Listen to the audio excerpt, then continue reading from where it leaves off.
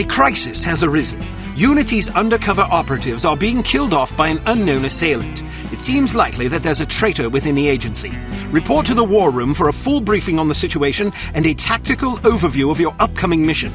Do not be late. Following the briefing, stop by the training facility to hone your skills.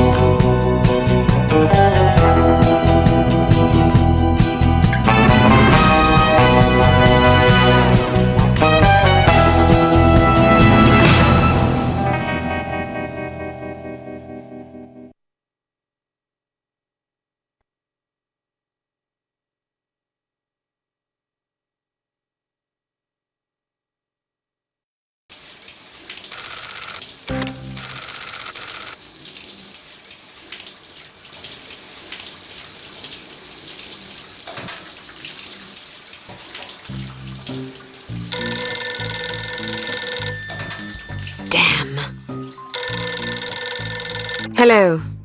Bruno, how's France? Did you collect any new bullet holes? I know how you love to be shot at. I'm teasing. I'm glad you're not damaged. Did you at least encounter an exotic temptress or two? Really? What was her name? What do you mean you don't remember? That's horrible. Of course, I'm famished. Are you buying? Then it's a date. Let's say Maximilian's in half an hour. Ciao.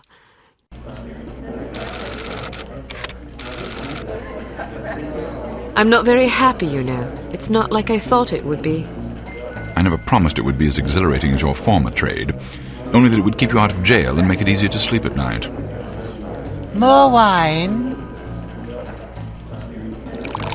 You're the first female operative Unity has ever employed. The committee is old-fashioned. They need time to get used to the idea of a woman in this line of work.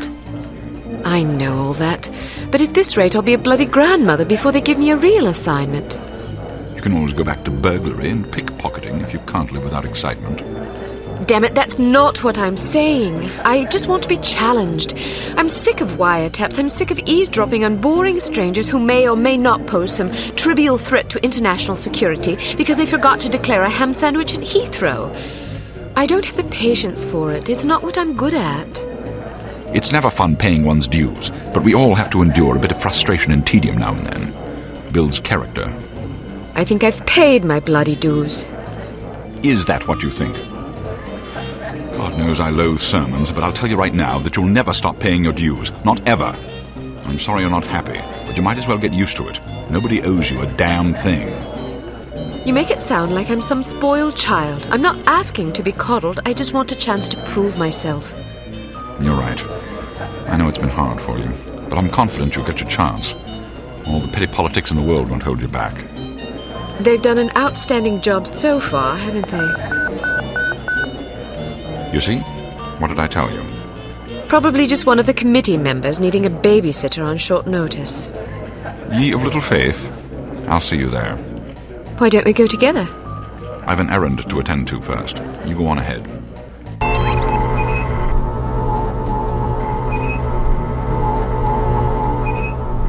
Good afternoon, Miss Archer. They're expecting you in the briefing room.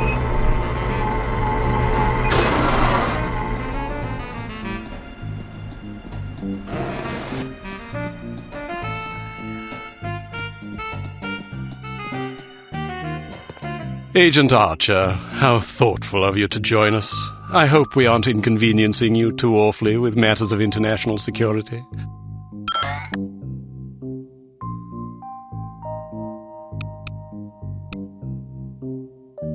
I'm sorry if I kept you waiting. It won't happen again. I seem to recall hearing that before. You'll not have to hear it again. Let us hope not. Well, if it isn't the inimitable Agent Lowry. Sorry I'm late, Smithy. You're looking dapper today. Spare me the disingenuous flattery, old boy. It doesn't suit you. I was being sincere. It was the one polite thing I could think to say. You're still upset with me, aren't you? I assure you I have nothing against you personally. You've served us well for many years, but perhaps too many. I firmly believe it is in Unity's best interests that you retire from field operations, and I will continue to campaign to that end until you accept an administrative position. I'm not upset with you, Smithy. I just don't like you. I do understand your concern, but just because you're too old for the field doesn't mean that I am. Until I'm declared unfit for duty, I will continue to prove it. I retired voluntarily. Of course you did. Perhaps we should dispense with the pleasantries and get down to brass tacks. Fine. Lights, please. We lost another agent this afternoon, bringing the total to 7 operatives in 10 days. It is our firm belief that someone is systematically eliminating our undercover agents, which leads us to believe that the clandestine operations section has been compromised. It seems we have a traitor in our midst. Do you suspect anyone? We suspect everyone. 7 operatives. That's over half the active list. Why weren't we informed sooner? You're being informed now. This situation has unfolded rather abruptly. The assassin left a lily, a regal finale to be precise, on or near the corpse of each victim. Mean anything to either of you? Volkov. Who? Dmitry Volkov. The regal finale is his calling card. The name's familiar. What do we know about him? He's a right bastard. Anything more specific? Just what's in his file. Born in Kamchatka in 1921. Distinguished himself as an academic prodigy and master chess player by the age of 8, by which time he'd also earned notoriety for refining various torture techniques on neighbors' pets. It seems he joined the NKVD in 1937 and served as some sort of disciplinarian in a gulag near Kiev. His whereabouts during the war are unknown except for a brief mention in 1943 when he was spotted by an OSS officer at Leningrad interrogating prisoners of war who would later disappear without a trace. Ah, yes, I remember this fellow. We've had dealings with him before. Sometime after the war, he emerged again, this time in the employ of Smersh. He's personally credited with well over 1,000 executions, spies and Soviet dissidents for the most part. In 1961, a failed assassination attempt left him without an eye. He was shot in the face at close range by one of our finest agents. You flatter me, but I shouldn't have missed. He escaped by throwing himself off a 70-foot cliff into an icy river. It was presumed that he survived, as no body was ever recovered. In fact, rumor has it, he's currently working for an organization calling itself H.A.R.M as Director of Executive Action. I don't have to tell you what that means. What do we know about H.A.R.M? Unfortunately, there's very little about them in our files. Well, despite the obvious risks, we still have a job to do. In this case, a very important one. Wet work. Precisely. And after this recent catastrophe, the two of you are our only available assets. To be perfectly frank, Agent Archer, you're only getting this assignment because we've no other choice. Matters of such delicacy aren't really the sort of thing we would usually entrust to a woman. Emotional inconstancy and assassination do not make especially good bedfellows, if you take my meaning.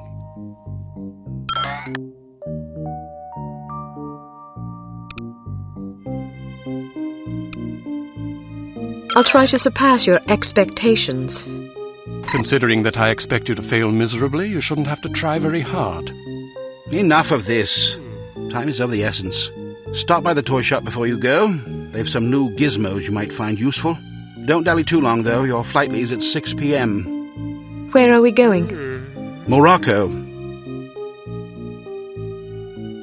Agent Archer, what does H.A.R.M stand for? I haven't figured that out yet.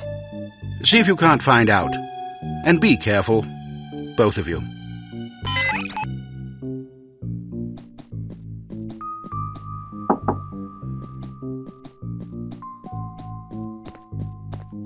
Access prohibited. You do not have clearance for this area.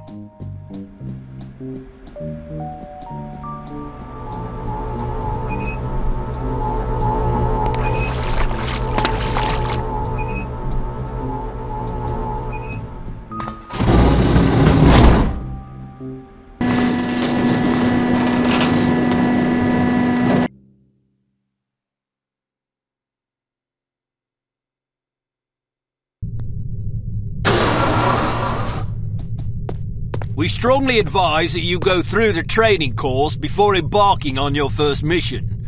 There are many nuances and features you may overlook otherwise. If you'd prefer to skip training, just head to the exit.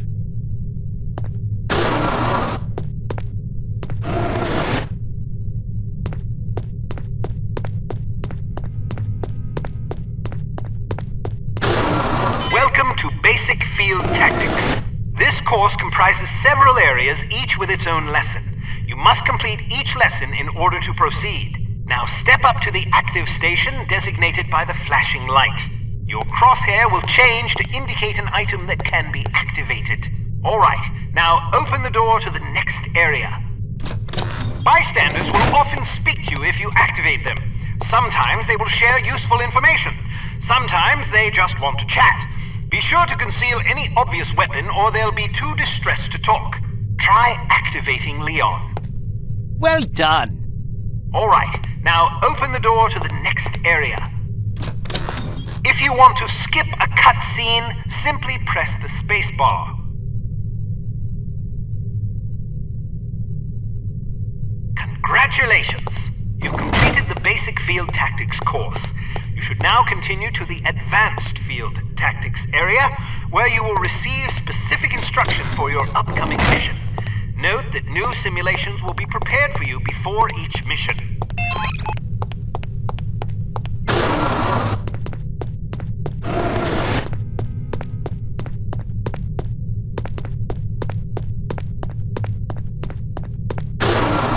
Welcome to Advanced Field Tactics.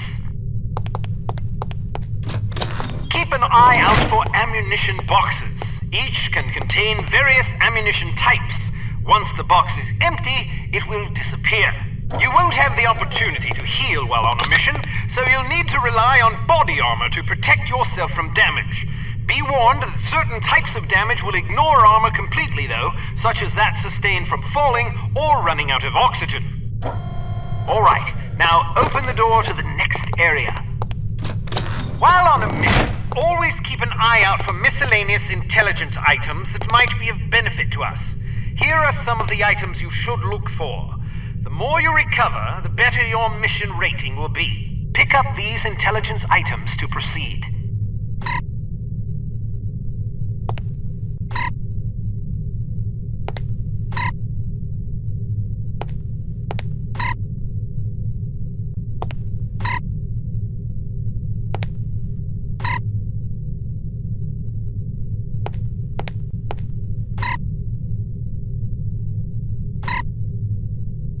Alright, now open the door to the next area.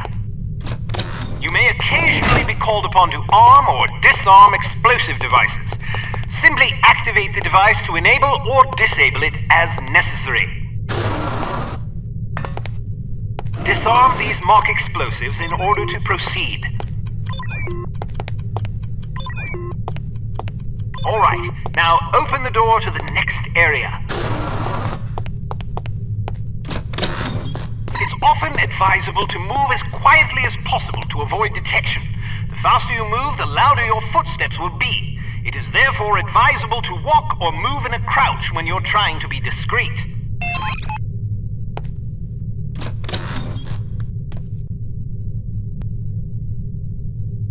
I heard you. Step behind the yellow line to reset the simulation. Well done. The volume of your footsteps can be modified by the material upon which you're moving. Be careful of tile, metal, and other hard surfaces. Whenever possible, favor carpet or turf. Alright, now open the door to the next area.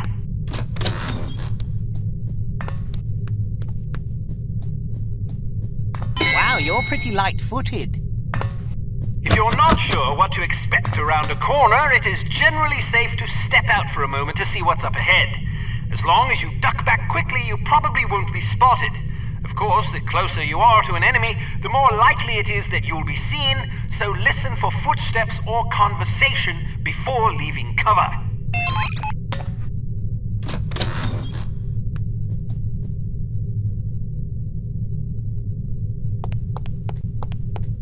Excellent. Proceed to the next course.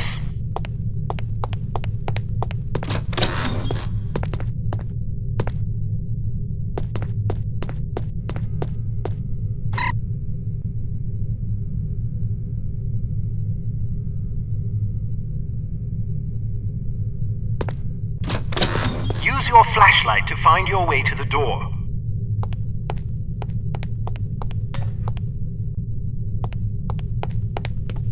Your flashlight is an effective tool, but it can also give away your position.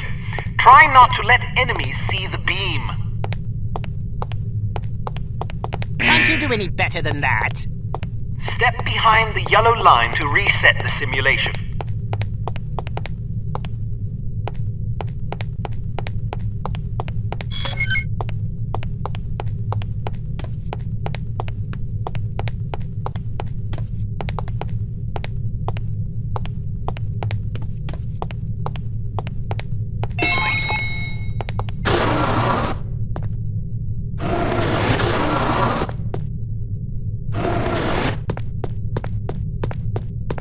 So, do you think the CT-180 will get a decent field rating? I wouldn't get my hopes up if I were you. Have you seen the commission form for that thing? They want everything that the TR-60 and TR-61 can do, all in one device. But, hand me that atomic retroscopic analyzer thingy, will you?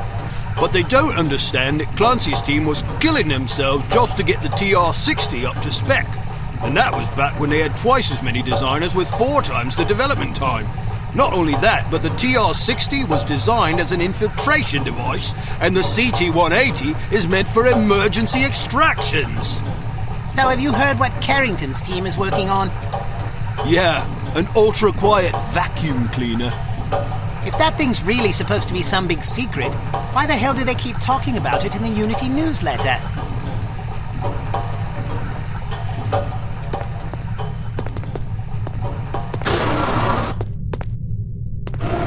Hello, Kate. How are you? Smithy wants me to run you through a basic firearms refresher course.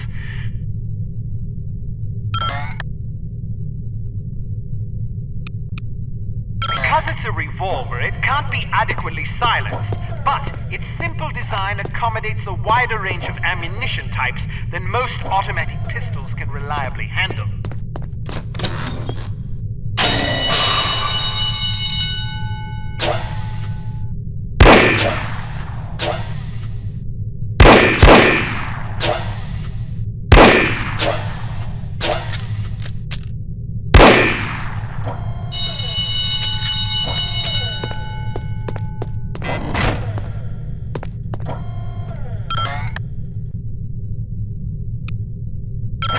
H.A.R.M's P-38 9mm pistol is a rugged little automatic that was favored by Allied commanders during World War II.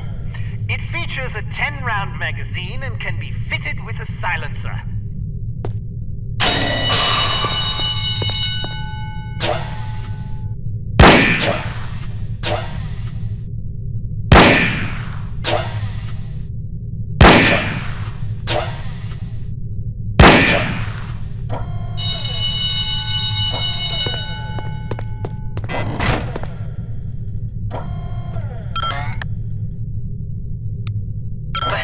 Carbine is the world's only truly silent firearm. Of course, silent is a relative term when it comes to guns, but the Hampton's muzzle noise is little more than a stifled cough.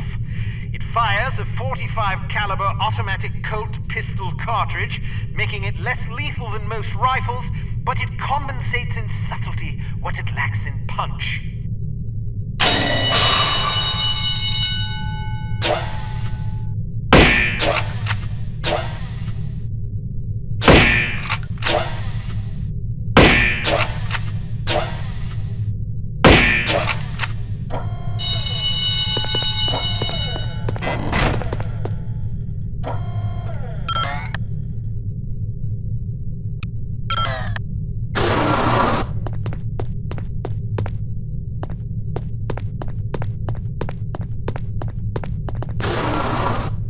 Some things to note about firearms.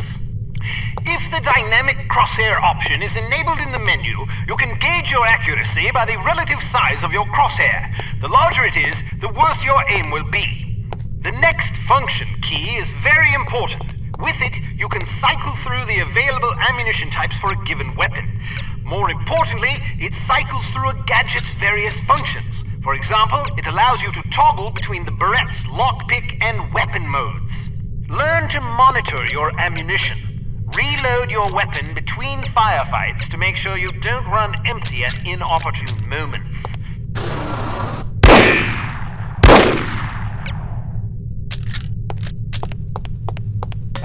You can shoot through certain walls, objects. Of course, doing so may affect the accuracy, range, and velocity of the shot, but it's sometimes preferable to dispatch an enemy before he sees you. Keep an eye out for these materials.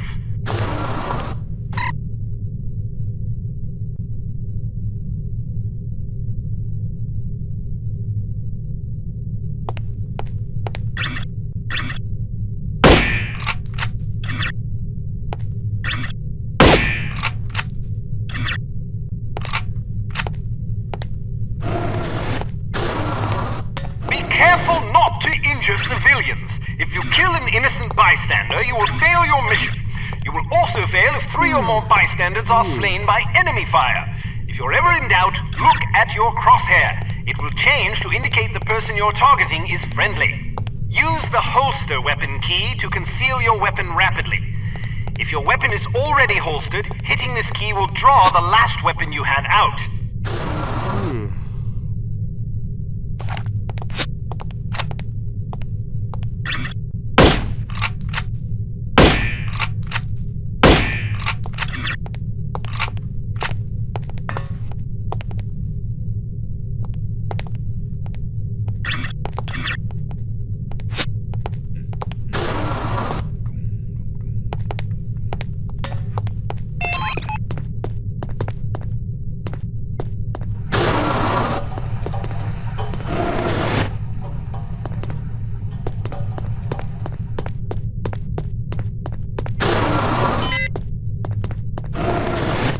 Talk about your Barrette. In its default mode, it can be used as a lockpick, ideal for bypassing certain keyed padlocks. Of course, the more complicated the mechanism, the longer it will take to pick. Note that the Barrette only works on padlocks with keyholes.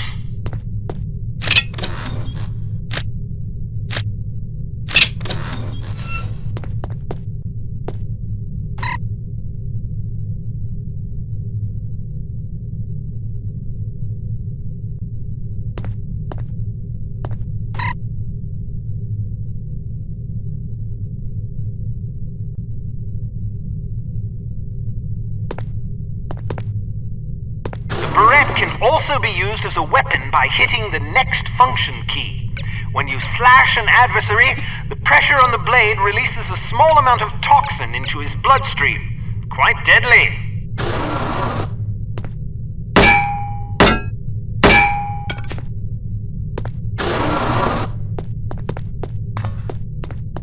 A spare bit of change can come in very handy when you need to distract someone. Practice tossing this coin to divert the guard's attention. Try not to throw it off any high ledges. Is there anyone there? Well, I suppose nothing at all is there anyway.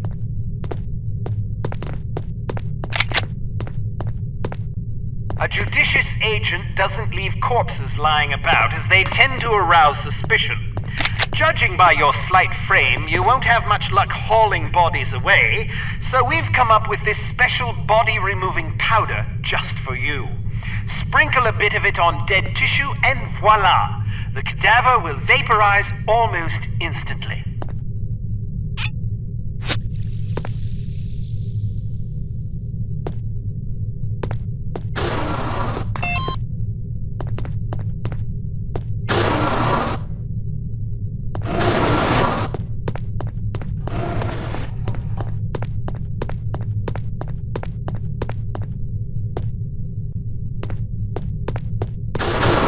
All ready to go, eh?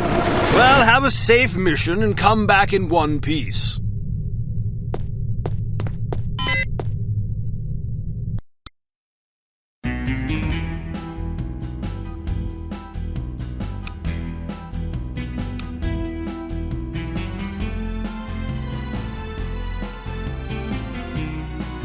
Intelligence has discovered that the American ambassador to West Germany, Maurice Monroe, is marked for execution by an organization calling itself H.A.R.M. or H.A.R.M.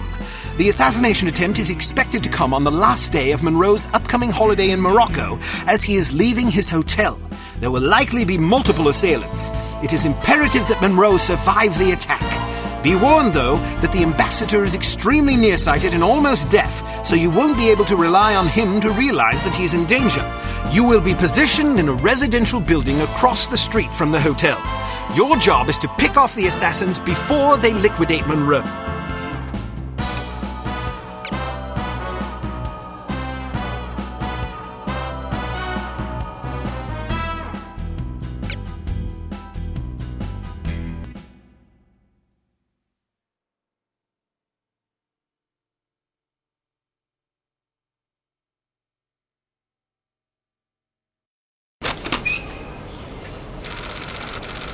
So, are you enjoying yourself yet? Immensely.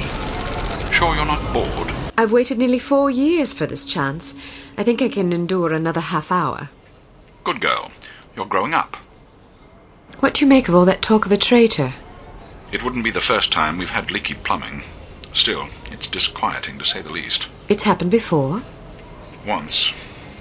A few years ago, we lost several undercover operatives in Istanbul. It turned out they'd been compromised by the chief's very own administrative assistant. He'd sold us out for a measly 50 quid. 50 quid? Astonishing, isn't it? Trading men's lives for such a pittance. But spies are rarely well compensated for their treason. I wouldn't be surprised if this new mole is equally underpaid. Well, I hope when they catch the bastard they put a bullet right between his eyes, and maybe a boot up his arse for good measure. You sound ready to volunteer. I'm dangerous when I'm upset. That's why you're always in trouble. All right. Munro's headed for the cafe. Watch for him on the second-floor patio, coming from the left. What about the targets? Not sure yet. Pardon me, do you have the time? No, sir, I do not have a dime, and I don't have much use for beggars. Not a dime. The time. Don't get snippy with me, or I'll have you arrested. Are you deaf? How dare you threaten me? Oh, never mind. Coward! Would you like me to call out the targets for you?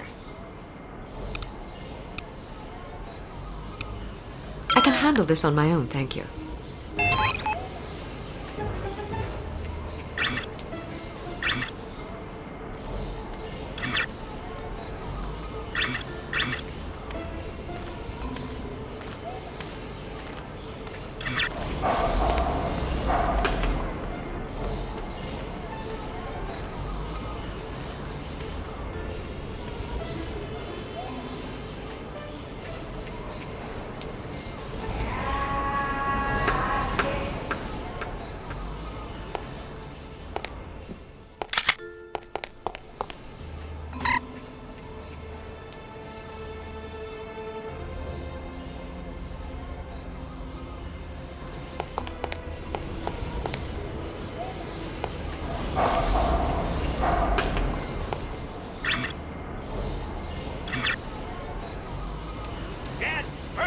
Where's that dime?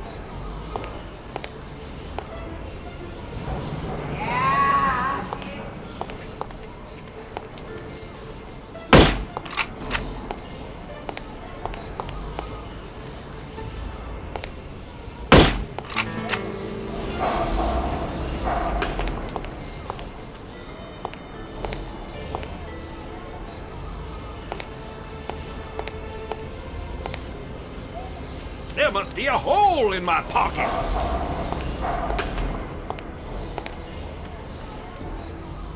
Riff-raff!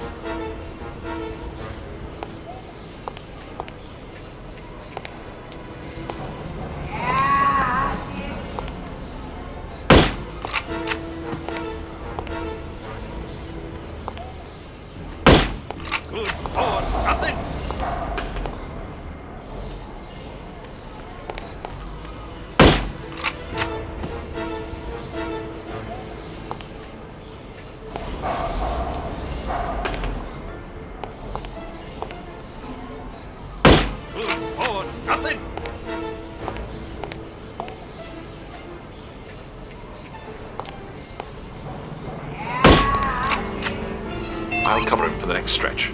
Get to apartment 12 and wait for my signal. Oh, and make sure to conceal your weapon, or you'll cause a commotion.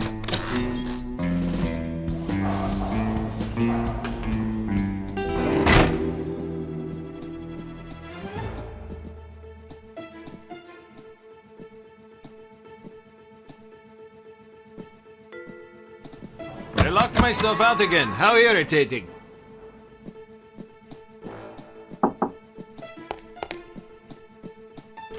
I heard he plans to marry the American girl. You mean the girl who refuses to wear shoes? Yes, her. I wonder if all American girls despise shoes. It seems very strange, but America is a strange country. She may be crazy, but she is attractive. Ah, but you're invariably attracted to crazy women. All women are crazy. Shh, not so loud.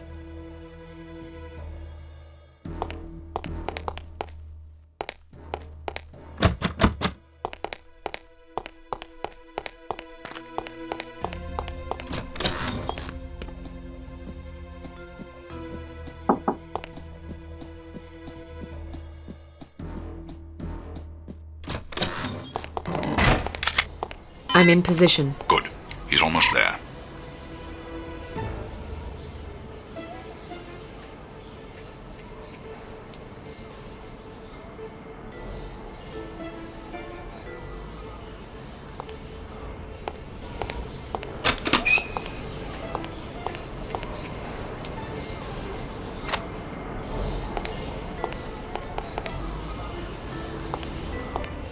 Here he comes. Get ready.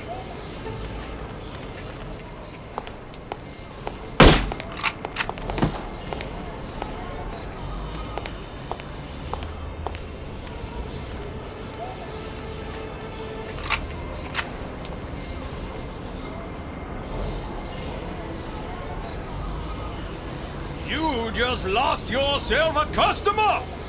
This guy is too much.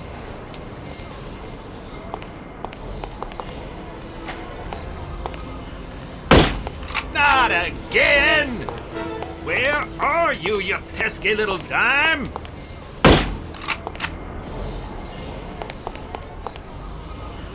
I'd better find it quickly before the thieves swoop in like vultures.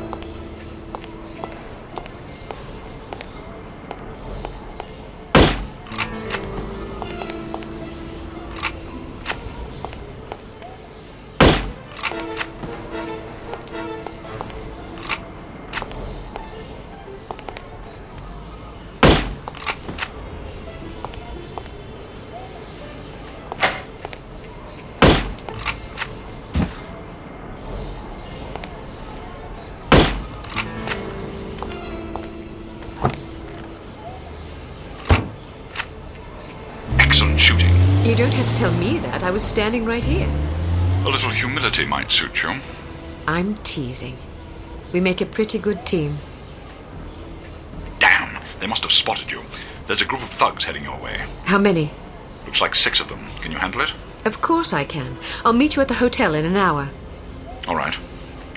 Take care of yourself. First, I'm going to take care of some evildoers. Oh, be sure to check the mail before you go.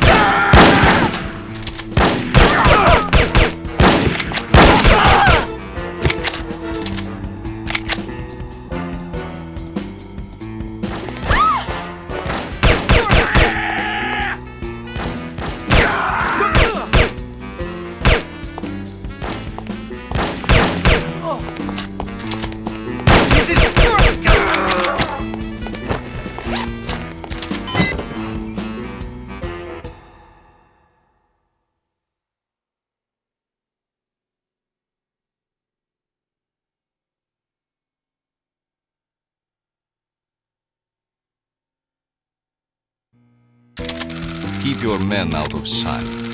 We don't want to spoil our trap, do we? Yes, sir. I mean, no, sir. I mean, yes to the first part and no to the second part, sir. Shut up.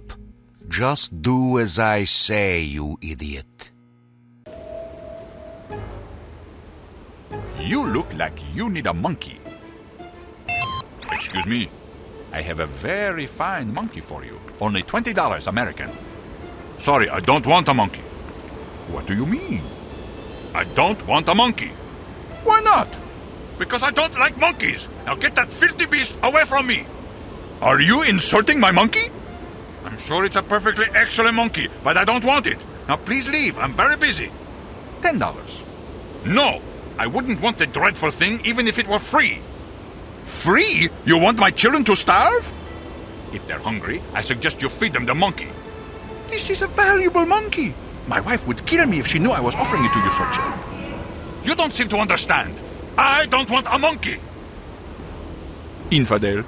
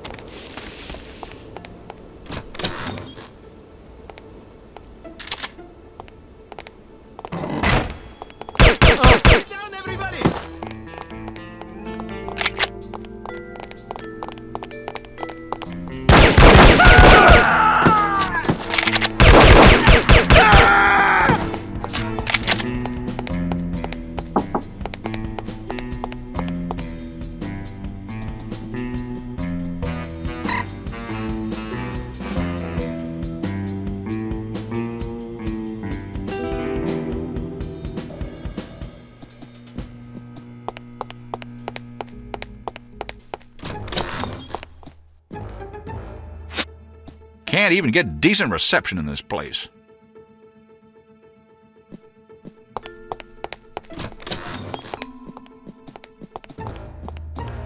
What is this? Get down, everybody!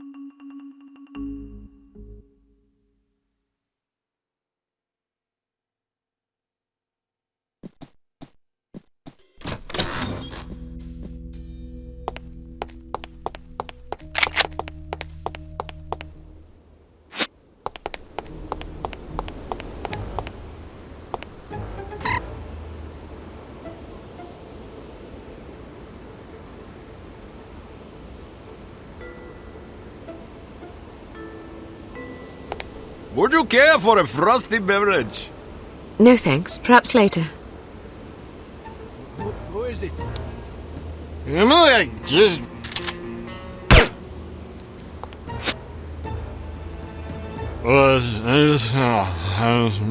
Yes.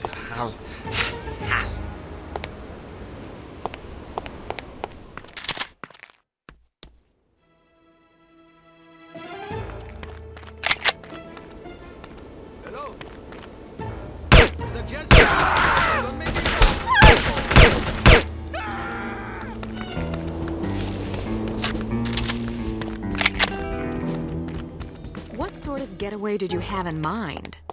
Something quiet and romantic.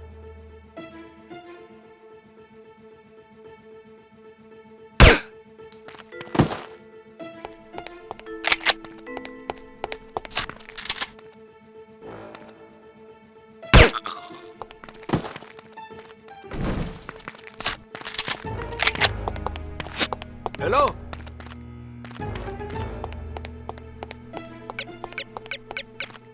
Maybe I'm hearing things. Any sign of her yet? Nope. Damn, I got her. Who is that? Who is it? I'm hearing things.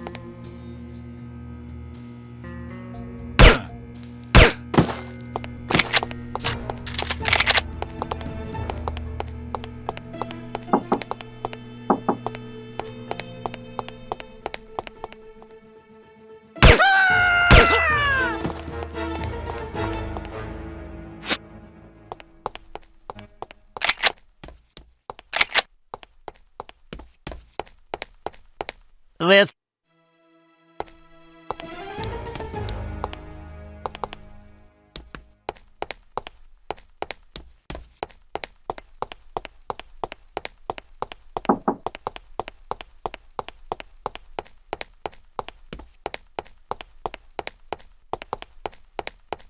Those goons in the hall act like they've never seen a woman before. Which goons did you mean? The creepy-looking guys in front of the conference room. They must have been too late to get into the seminar. Can I ask a favor of you? What kind of favor? I don't want to be hassled by those guys. Would you be a dear and distract them for me? No problem. I like the attention anyway.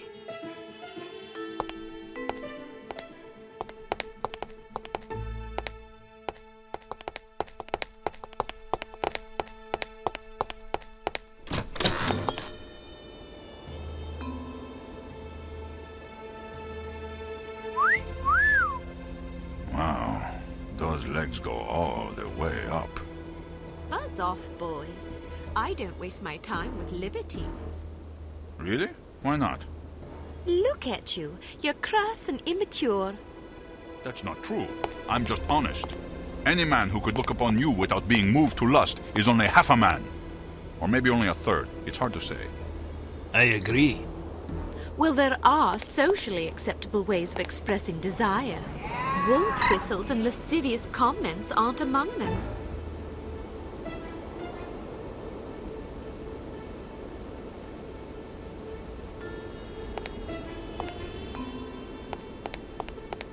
What do you recommend?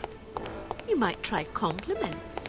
I don't know, something like, "My, you look lovely," or "You have such pretty eyes." A warm, friendly smile is always good. Okay, let's pretend you're just walking by for the first time. Sure. All right, here I go. Excuse me, miss? Yes? I just wanted to tell you how enchanting you are. If it were within my power, I would reach up to the heavens and pluck the finest star from the firmament as a gift for you.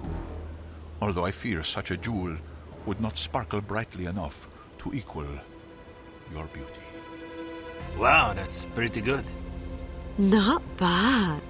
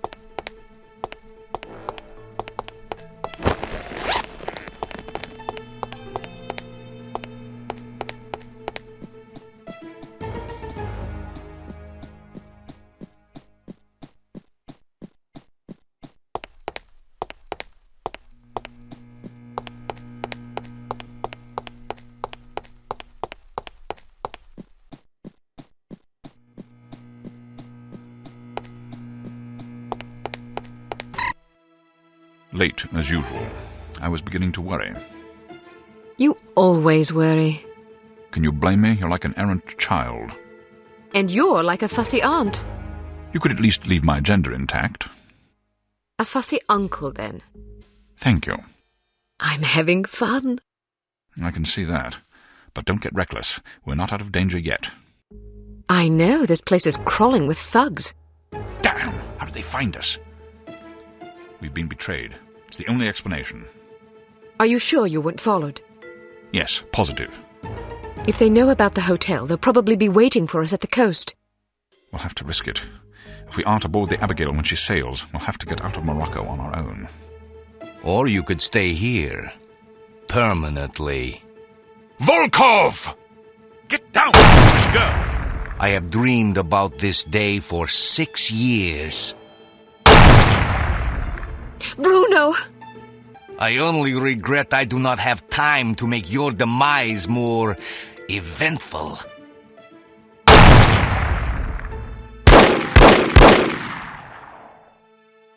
After him. This is all my fault. If you hadn't been worrying about me, he never would have got the drop on you. Silly girl. Worrying about you is all I have left. Don't say that. I've always had plenty to die for. You've given me something to live for. Then live. In your memory, perhaps. Bruno! The girl's in the lobby. Kill her! But why didn't you kill her, Mr. Volkov? I meant to, but my hunger for revenge distracted me. Let that be a lesson not to be ruled by your emotions. Excellent advice, sir.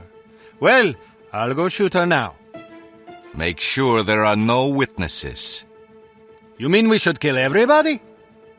First, kill everybody. Then destroy the hotel. Let our enemies search the rubble for answers. They shall find none.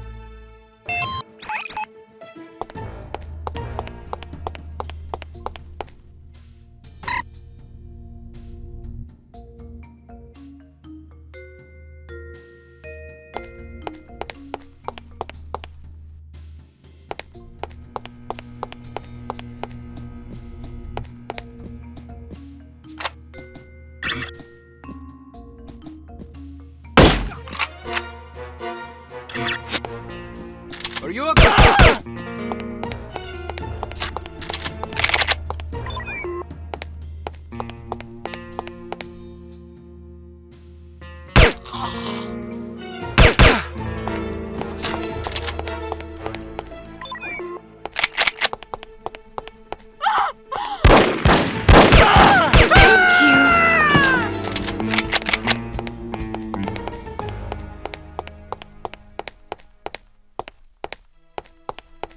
Someone there! This is the end for you! Thanks.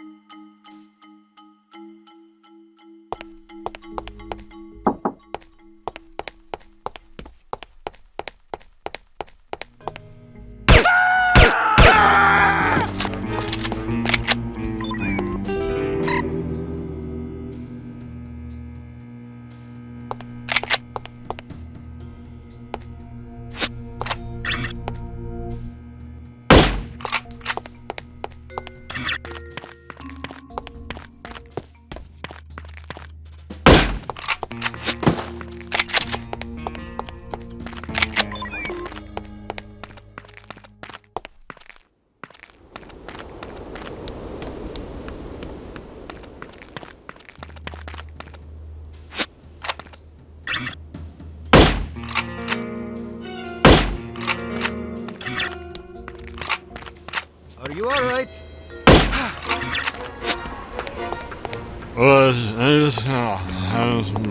Yes.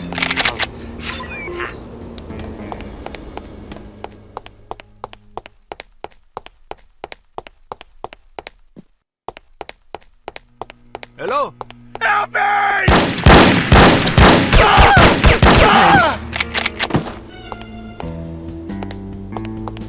Help me!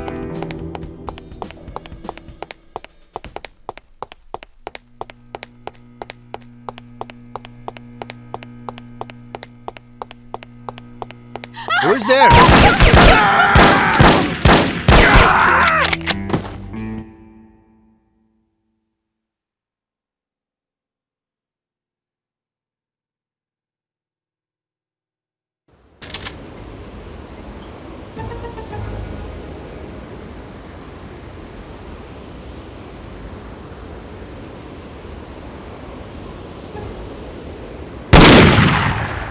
You can't hide from me, Volkov. I'll find you wherever you go. Kill her, you incompetent fools! You cannot get away!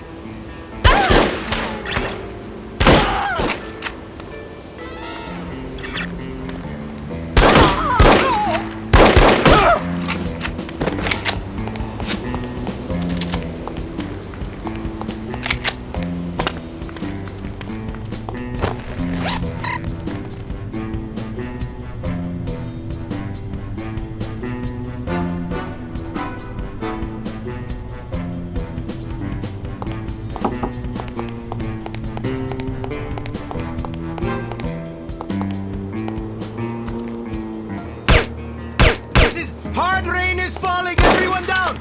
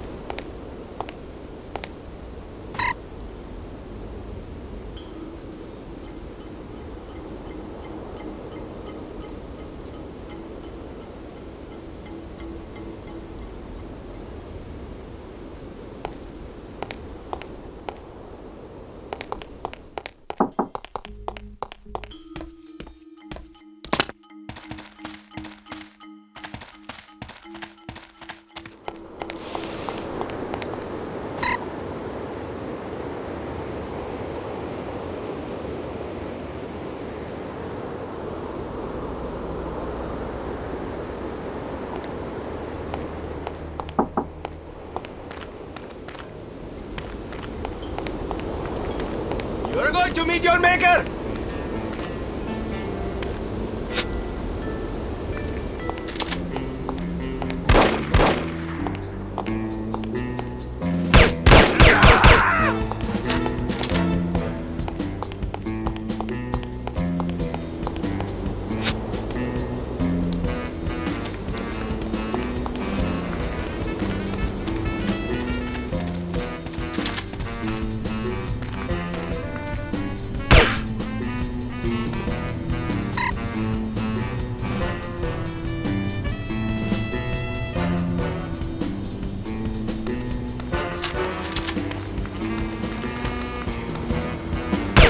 Get her!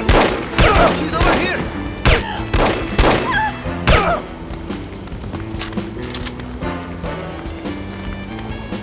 Look out for the hard rain is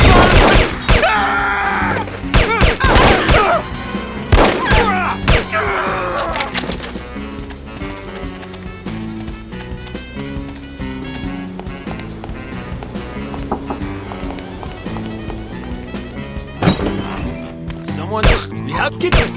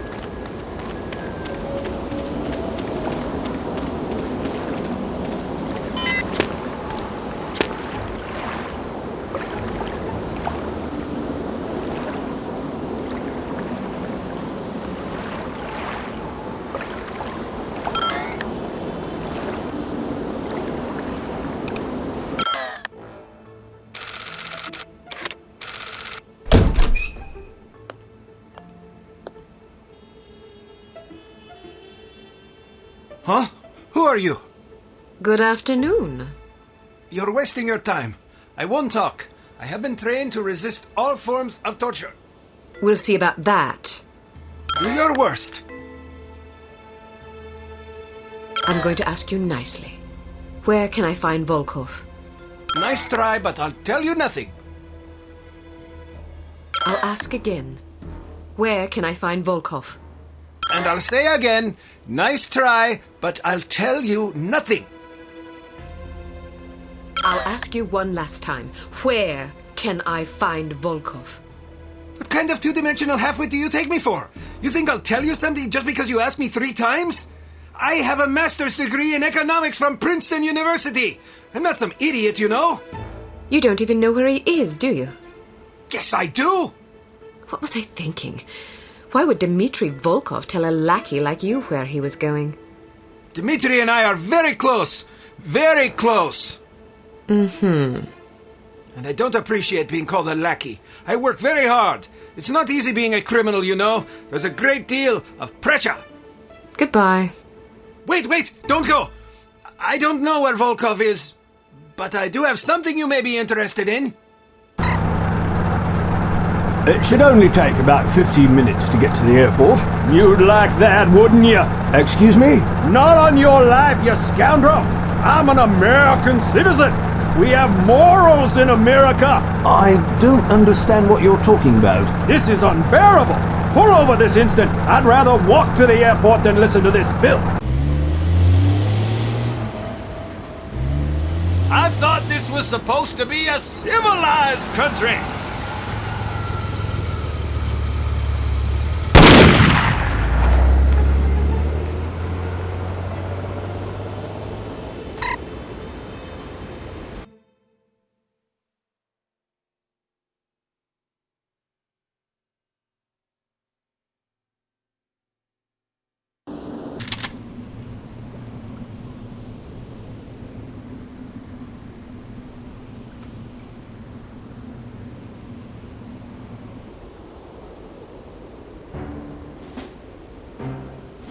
No sign of her. Are you sure she's coming?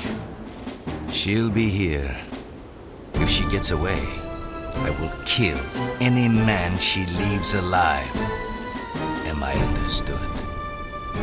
Explicitly.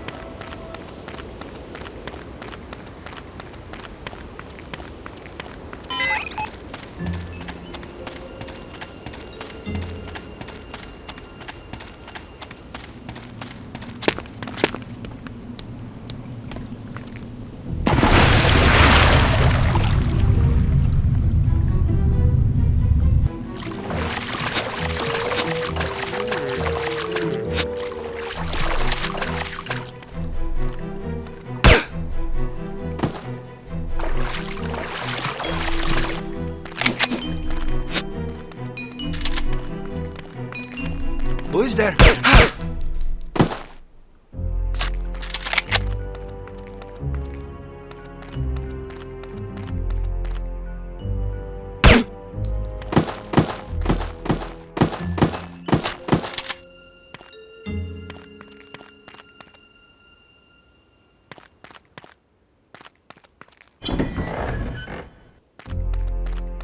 Hey! What? Nothing. Just making sure you were awake.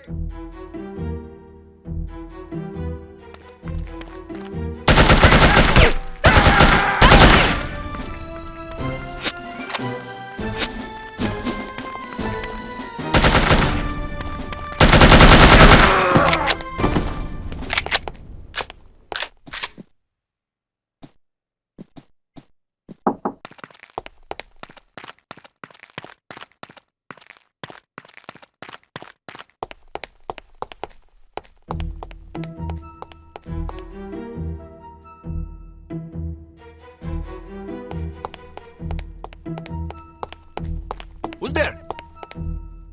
There's a ship out there. Should we tell Mr. Volkov?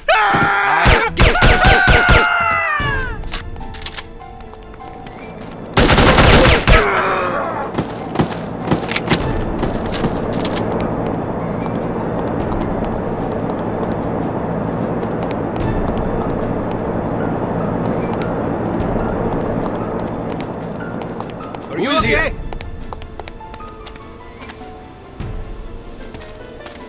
Oh, I am hearing things. Is someone there? All right. Who is here? I'm hearing.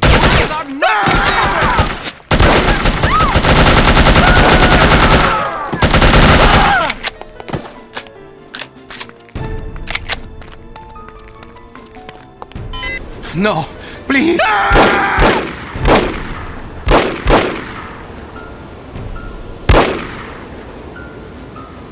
We will meet again, Miss Archer.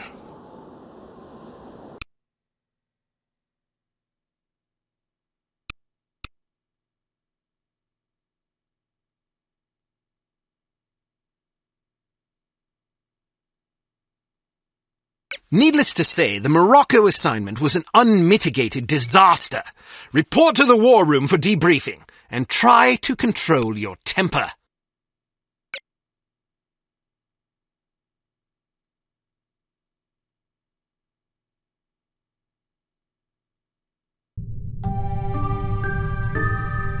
Well, I think we can classify Morocco as a complete disaster.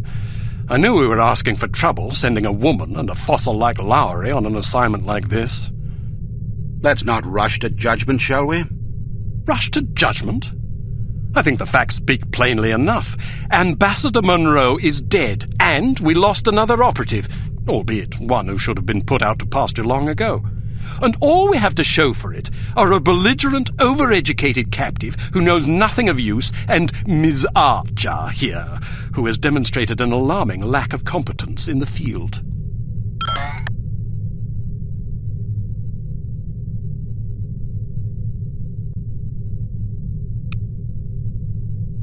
I'd like to remind you that Volkov was lying in wait. Someone betrayed us. Indeed. And it seems that someone may have been your charming mentor. Bruno? What are you talking about? The evidence is largely circumstantial, but it is nonetheless compelling. That's That's crazy. In light of information unearthed during our investigation in Morocco, we now believe that Agent Lowry, Bruno, was in league with these H.A.R.M chaps. But Volkov shot him. Perhaps to silence him. Or perhaps Lowry was demanding too much in exchange for his treachery. Alleged treachery. Lowry was a personal friend and one of our best agents. Unless he is proven guilty, he deserves to be honored, not slandered. In any case, it seems reasonable to assume that you weren't meant to escape, Miss Archer.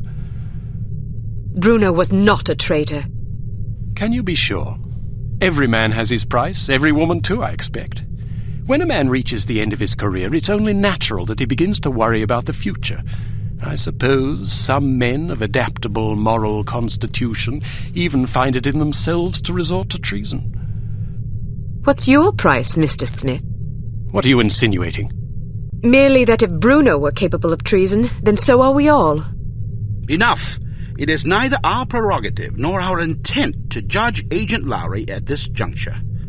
We will continue our investigation until we discover the truth. In the meantime, Archer, we must call upon you for another assignment. Although we call upon you reluctantly, I assure you. We've been contacted by an East German biophysicist named Dr. Otto Schenker, who wishes to defect to the West with our assistance. We know that Dr. Schenker is working on a secret Soviet weapons program, although the precise nature of his research remains a mystery to us. He has promised detailed information on the program in exchange for his freedom. It hardly seems necessary to underscore the great importance of this mission.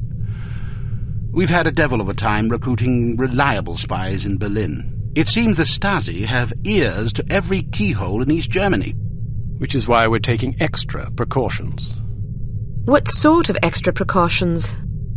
It's what we call a domino effect exchange. You'll meet with a series of contacts, each of whom will provide a piece of the puzzle, so to speak. Because the contacts don't know about each other or your mission, the vague information they possess will be meaningless to them, and, by extension, to the Stasi, should they get their hands on it. Perfect. We've also arranged a diversion to help cover your escape. Our man on the inside, Werner von Haupt, will place explosive charges at several locations in the record storage area. You'll need to locate these charges and set the timers. We also require that you infiltrate the main library and photograph certain sensitive documents pertaining to Dr. Schenker's research, in case he's not as forthcoming as he's promised to be. Von Haupt will present you with a disguise that should get you inside the test facility where Dr. Schenker will be working. Locate the doctor and get him out. Keep in mind that if this mission should succeed, we will have struck a mighty blow to the Soviets. We're counting on you, Archer. I won't let you down. Well, you can hardly botch this job as badly as Morocco. You might want to stop by the training facility and test out the new gadgets the toy makers have prepared for you.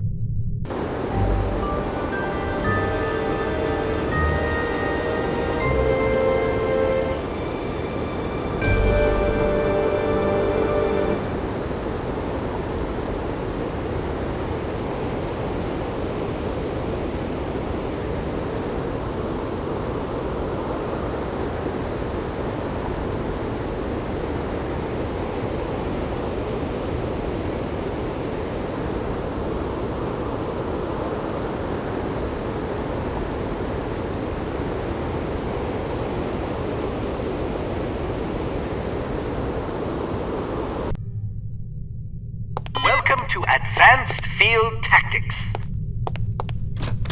What appears to be a stylish pair of women's sunglasses is actually a multiple exposure spy camera with an adjustable zoom. Simply put them on, orient the viewfinder, and snap a shot. Remember that you can zoom in for a closer look at a distant target. Take a picture of this intelligence item with your sunglasses. All right. Now open the door to the next area. Unfortunately, this cigarette lighter is just an ordinary run-of-the-mill cigarette lighter. Still, it can be useful for providing light, starting fires, or lighting cigarettes. Use your cigarette lighter to light this piece of paper on fire. All right, now open the door to the next area. These suspicious-looking lipsticks are actually powerful explosive devices that detonate on impact. Accustom yourself to the weight and explosion radius, and try not to blow yourself to smithereens.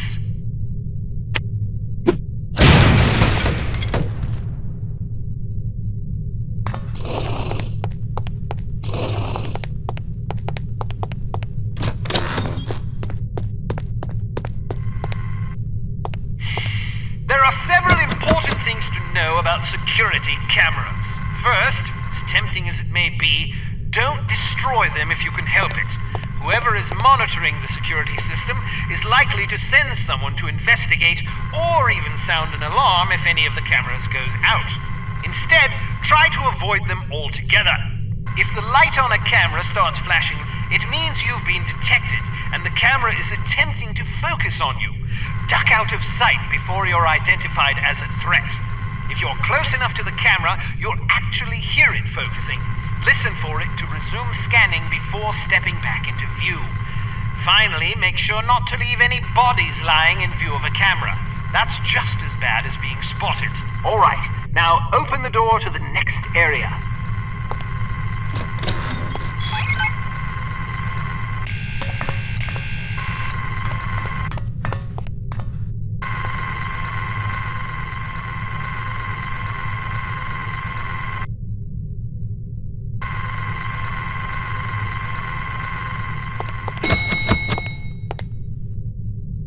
Searchlights are also best avoided. Shooting them out will likely cause every bit as much commotion as being caught in the beam. Figure out their movement patterns before attempting to bypass them. All right, now open the door to the next area.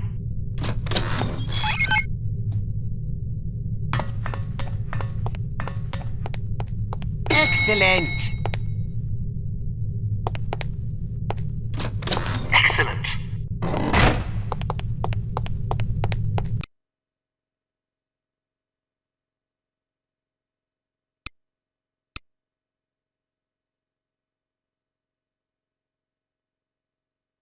We've been contacted by Dr. Otto Schenker, an East German biophysicist who we believe is working on a top-secret biological weapons program for the Soviet Union. Dr. Schenker has expressed a desire to defect. He has asked us to assist him in exchange for information on his research. This opportunity couldn't have arisen at a worse time. After that embarrassment in Morocco, you're hardly our first choice to handle this affair, but all our other surviving operatives are tied up on equally critical assignments.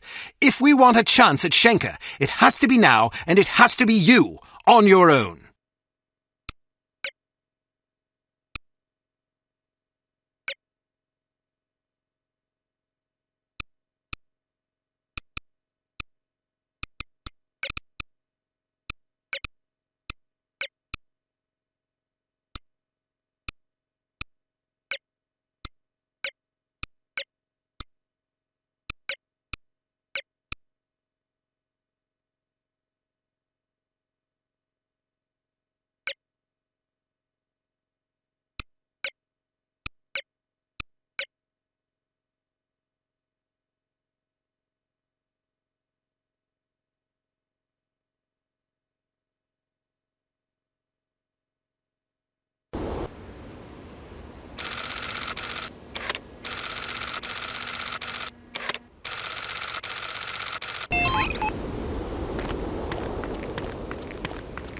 Guten Abend, Fräulein. Do you make love to strangers?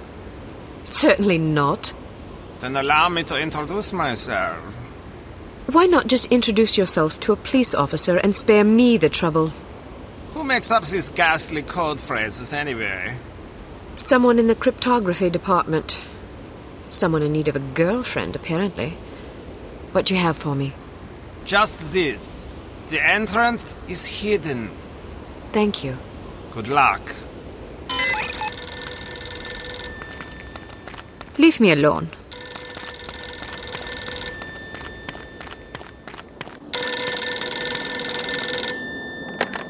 Hello? Are you free tonight, or will it cost me? More than you can afford. Why must I be made to say such idiotic things? Never mind that. Just tell me what you have. I was told to say, in the basement. Thank you. Tell the person who wrote the code phrase to grow up.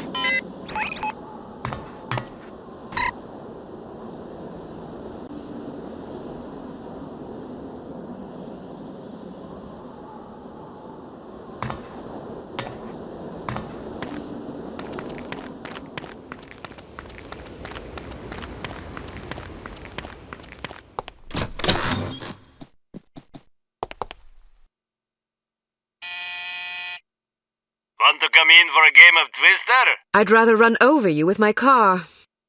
These code phrases have a somewhat confessional tone to them, don't you think? Yeah, now that you mention it.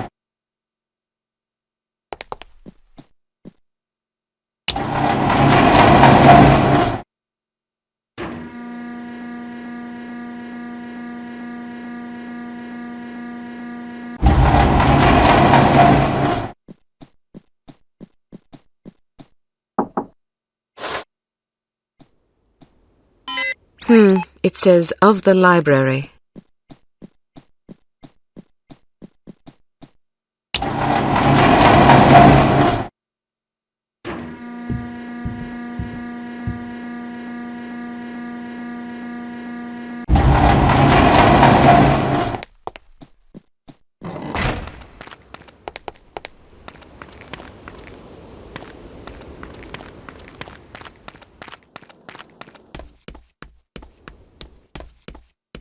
Would you like a drink? You are the most beautiful girl I have ever seen.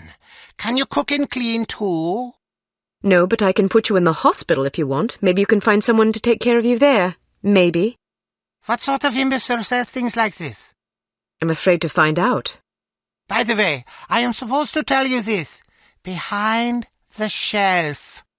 Thanks. Please don't think that I enjoyed saying those things to you. Even though the words were not mine, I am so disgusted with myself that I must return home and wash myself with soap. Don't worry about it. You are a kind young woman. I wish you luck. The entrance is hidden in the basement of the library behind the shelf.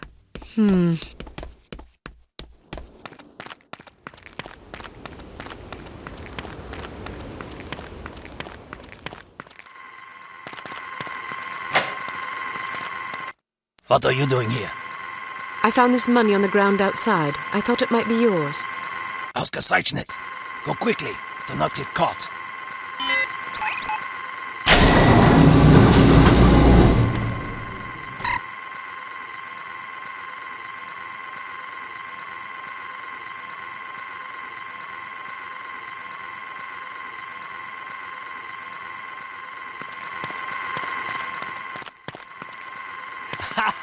Did she really say that to you? Yeah, can you believe it? So what did you do? What do you think I did? I know what I would have done. Then you have your answer. So, how was she? What do you mean? You know what I mean. No, I don't. I thought you said you know. What? I didn't say that. What did you say? Why do you even have to ask? I didn't think I had to ask. But I guess I was wrong. You should get your mind out of the gutter.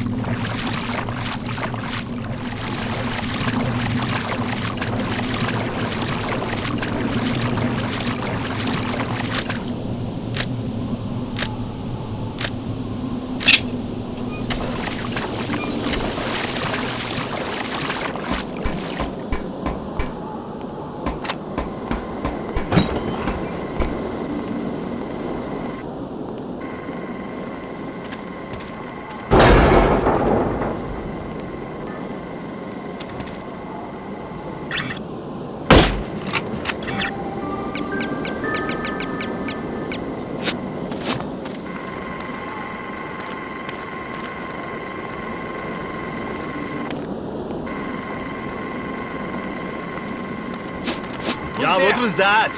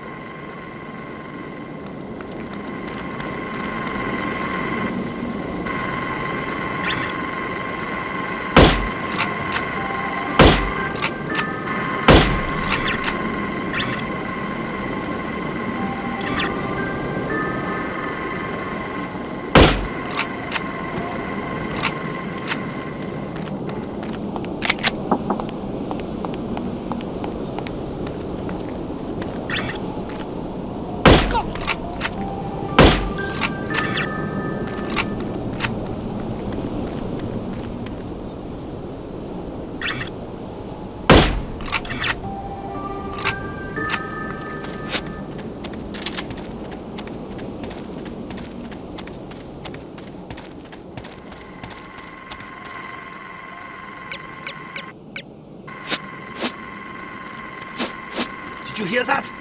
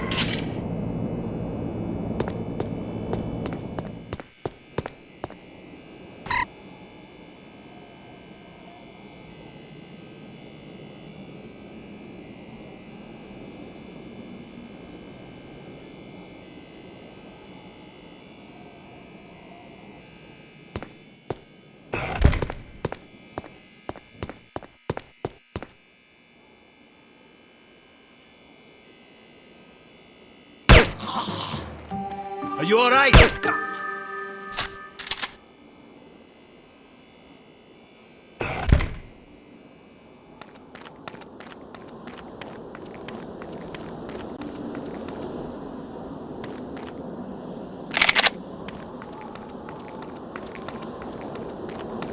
Where are you?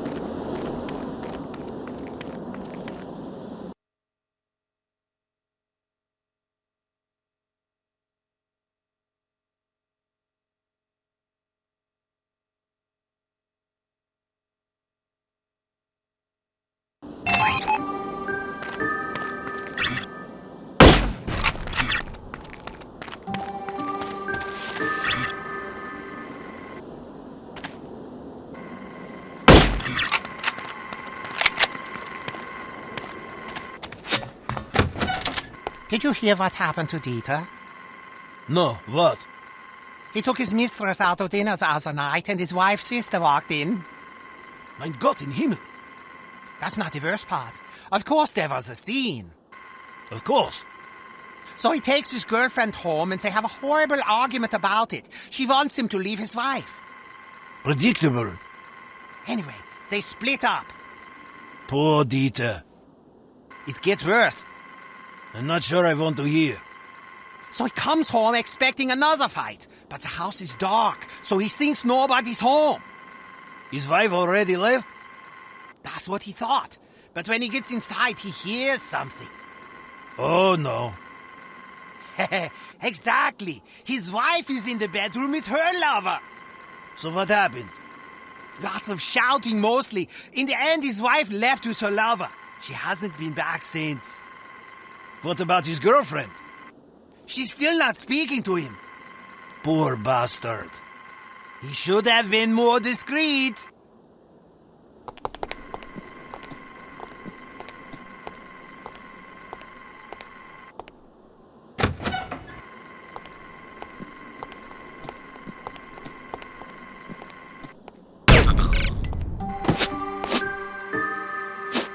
Shh!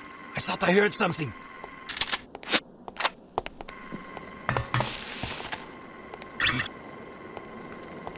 Oh, get his body out of here!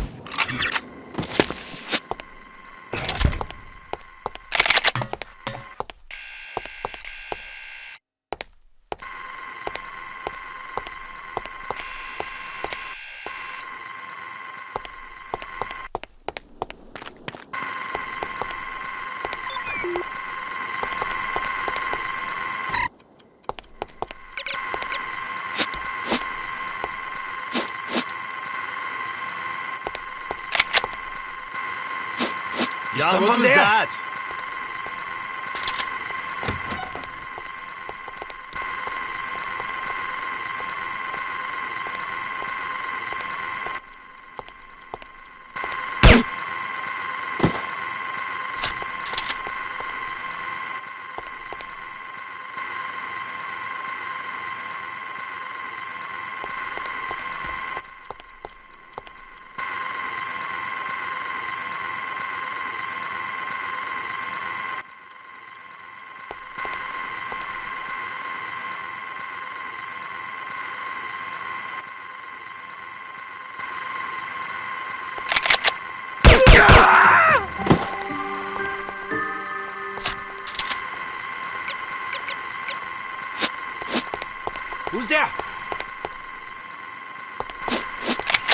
heard something.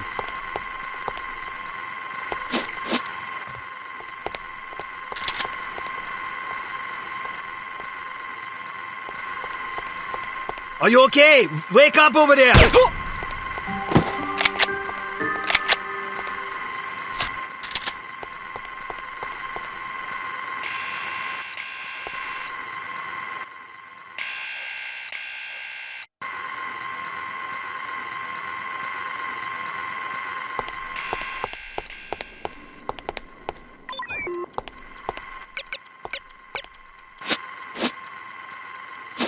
Did you hear that?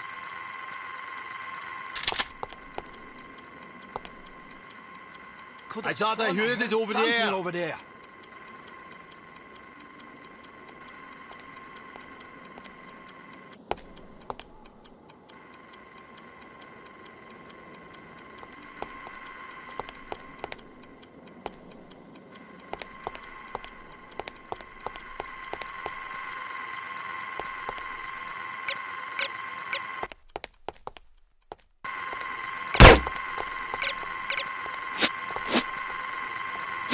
Who is this here?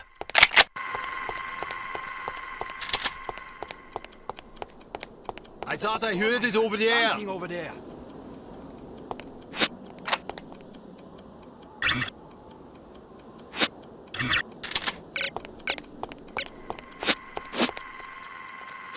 Yeah, what was that?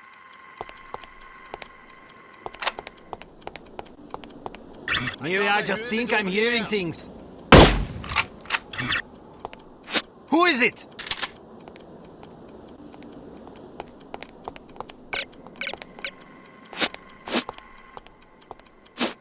Did you hear that?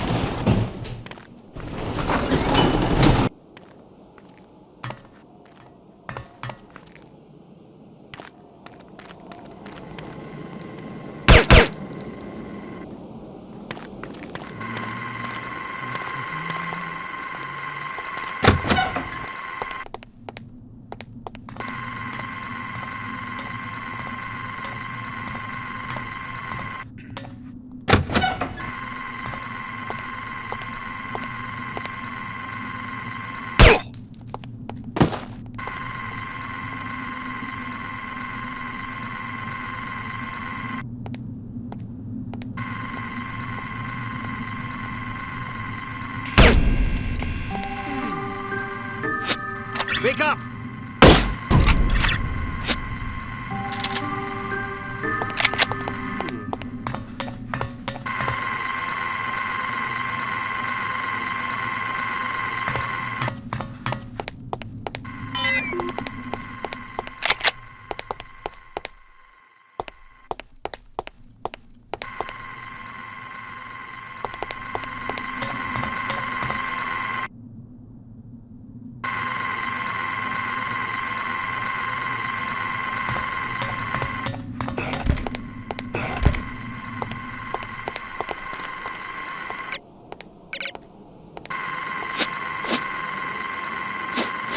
Are you there?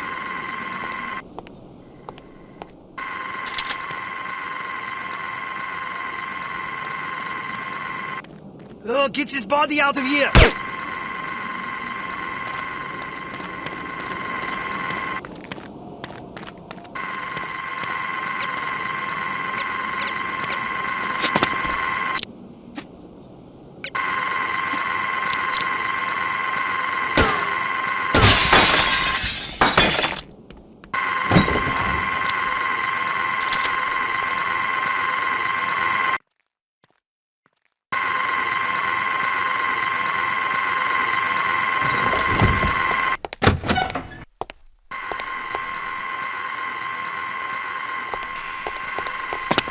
What's this?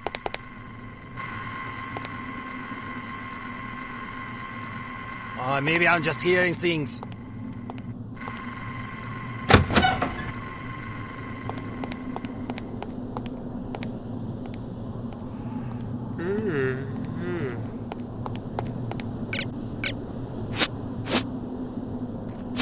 Is someone there?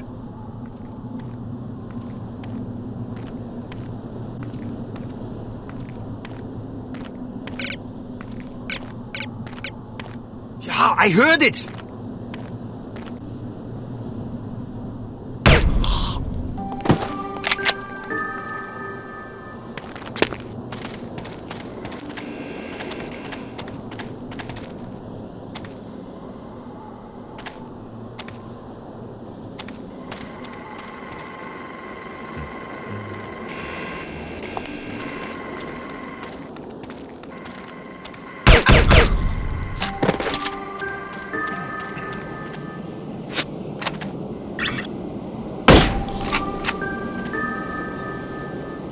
Not look good here.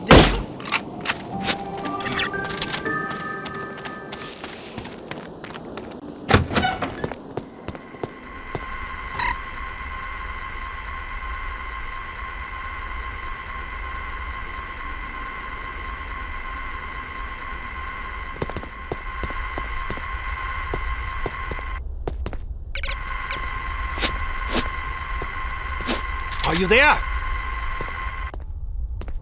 Maybe I'll... Oh.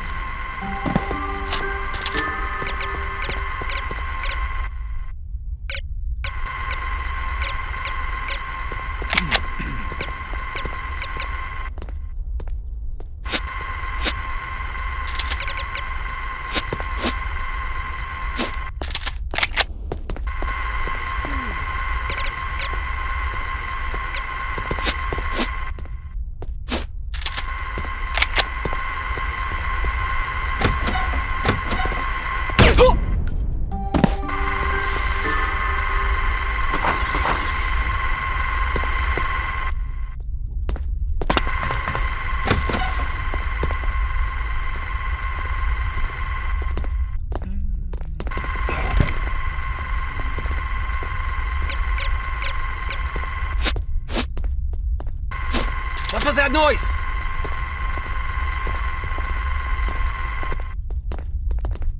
Oh.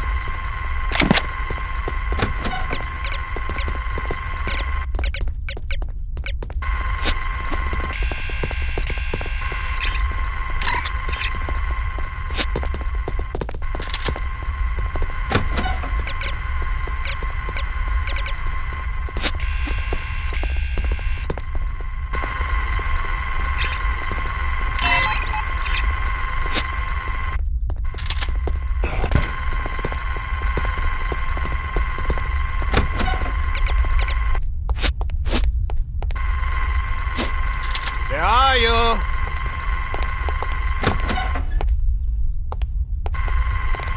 I thought I heard it over there.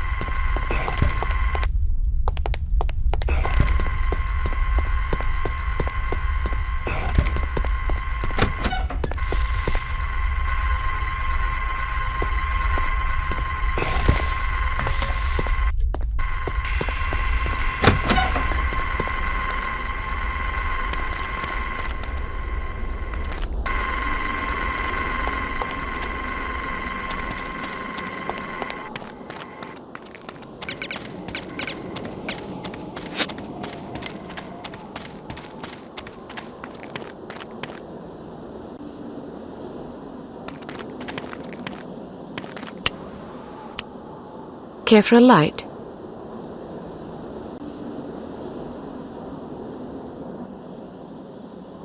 Danke.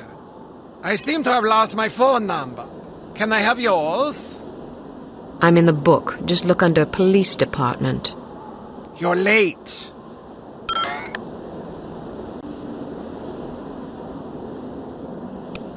I'm not interested in complaints. What do you have for me? Here, take this visitor ID card. It identifies you as the Commandant's niece, Hannah. It will get you past the front desk, then you're on your own. The staff should ignore you, but watch out for guards and security cameras. They won't be fooled by your disguise. A piece of advice. In our trade, it pays to be courteous to one's allies. Good luck, Agent Archer.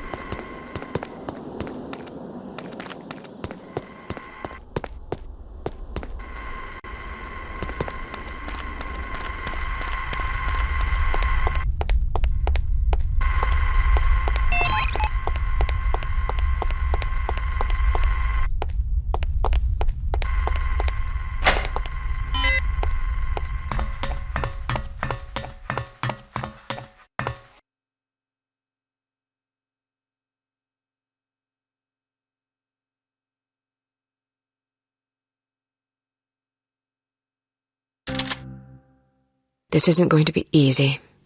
Fortunately. Want anything to drink? Sure. What do you want? May I help you? Very funny. I have to amuse myself somehow. 1 3 CP soda coming up.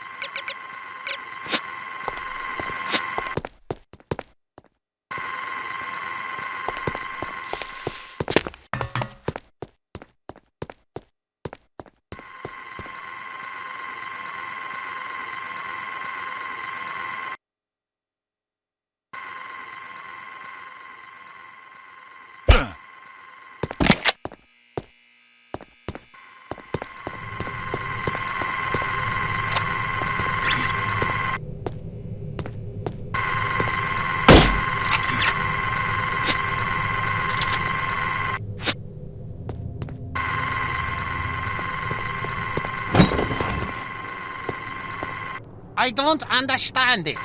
The goat should explode, but it does not. Why? Jürgen's goat explodes, but mine does not. Is it a problem with the goat or with the reagent?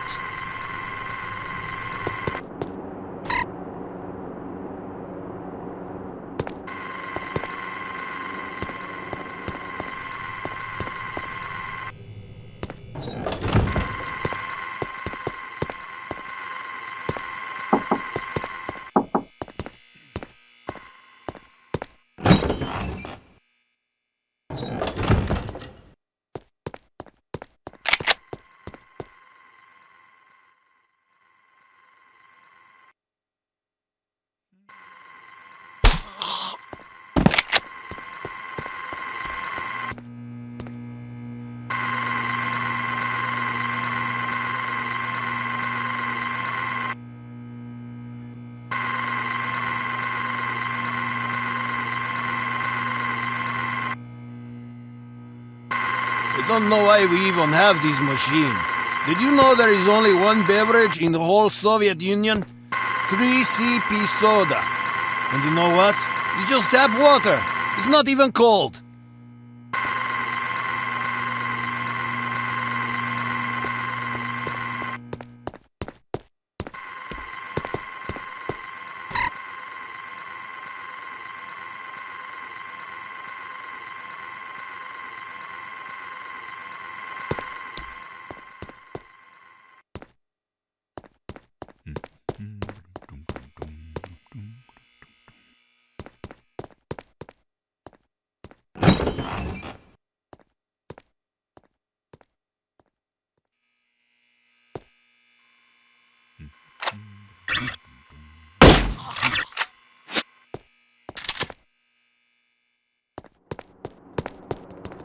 That's the stupidest thing I ever heard. You can't expect to reconstitute a dehydrated human being without serious side effects. I know that, especially if you reconstitute the subject with heavy water. Heavy water? The mixture would be completely unstable. That's exactly what happened. The mixture was so unstable that the moment anyone touched the subjects, they vanished. Poof! Of course they did. They atomized. It's obvious.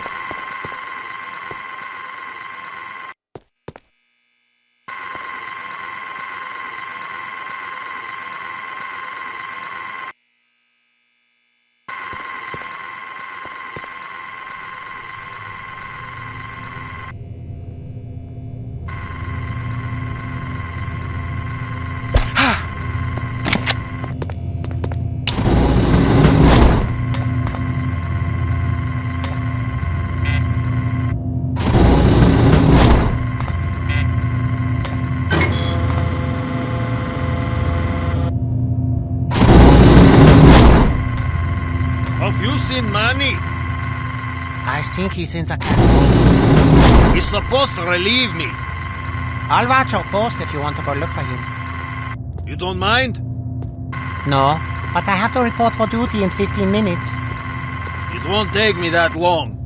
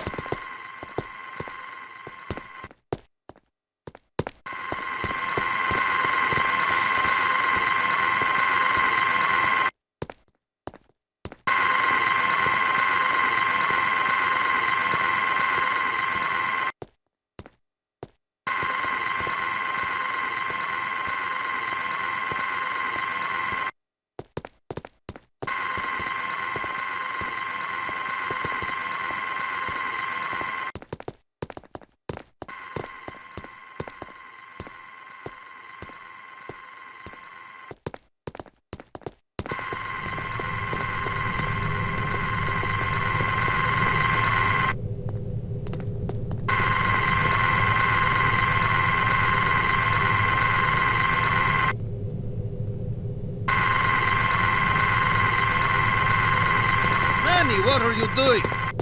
Eating. You are supposed to relieve me 10 minutes ago.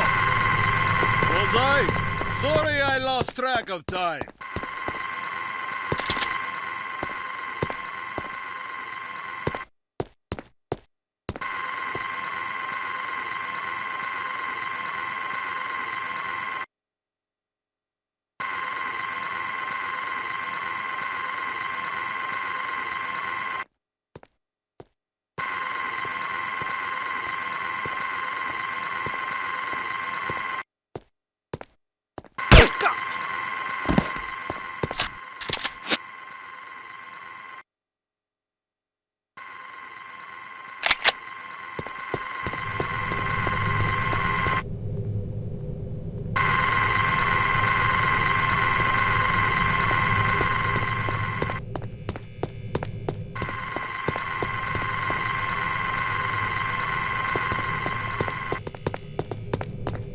This food tastes like mush.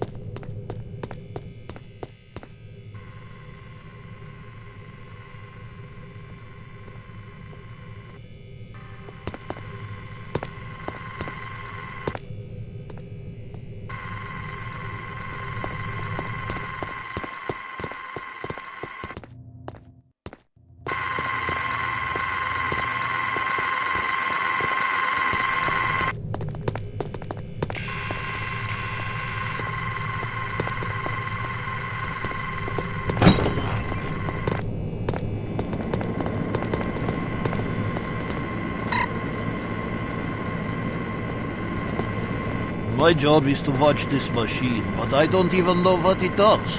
How am I supposed to know if it's working or not?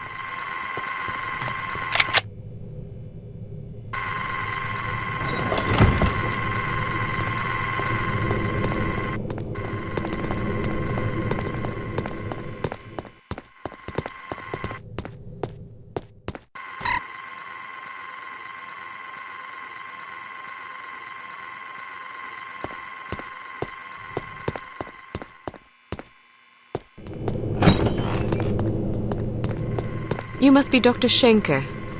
Who are you? We'll have time for introductions later. Our first priority is to get out of here. They sent a woman to liberate me? Mein Gott in Himmel. You can lodge a formal complaint the minute we set foot on Western soil. In the meantime, can we go? This was not part of the arrangement. She is here! Excuse me for a moment, Doctor.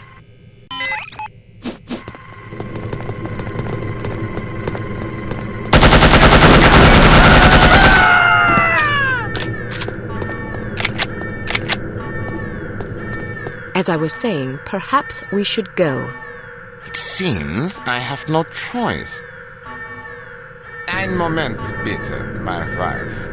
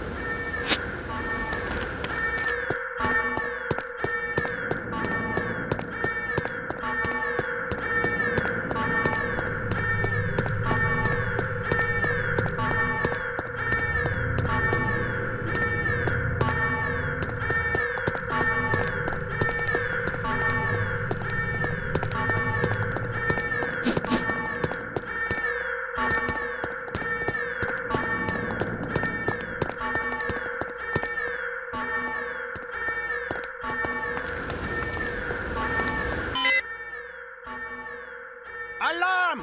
Alarm!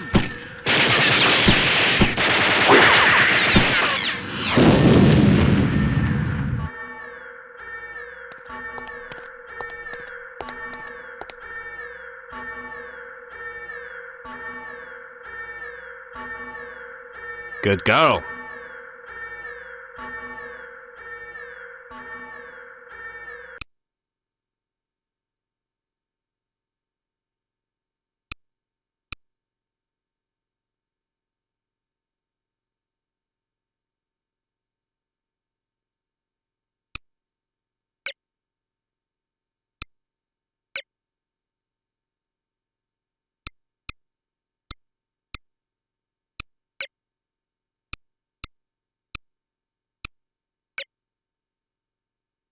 During the flight to London, attempt to learn as much as possible from Dr. Schenker about his research. Schenker is a notoriously cautious man, so direct questions are not advised. He is also reported to have little tolerance for skeptics. Try to keep an open mind.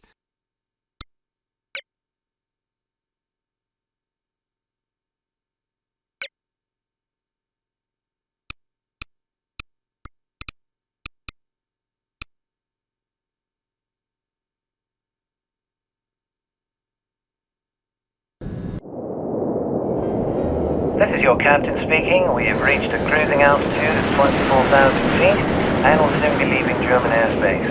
I've turned off the seatbelt and no smoking signs. Feel free to move about the cabin.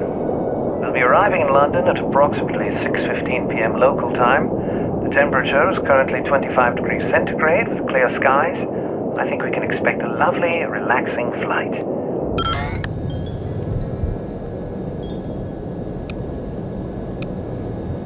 Let's cut to the chase, shall we? What exactly is it you do, Doctor?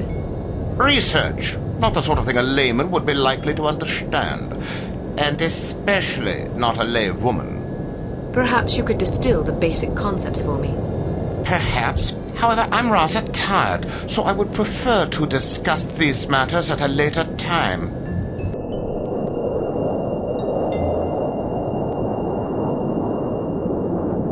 We are in position. You know what to do, Sonny. Yes, sir. Initiating docking procedure and jamming our communications. Get up, laddies. We're going aboard. What is lost? I'm not sure. Stay here while I investigate. Keep this door locked.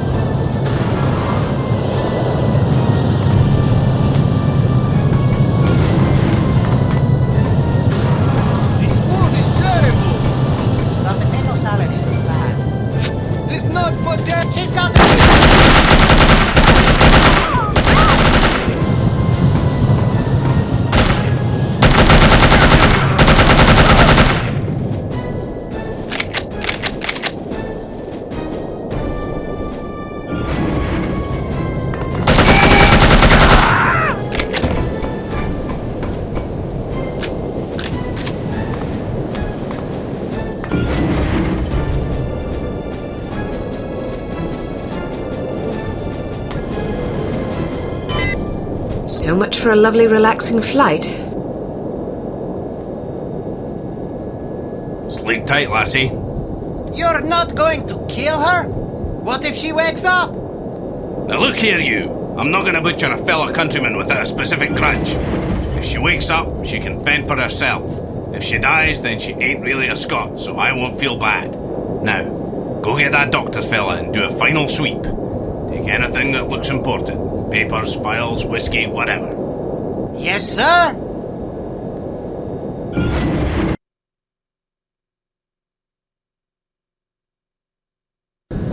Something's not right. Alright, let's go. But some of our men are still aboard. Listen to you crying like a wee girl. They'll have to make do, won't they?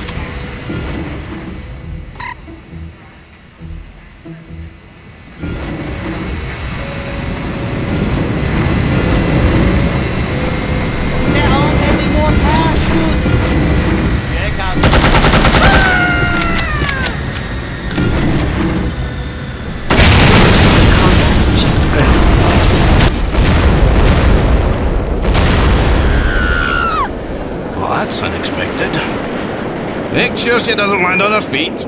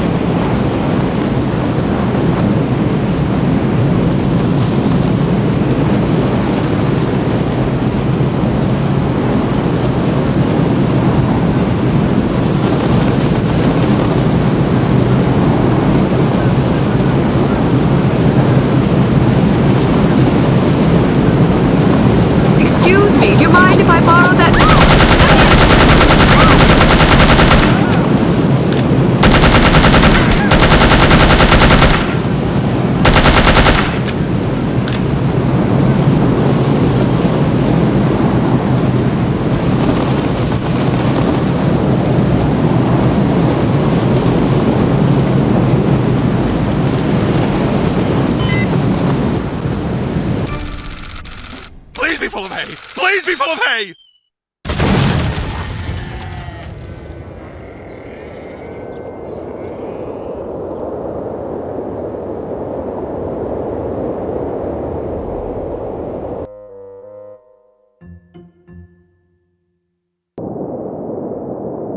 She's a credit to her people.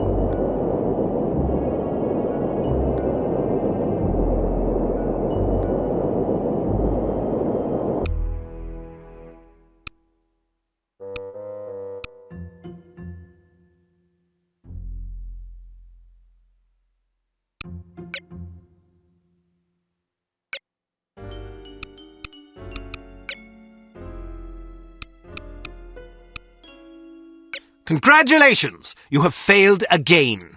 Although the circumstances were certainly extraordinary in this case, don't expect much sympathy from command. U.N.I.T.Y cannot afford failures, however justifiable.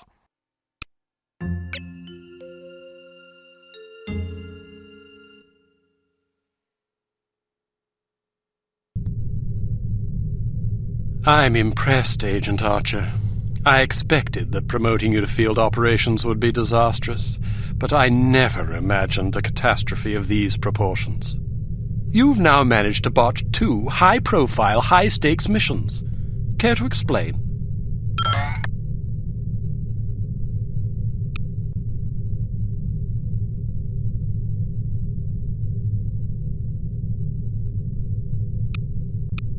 If you can master your animosity enough to address me in a civil tone, I'll attempt to explain in terms you might understand exactly how I believe we've arrived at this impasse, sir.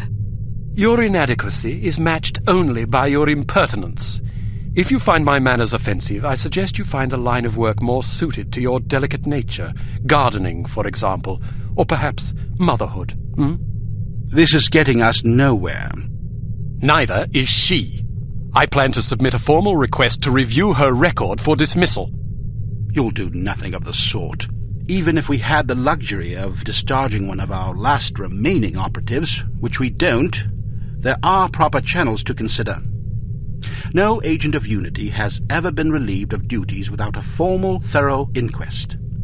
Personally, while I admit that I'm concerned about the results we've seen thus far, I'm not convinced that Agent Archer is entirely to blame. Until I am convinced, we'll continue with our current plan of action. Thank you, sir. Don't thank me yet. It's quite probable that things will get worse before they get better. I don't see how that's possible. Did you get a look at your assailant? Aye, that I did. Did you recognize him? Sergeant Magnus Armstrong, born in Glasgow, Scotland, 1925. Frequently in trouble as a lad due to a penchant for fighting. By all accounts, he was a good-natured, likeable young man. Never bullied anybody, only picked fights with boys that were game for a brawl. Got kicked out of several schools before his parents finally stuck him in a military academy. During the war, he served as a sapper in France and Germany, everything from mine removal to demolitions and sabotage. Earned himself quite a reputation for his reckless antics. The most popular legend had to do with a bridge he allegedly crippled with nothing but a shovel and a hand grenade. A German supply train did the rest. When it reached the weakened section of the bridge, the whole structure came crashing down. It's a shame this chap ended up on the wrong side of the law. To the best of our knowledge, he's never been involved in anything this big before. Most of his arrests since returning from the war have been related to public brawling. Any theories on why he didn't simply shoot you when he had the chance? I'll be sure to ask him when I bring him in. That's assuming you get the opportunity. She just might. We may have a lead. This morning, West German custom officials in Hamburg discovered several suspicious-looking chemical containers aboard a Finnish cargo freighter. Fortunately, these chaps decided to inform us rather than seizing the contraband outright, which gives us a chance to conduct a covert investigation. You believe this is the link to Dr. Schenker? It could well be. If so, given the specific chemicals found aboard the freighter, it's a fairly safe bet the kidnappers are not only aware of Dr. Schenker's research, but also determined to capitalize upon it. If our theories are correct, the kidnappers are in Hamburg or will be arriving shortly. A good spy could find them. Fortunately, we're sending a good spy on this mission. You'll be working with him. A new partner? More like a supervisor. An American named Thomas Goodman. Perhaps you've heard of him. Aye, but I thought he was killed in Amsterdam. Really? He's a resourceful chap, though. Made a daring escape on a stolen bicycle with half the Dutch police force in hot pursuit and KGB agents waiting in ambush round every corner. Smashing story. I'm sure he'll recount it if you ask him. At any rate, you're to rendezvous with him in Germany and see what the two of you can dig up. You'll take your orders directly from him during this mission. Thank God. Very good, sir. Thank you. Agent Archer? Yes, sir? What was it like falling out of that plane? I promise to tell you about it sometime. I tell you she's a liability. Perhaps, but I'm not convinced yet. What will it take to convince you? How many more catastrophes must we suffer through? Because keeping her on the active list will lead to further disasters. Of that, I'm certain. Yes, I can see that you are. Our purpose is to preserve freedom, to protect innocent lives, to combat evil wherever it manifests. We can't afford to tolerate anything that stands in the way of that goal. The girl may be spirited, but she's virtually incompetent. I admire your sense of duty, but I question your judgment. I can't say that at my prime I would have performed any better than she under the circumstances. You're assuming her reports are entirely genuine. Personally, I wouldn't be at all surprised to learn that she'd coloured the facts. The bloody things read like adventure novels. So now you're indicting her credibility? Does that seem unreasonable? The girl was a thief, for goodness sakes. A little skepticism seems prudent. I'll take it under advisement. Look, it's not too late to pull her off the assignment. I've read the American's file. He's perfectly capable of handling an operation like this on his own. Probably so, but I've the strangest feeling a woman's touch is exactly what we need on this one. I can't argue with you when you're like this. No, you can't. I hope you realize you're letting yourself be ruled by intuition. Reason tends to make a far more reliable counselor. You might ruminate on that adage yourself. Welcome to Advanced Field Tactics. Here's a perfume that'll really knock 'em out. Literally. It sprays a cloud of vapor that contains a potent sedative capable of knocking out a horse, let alone an adult human. Just be careful not to wander into the cloud yourself, or who knows where, or even if, you'll wake up. Why don't you try it out on Leon here? He's been up for 32 hours straight working on a new prototype. The rest might do him some good.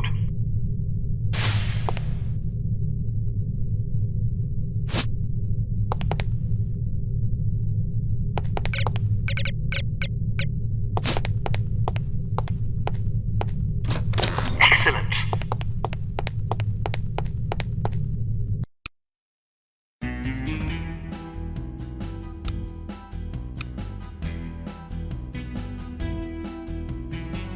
Proceed to Hamburg, West Germany, and rendezvous with Thomas Goodman, an operative from U.N.I.T.'s American branch. Goodman may have information concerning Dr. Schenker's whereabouts. The rendezvous will take place at Das Einsame Valkyrie, a popular beatnik nightclub in Hamburg.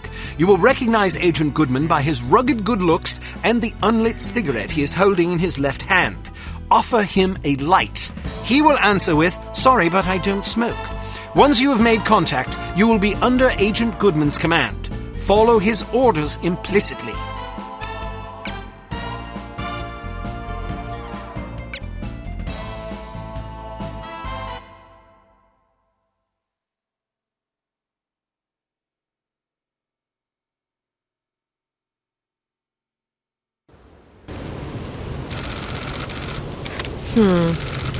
How am I going to get in there?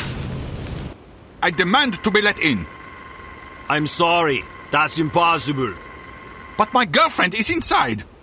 I understand that, but I can't let you in. Can I at least go find her? Sadly, no. Why not?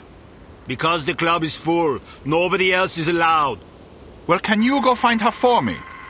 I must stay here. Then can you send someone to find her? Everyone is busy. You will just have to wait. I want to speak to someone in charge. As I said, everyone is busy. If you come back tomorrow after 10 a.m., Perhaps you can speak with someone then. But my girlfriend is in there now. Perhaps you should have come together. Then you would not be in this situation, and I would not have to listen to you shouting at me. I'm just getting warmed up. It's not my fault that you are out here and she is in there. It is your fault. She is your girlfriend. You should have known better than to ask her to wait for you inside a club that is known to fill up every single night. Can I please just go and find her? I said no, and I meant it. Now go away or I will call the police. Schweinhund. Scheißkopf. Hey, baby. Wanna dance?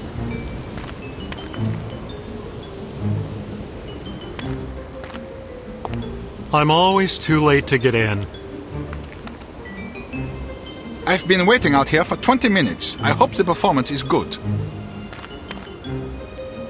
Leave me alone.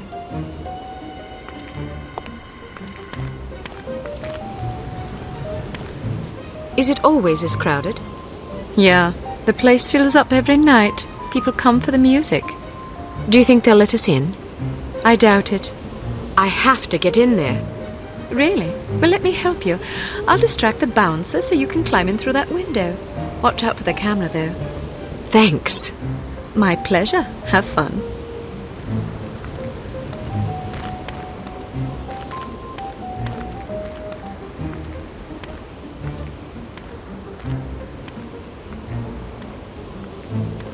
Hello, big boy. Well, hello there. It sure is crowded tonight. It usually is. This place is very popular.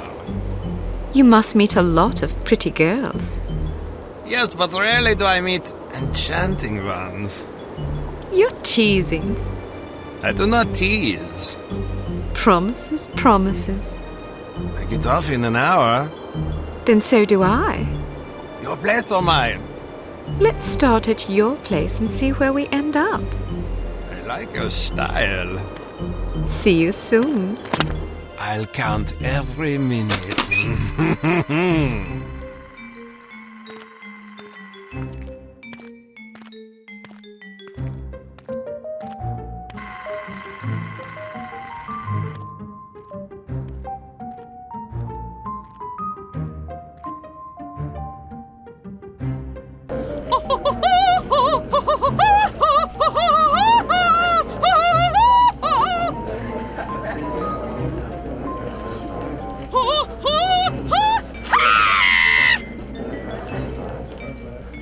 You will excuse me. This is all I have time for this evening. Thank you, thank you. Perhaps I will sing for you later. What is so important you need to interrupt me in the middle of a performance? You know how these people treasure my concerts. Now they will lament. Das tut mir leid, Fräulein Wagner. Of course, if they are sad, they will buy more drinks to drown their sorrows, which is good for business. But it troubles me to know that someone is unhappy because I was unable to give enough of myself. A gift like mine comes with terrible responsibility, you know. Yeah, and you have so much of yourself to give. Even such pathetic, horrible creatures as these smelly beatniks deserve some sympathy, yeah? Now then, perhaps you will care to remind me why I am talking instead of singing. Fräulein Wagner, the superspy is here. What should we do? So, the fly has rung the doorbell of the spider. You did the right thing. Let her have a few drinks. Then she goes to the water closet. Grab her and bring her to me. Am I understood? Jawohl. Good. Watch her closely. She is not to leave under any circumstances. It will be done as you have asked. If you succeed, perhaps I will be convinced to sing for you. Would you like that? Very much so, Fräulein Wagner. It would be a great honor. Then make me happy. When I am happy, I sing like a nightingale in springtime.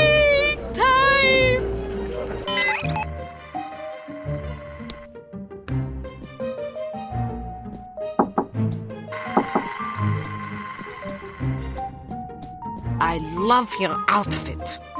I do too. Can I talk you out of it? These cramps are killing me.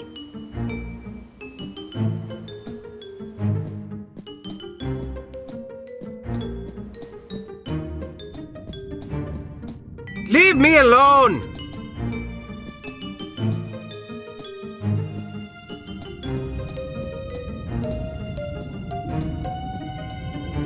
Perhaps it's just me, but I thought the music was terrible. How can you say that?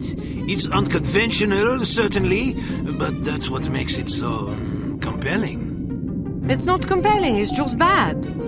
Well, what do you know about music anyway? Maybe it's just too sophisticated for my taste. Personally, I like music that has a melody. How passé. Anyone can sing a melody, but it takes a true artist to defy a melody, especially with such passion and courage. Where are you going? Somewhere else. Oh.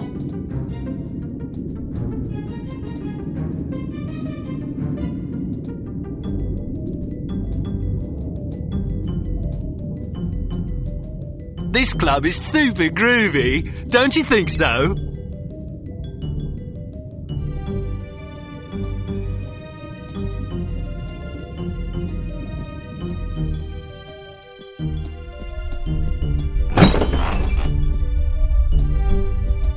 The show ended early tonight. I hope there's another set later.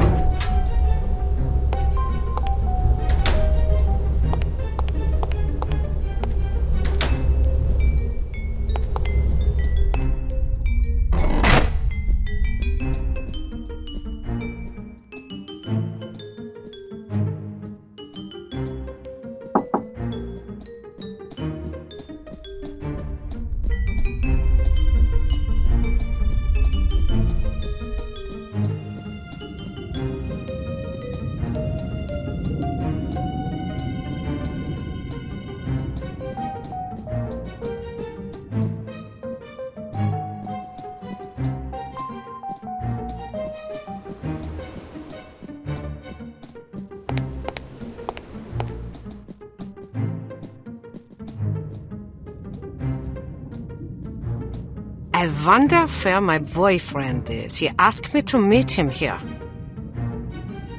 I think your boyfriend is waiting outside. Really? Thank you. Here, I found this sitting on the table.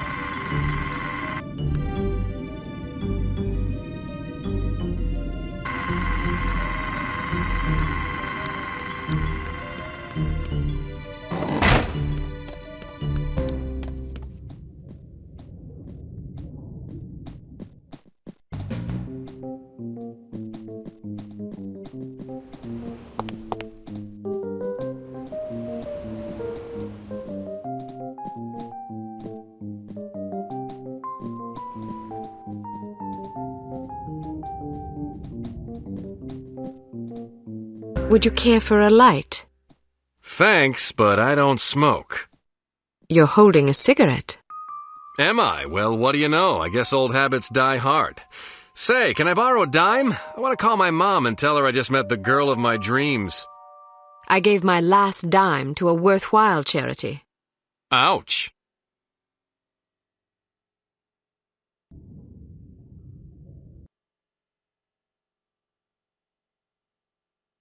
I wasn't expecting a woman. You weren't briefed? They just said meet Agent Archer at 8 p.m. Well, I'm Agent Archer. So I gathered. Didn't the code phrase tip you off? I thought it was a little unusual, but I figured, hey, it's Europe. Things are different over here. Scotch and soda. Will you have a drink? Old Granddad. Bring the bottle, a tumbler, and a bowl of ice. Goodness, are you celebrating? Compensating, actually. How sad for you. So tell me, Ms. Archer. Oh, now don't start with that. What? There's no need to patronize me. Was I patronizing you? Yes, you were.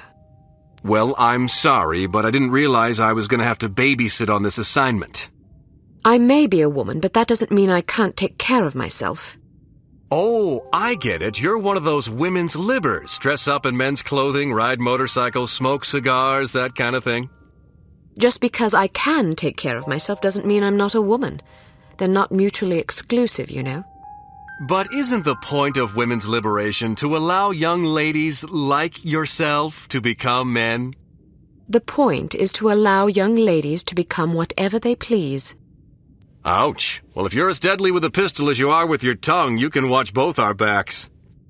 All right, I will. So what's the plan? Well, the first thing is to find out who the goon is. Excuse me? You're being watched.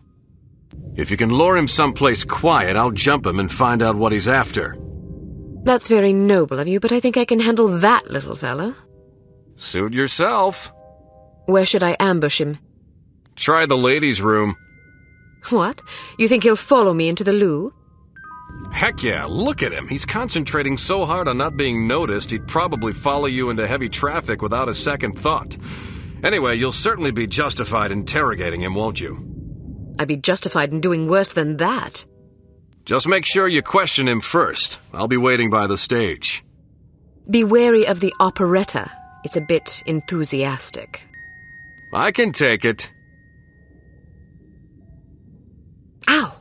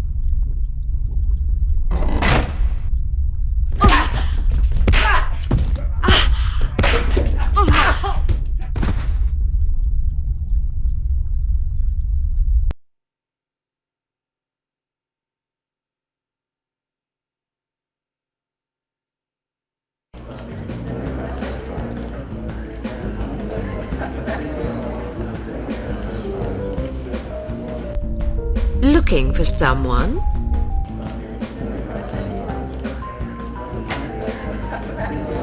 Achtung! Mark schnell!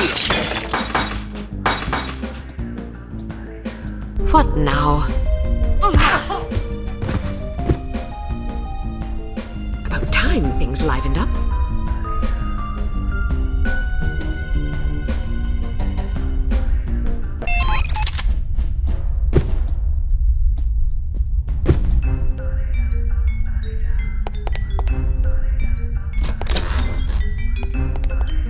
Please, don't... Here she comes! Thanks, miss. I owe you my life. Just keep your head down till this is over.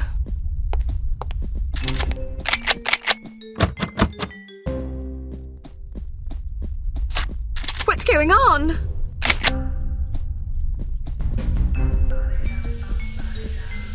Thought I heard someone. Could have sworn I heard something over there.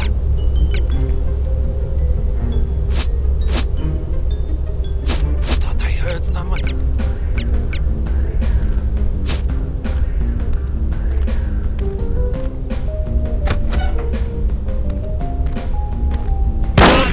don't know!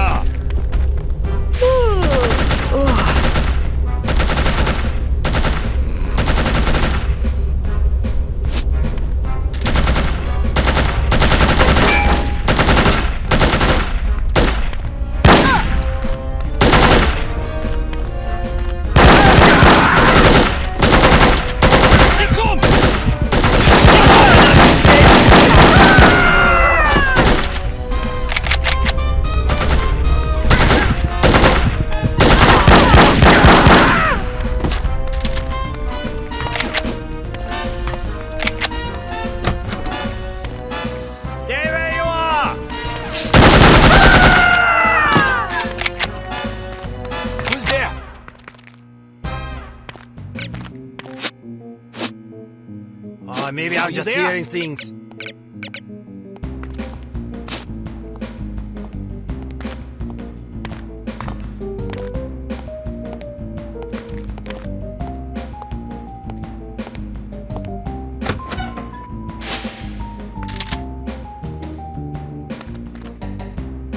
You cannot escape me!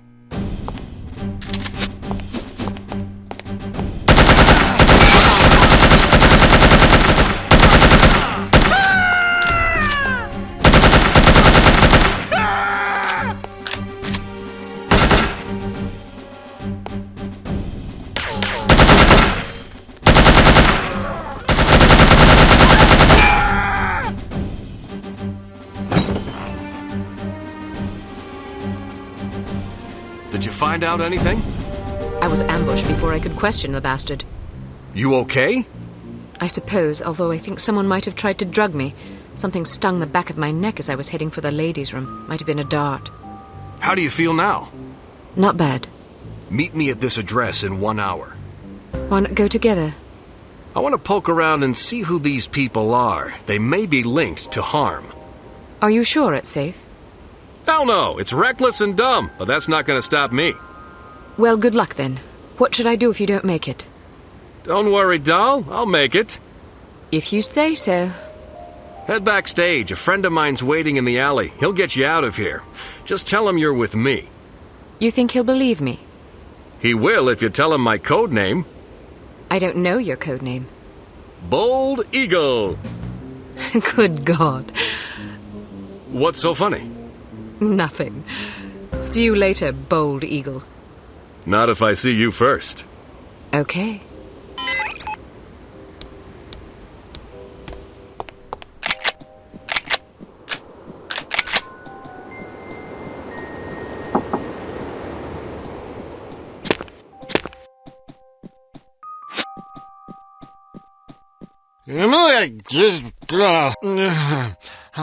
Huh?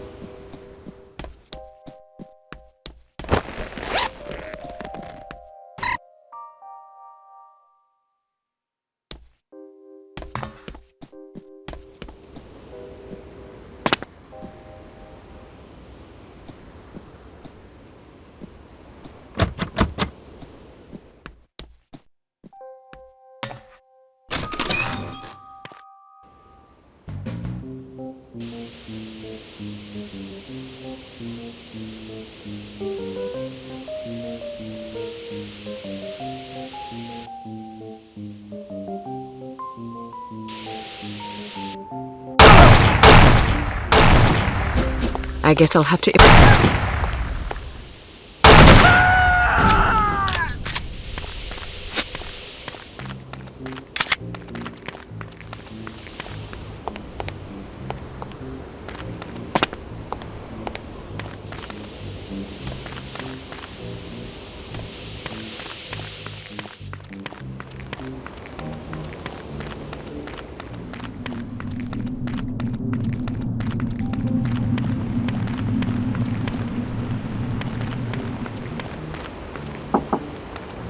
What's in all those kegs anyway? Beer. We supply H.A.R.M's entire staff with the finest Deutsch brews. Really? That must be a lot of beer. Indeed. Our studies show that criminals drink 3 times as much alcohol as law-abiding citizens. So beer turns people into criminals? The correlation doesn't imply causality. Just because criminals drink a lot of beer doesn't mean that beer causes crime. It's possible that people with criminal tendencies enjoy beer because it helps to soothe their conscience. Or perhaps criminal behavior is caused in part by a genetic predisposition that also, coincidentally, makes criminals like the taste of beer more than the average person. Who knows? You're very knowledgeable about these things. Criminal sociology is a hobby of mine. I think it's important to understand not just the individual psychological roots of one's behavior, but also the social circumstances that foster that behavior. Whether we like it or not, we are shaped by our environment. Surely you're not suggesting that individuals aren't accountable for their actions. Oh no, of course not. Just because we are products of the societies we're born into doesn't absolve us of personal responsibility. Our religions and laws teach us what is right and what is wrong. Frequently, the right choice is the more difficult path to take. It requires sacrifice, self-discipline, patience, virtues that many of us find somewhat lacking in our natures. But what if you're born into a hedonistic culture?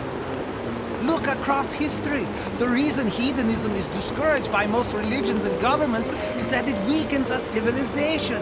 It breeds sloth, petulance, degeneracy, and selfishness. A divided nation is a fragile nation waiting to be conquered.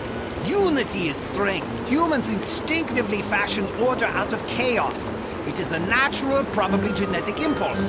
Therefore, even an individual born into troubled times has the capacity, and even the duty, to behave in a manner that promotes unity, however difficult it may be. Then what about us? I can only speak for myself. I'm a product of a broken household, which introduced a general lack of self-confidence in me at a very early age. These feelings of inadequacy blossomed into anger as I matured, that the rigors of adolescence with the teasing and abuse and awkwardness we must all endure only exacerbated. But even though I've identified the source of my problems, I'm still too childish and petty to become a responsible, mature citizen. Well, admitting you have a problem is the first step, I suppose. I like to think so.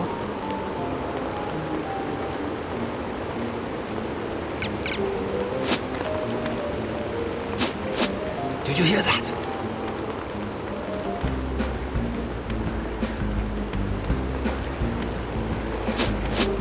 Who's over there? I thought I heard it over there.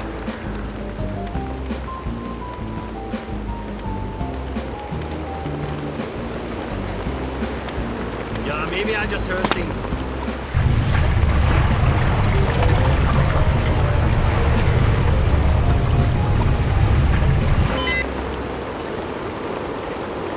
We will meet again, darling. And I will crush you!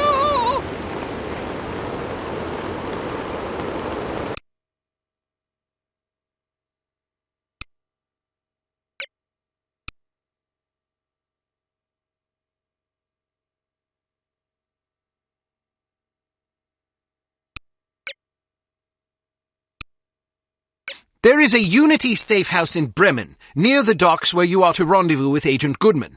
Stop there on your way and submit a status report to command. You should also equip yourself for the mission ahead.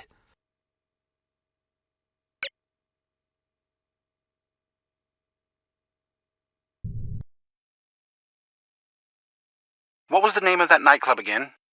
Das Einsame Valkyrie. Ah, yes, here it is. The proprietor's name is Wagner. Inga Wagner. Ring any bells? We've got a file on her. She's supposedly a distant relation of Richard Wagner's, although I don't believe that connection has ever been adequately established. Nonetheless, as a child, she was constantly pressured by her parents to become an opera singer, presumably in order to continue the family legacy. The only problem was that she was completely tone-deaf. The combination of her parents' unyielding devotion and the inevitable series of rejections she encountered once she began to audition seems to have warped her mind in unhealthy ways. As a young woman, she had several run-ins with the West German authorities, initially involving complaints about her impromptu public concerts, but eventually blossoming into allegations of smuggling, extortion, money laundering, and even murder. It's entirely possible she's fallen in with H.A.R.M. Find out what you can. Very good, sir. Be careful, Archer. I'll be fine. Welcome to Advanced Field Tactics. We've modified your cigarette lighter. It now features a built-in miniature welder. The flame should be just hot enough to cut through padlocks that can't be picked or shot off. Look for locks with dials instead of keyholes. Try welding these locks off.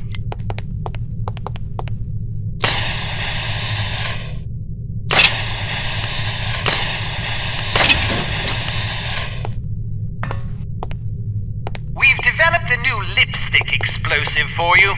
This one has a 3-second timer, which will allow you to bank it around corners or seek cover before it detonates.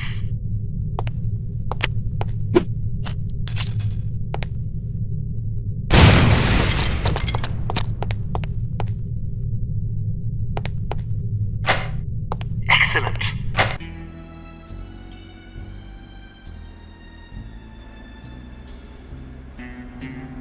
I'm so bloody bored.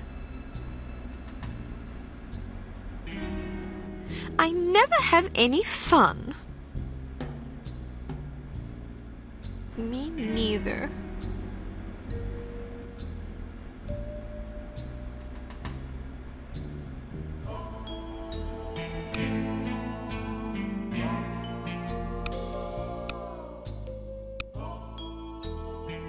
Meet Agent Goodman at the Bremen docks. Your first goal will be to get aboard the cargo freighter. Once aboard, you must locate the captain's log and the shipping manifest. Also, photograph any suspicious chemical containers you find.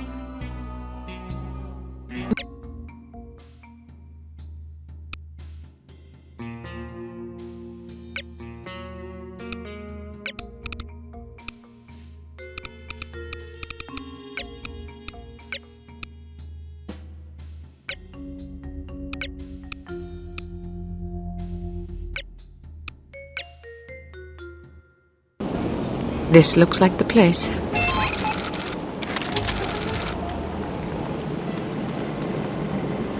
Hey, Brady, I want you to meet somebody. This is Keith Miner. He's the new hire I was telling you about. Nice to meet you, Keith. This is an impressive operation you guys got going here. I hear you used to work over at Misery. Were you involved in that giant laser incident? You heard about that?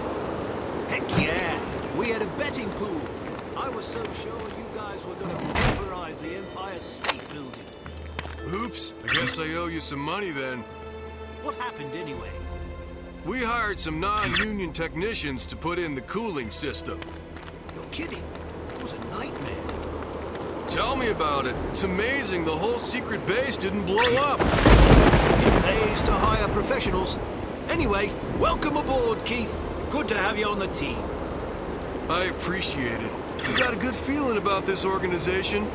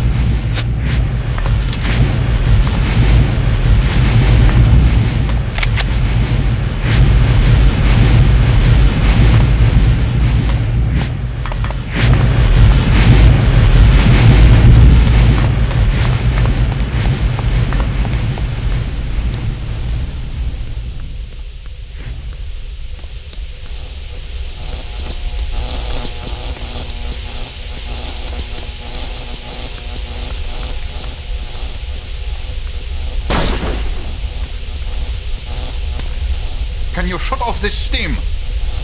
Not without a valve handle. Well, where is the valve handle? Why isn't it here? Mueller took it. Why? As a joke. Where did he put it? I don't know. Where is he? I don't know. Great. When I find him, he's fired. He didn't mean any harm.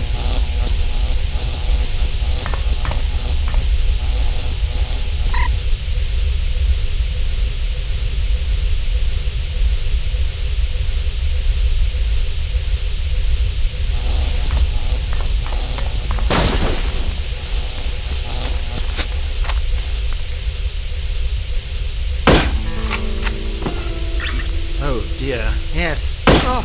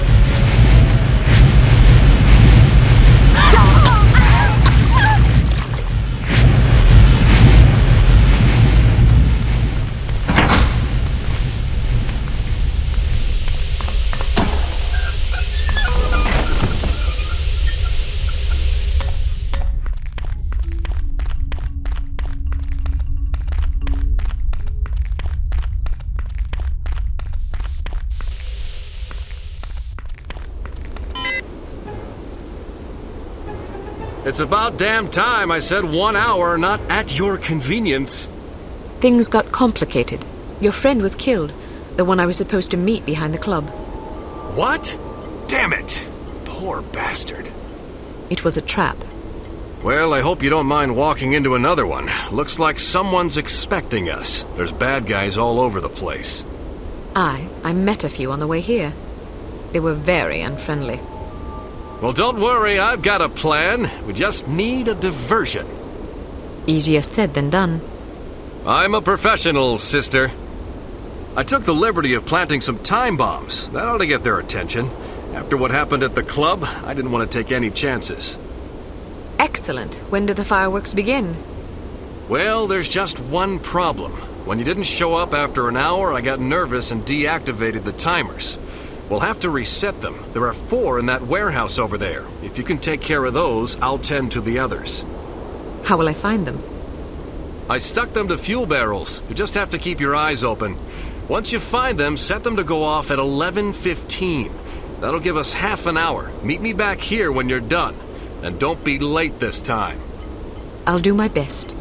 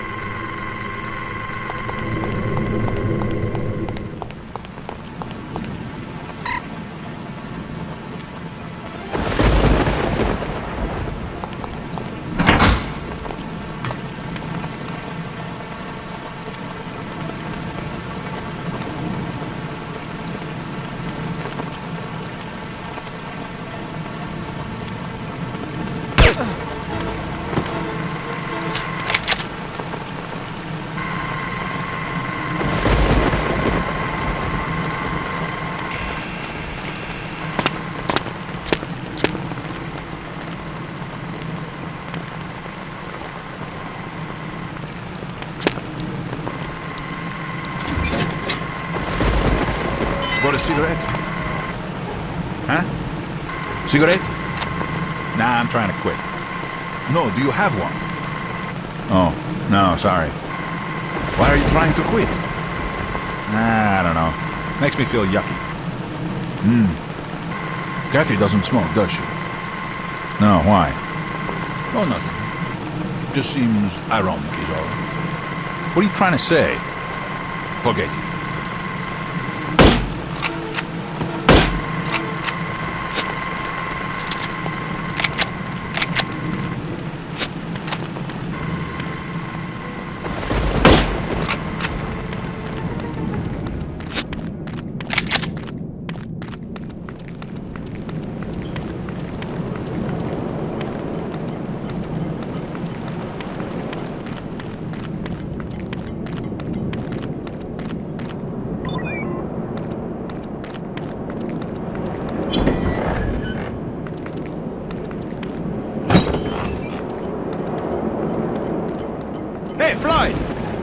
What?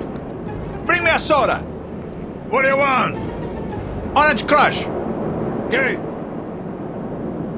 We're out of Orange Crush. Want something else? Nah, forget it.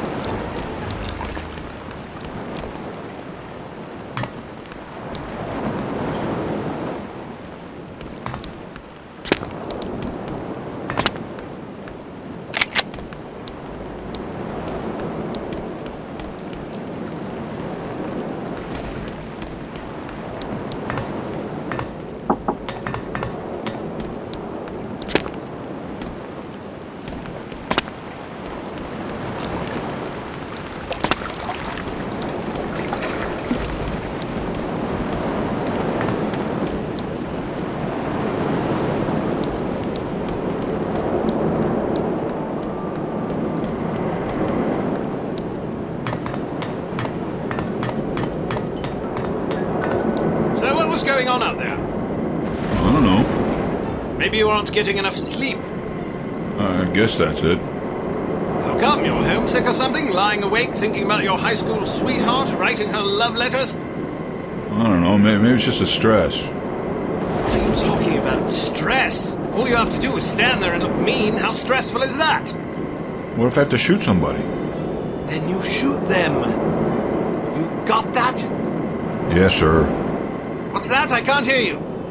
Yes, sir. Good, now get out there and do your job. And if I catch you sleeping again, I'll slit your throat and feed you to the sharks.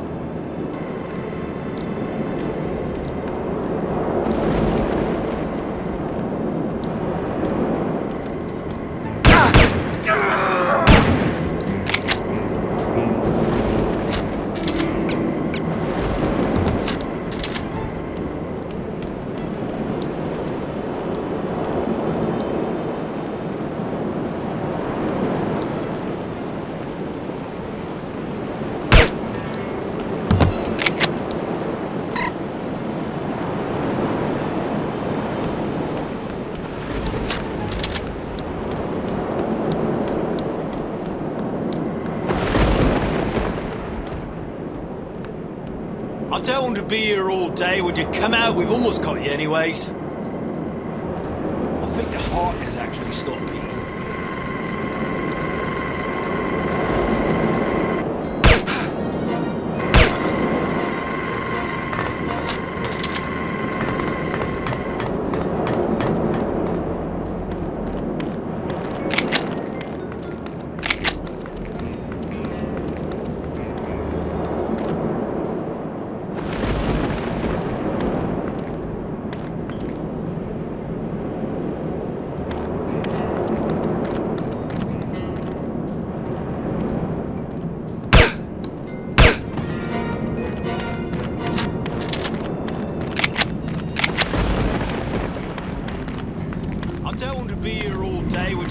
We've almost caught you anyways.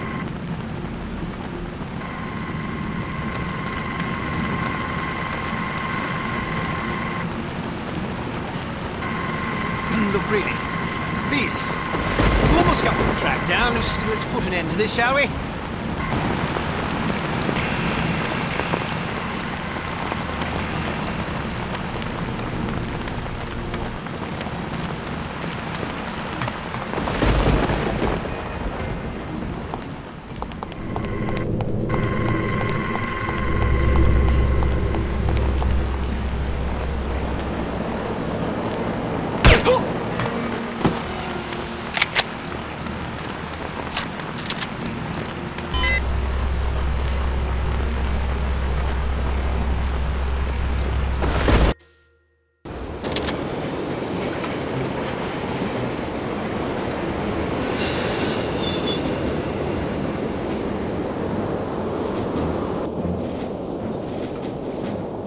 Grab a seat. It's almost showtime. I hope this works. It'll work.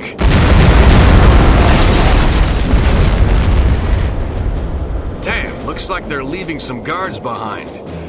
Well, I guess it's better than dealing with all of them. Wish me luck. Wish you luck? What, you thought I was gonna let you handle this? It's way too dangerous. Is that so? Absolutely. Why? Because I'm a woman? What did I tell you about patronizing me? Just drop the Joan of Arc routine, okay? I've got a lot more field experience than you do. I've read your file. Subtlety isn't really your specialty, is it? I can be subtle. Then explain that shirt. What's wrong with it? Look, I've spent most of my life getting into places I'm not supposed to be. Anyway, if I do get into trouble, I'll be needing a knight in shining armor to come to my rescue, won't I? Well, when you put it that way. Good, then I'm off. Wait, how are you planning to get aboard? You can't just waltz up the gangplank. I'll figure something out. You really don't like this shirt? Ciao.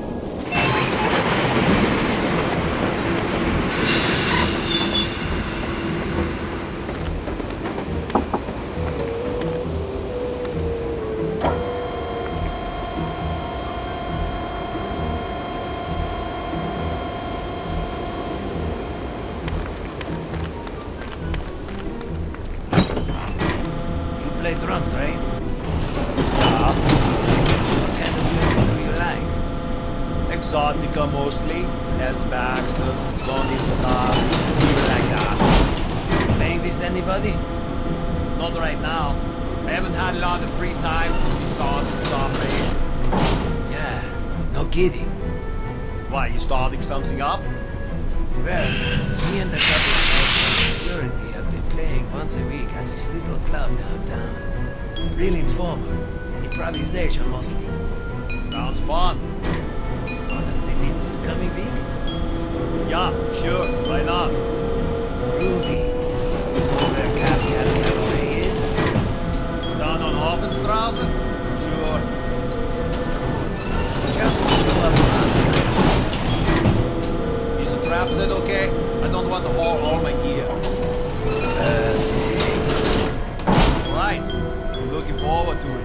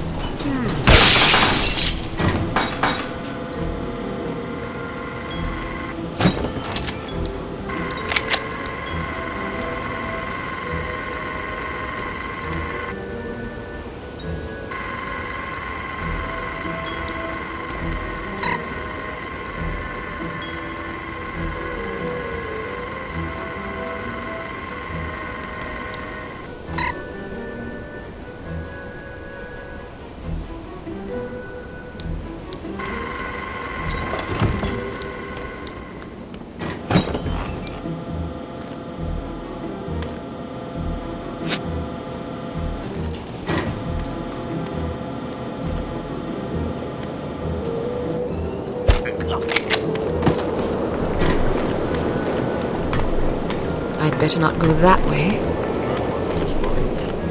Not yet. The boss wants us to double up the watch. If anybody you don't recognize walks up this gangplank, shoot first and feed him to the fish later. Jawohl.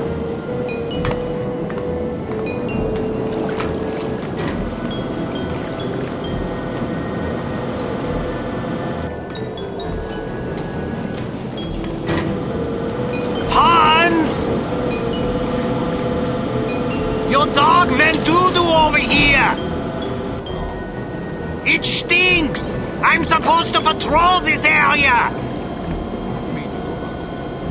Clean it up! We'll see how funny you think it is when you find dog doo-doo on your pillow! I just might! Don't threaten me!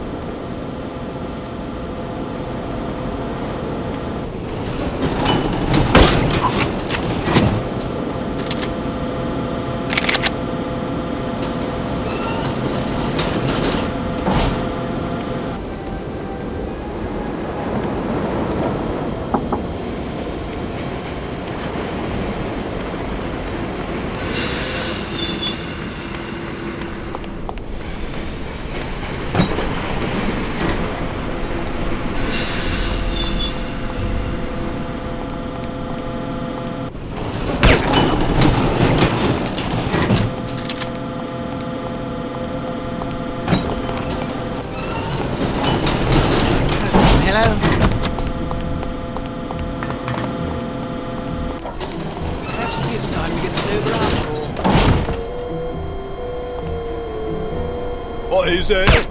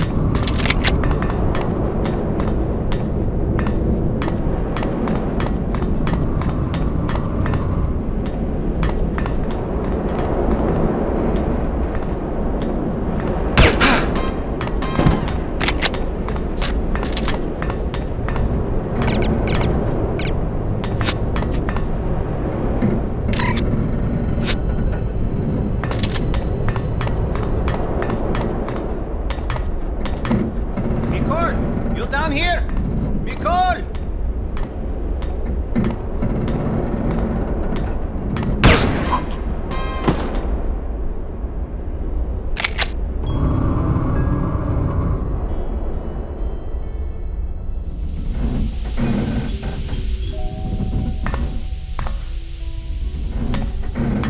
Hey, I just got word that there was some more trouble on the docks.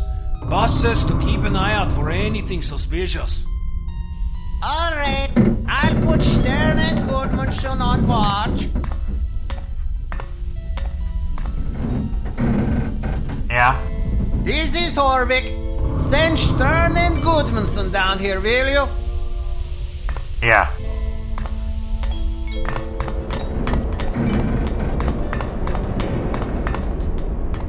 Wake up!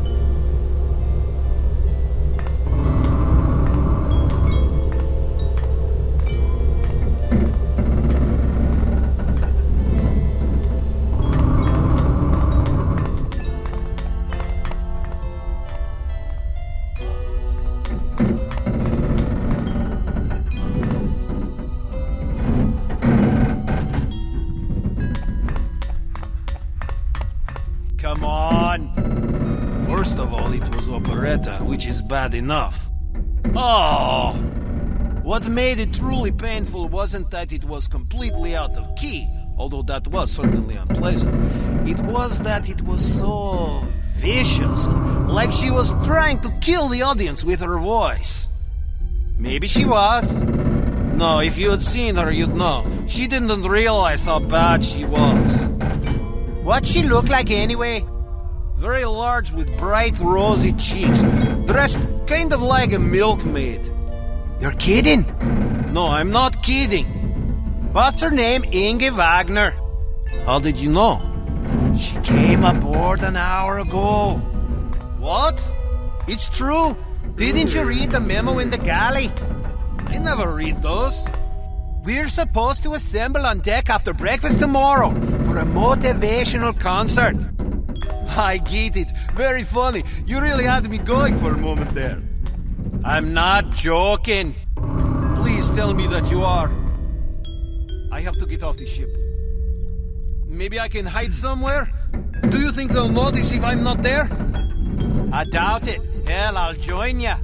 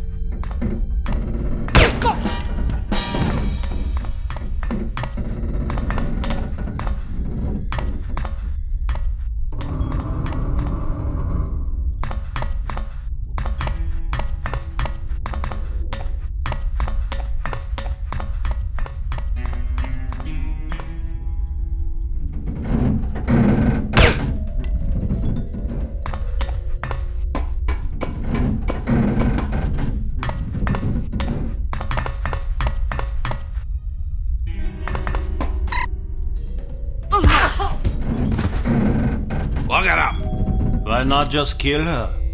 Don't tell me my business, laddie. Yes, sir. But I don't see why you don't just kill her. You won't be seeing anything if you don't do as I say, right now. Yes, sir.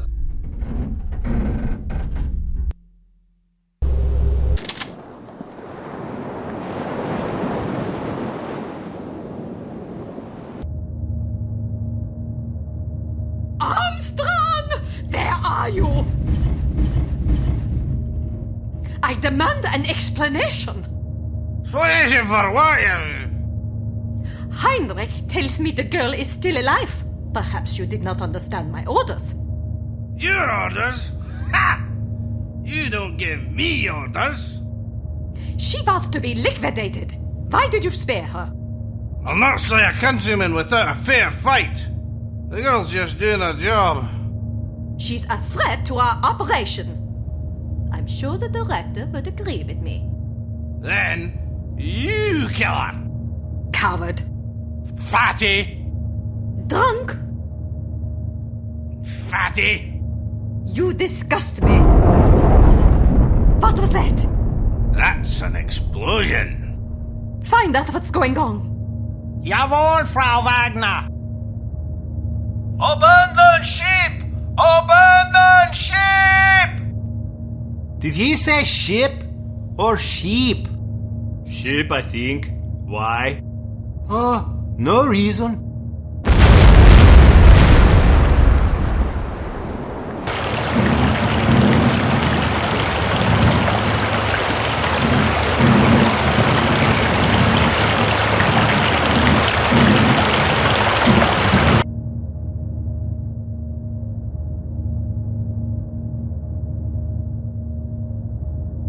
Well, let's go.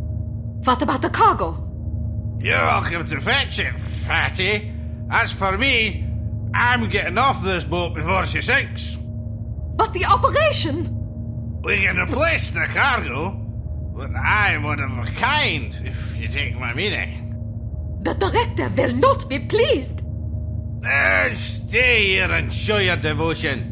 I'll nail up a commemorative plaque for you in the ladies' room of that wretched nightclub of yours. I can't help it if my beautiful cabaret is infested with beatniks. I've tried to get rid of them, but they're like roaches. Probably because they think you sing like that on purpose. Experimental jazz or some such shite. Clatton?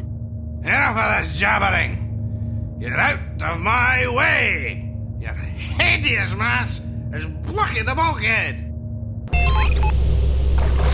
The bulkhead's blocked. What do we do? Don't panic. Let's go through the engine room.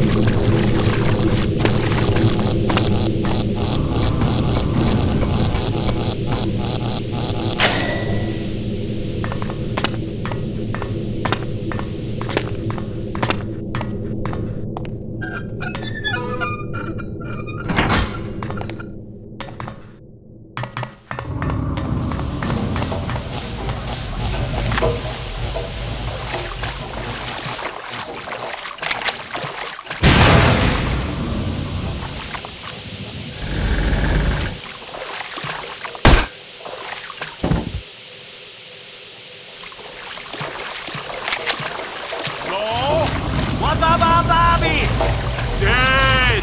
Damn it! Let's get the hell out of here!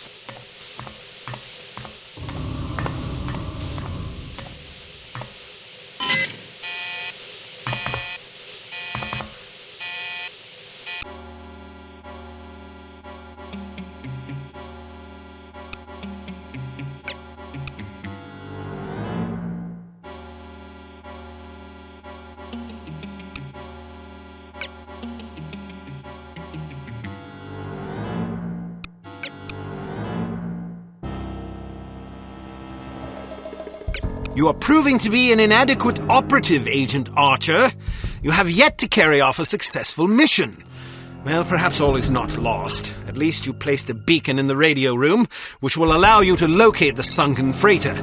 It would probably be worthwhile for you to practice diving in a controlled environment before attempting this mission.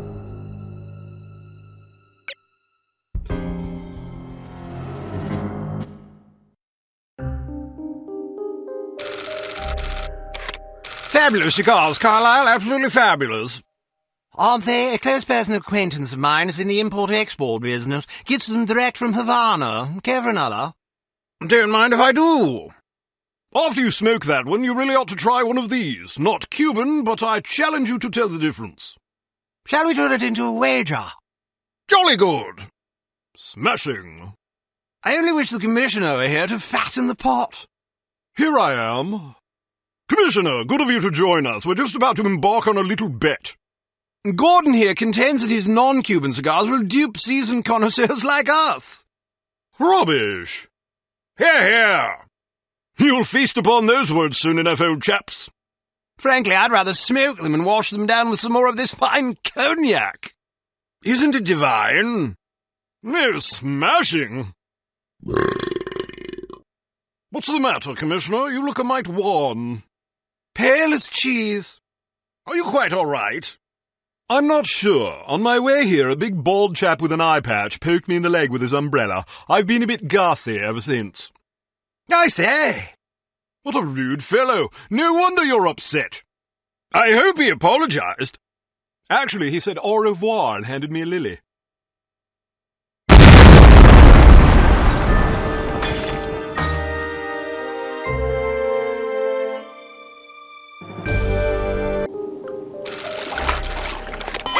Advanced Field Tactics. Take some time to acclimate yourself to scuba diving.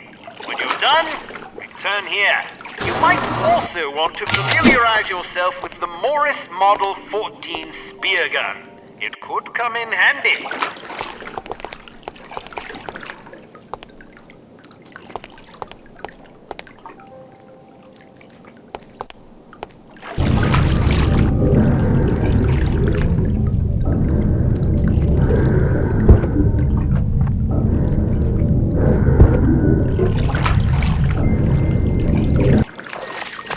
Belt buckle is actually a cleverly disguised zip cord that shoots out a thin, tensile line capable of supporting the weight of an adult human of average size. When the line is fastened to certain suitable clasps or hooks, the device's miniature motor will lift you automatically.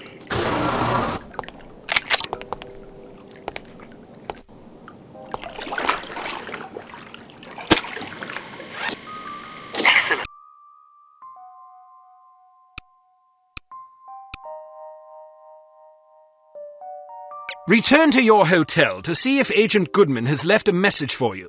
In either case, contact him and make plans. You'll need his help if you're to succeed.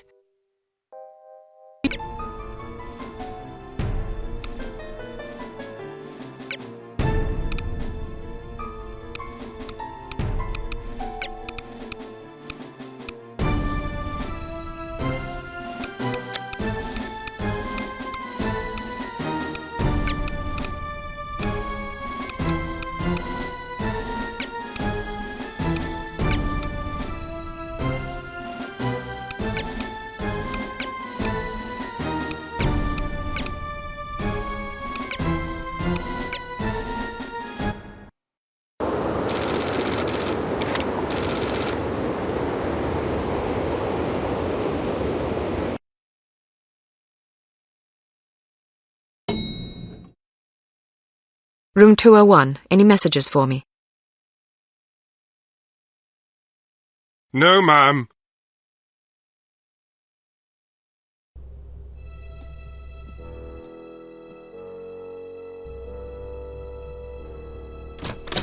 Well, hello there.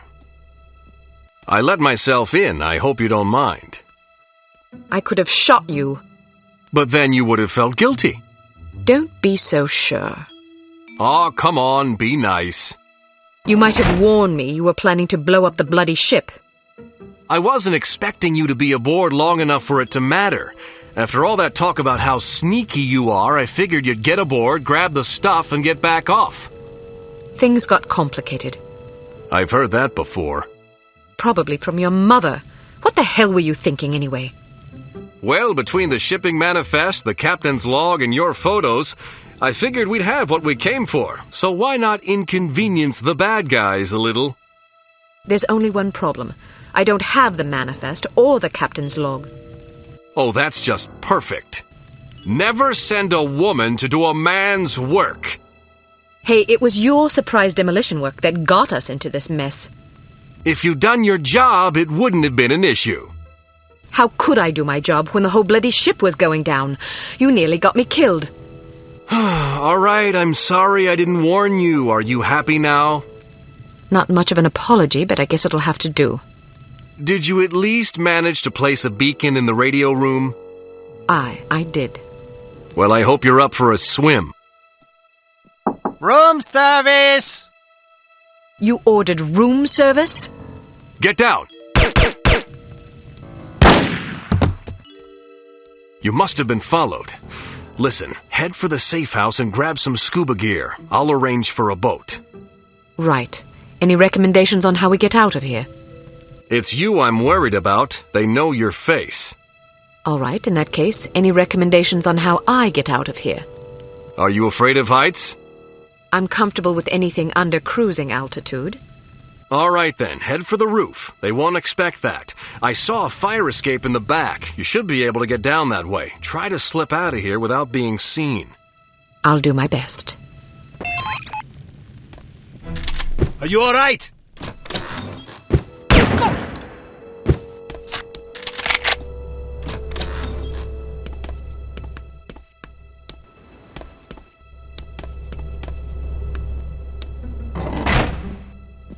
This is supposed to be a respectable hotel.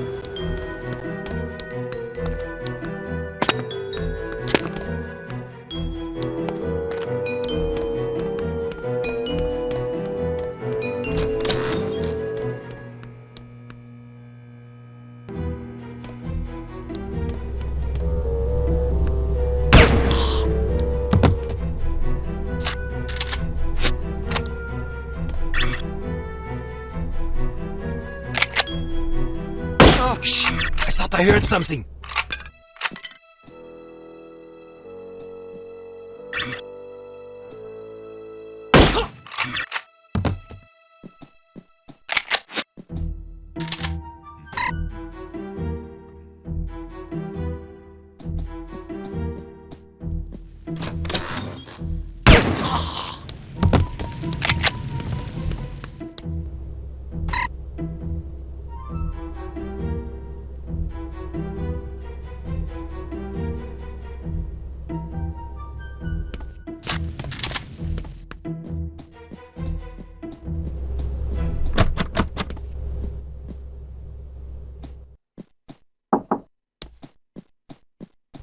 We've shut down the elevators! Good. Stay here in case she comes this way.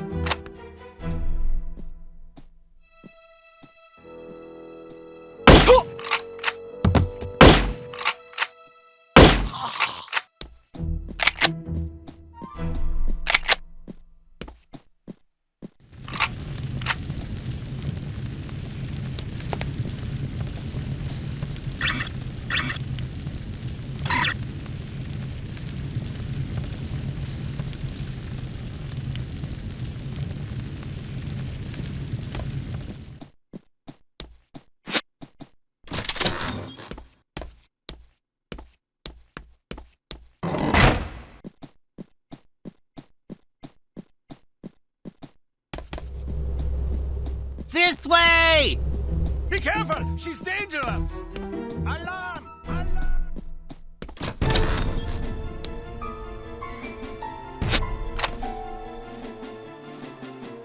Are you okay? Wake up over there!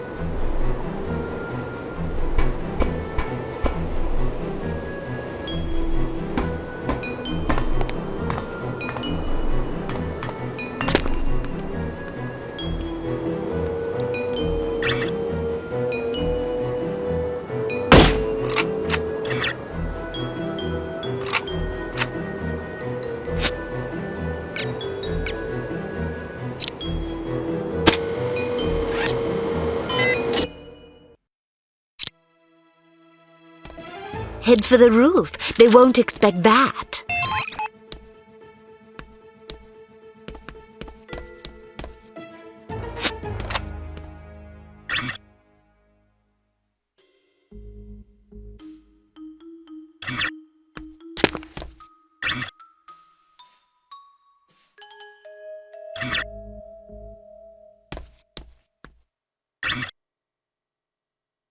Someone there?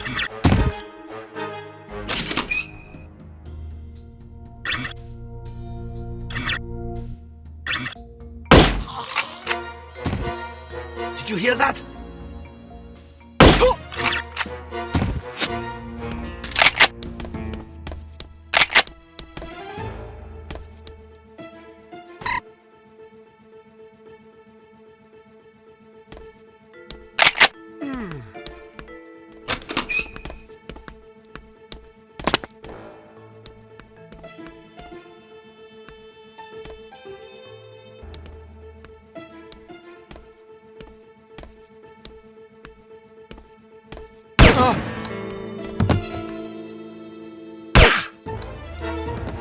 Wake up!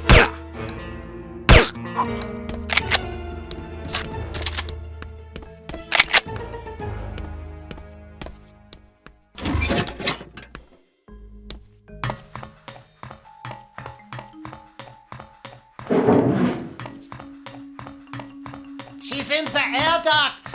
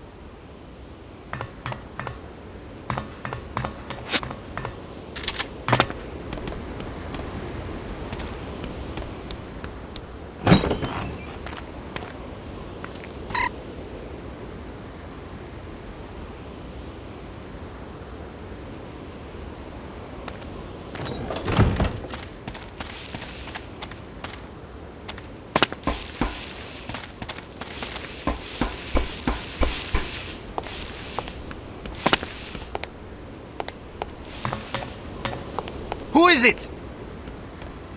Are you all right? Go!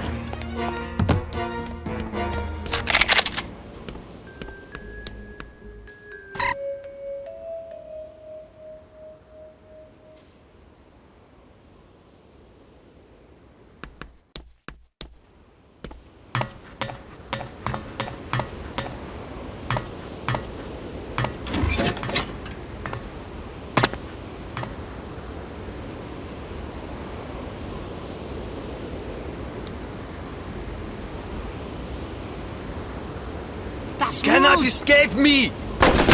Kill her!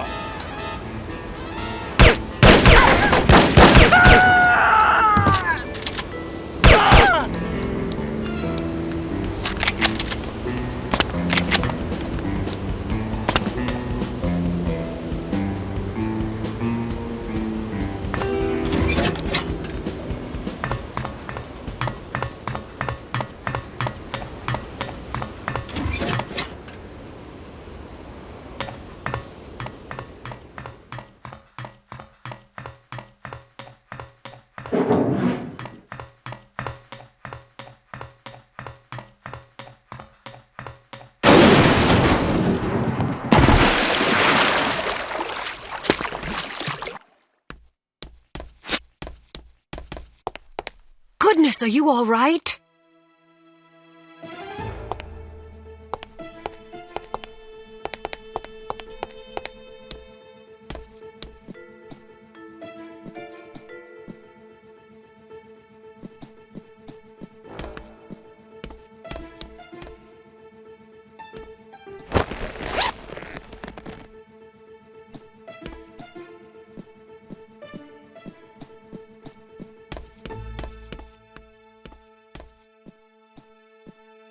This is some party. Where is she? Over here! Put on the ear!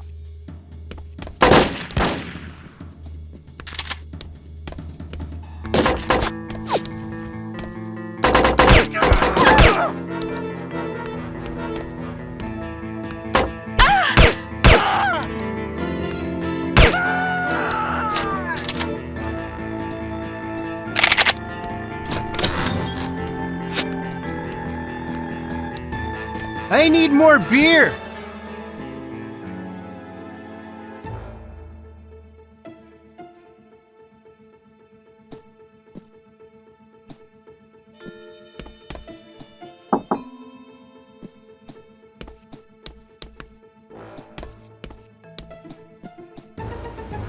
She got away. What did you say? I don't think I heard you. She, well, Say it! She got away. How is that possible? Perhaps you feel the odds were in her favor. Nein, Fräulein Wagner. Then you're admitting that you failed? Jawohl, Fräulein Wagner, I should be punished. My thoughts exactly. But how shall I punish you? Electrocution would be painful, or perhaps a good beating.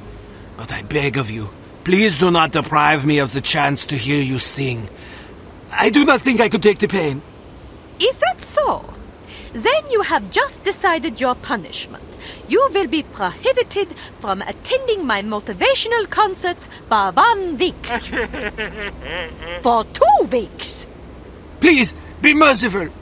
I do not find pleasure in hurting you this way.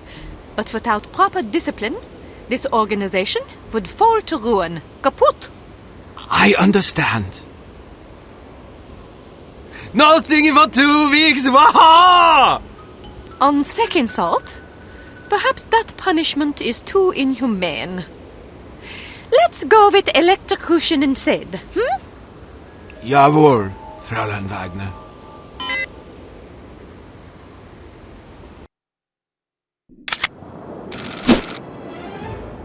We should be directly over the wreckage. You'd better get going. What happened to the chivalry?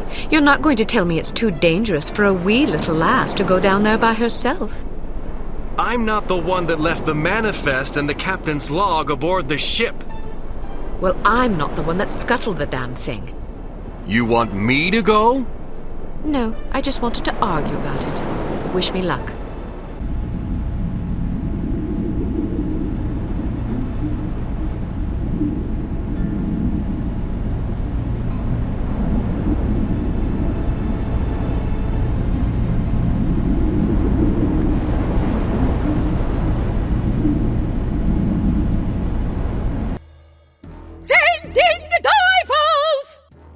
Sure you get the shipping manifest and the captain's log.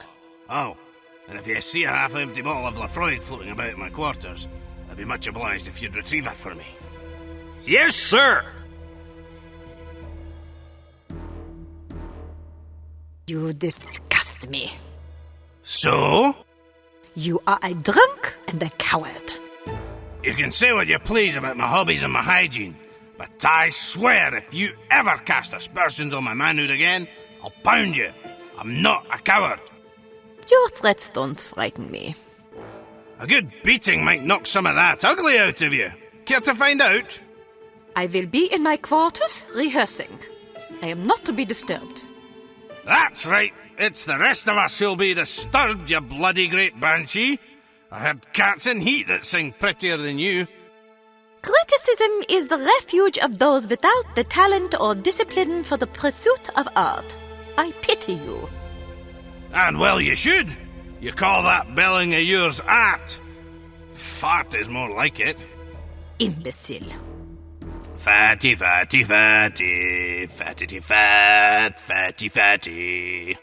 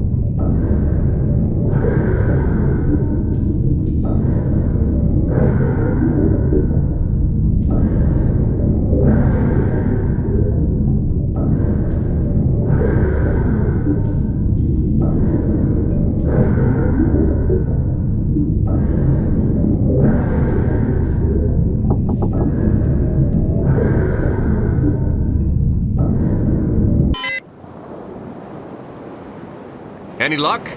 Aye, mostly bad. I was ambushed. Ambushed? Yeah, by divers. They came out of nowhere. Did you see anything up here? Not a damn thing. Well, I got what we came for. Let's head for shore.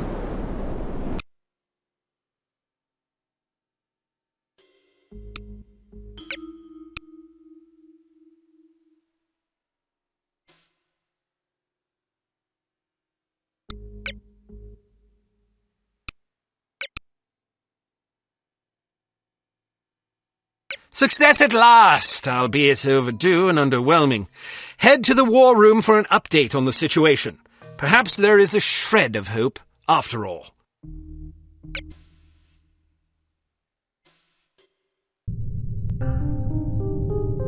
I can't believe this. She's late again. Where is that blasted girl?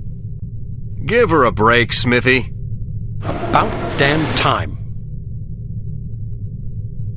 There's been a new development.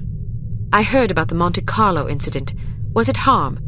Indeed, they've just issued their demands. What you know is that at precisely 1700 hours Greenwich Mean Time on September 19th, 1967, an explosion destroyed Club Metropole in Monte Carlo, Monaco, killing 47 people and injuring more than 100. What you do not know is that the source of the blast was not a mechanical device, but rather a man, Commissioner Maurice Albert. Because you are at least somewhat familiar with the research of Dr. Otto Schenker, you are therefore capable of comprehending both the plausibility of this claim as well as its implications.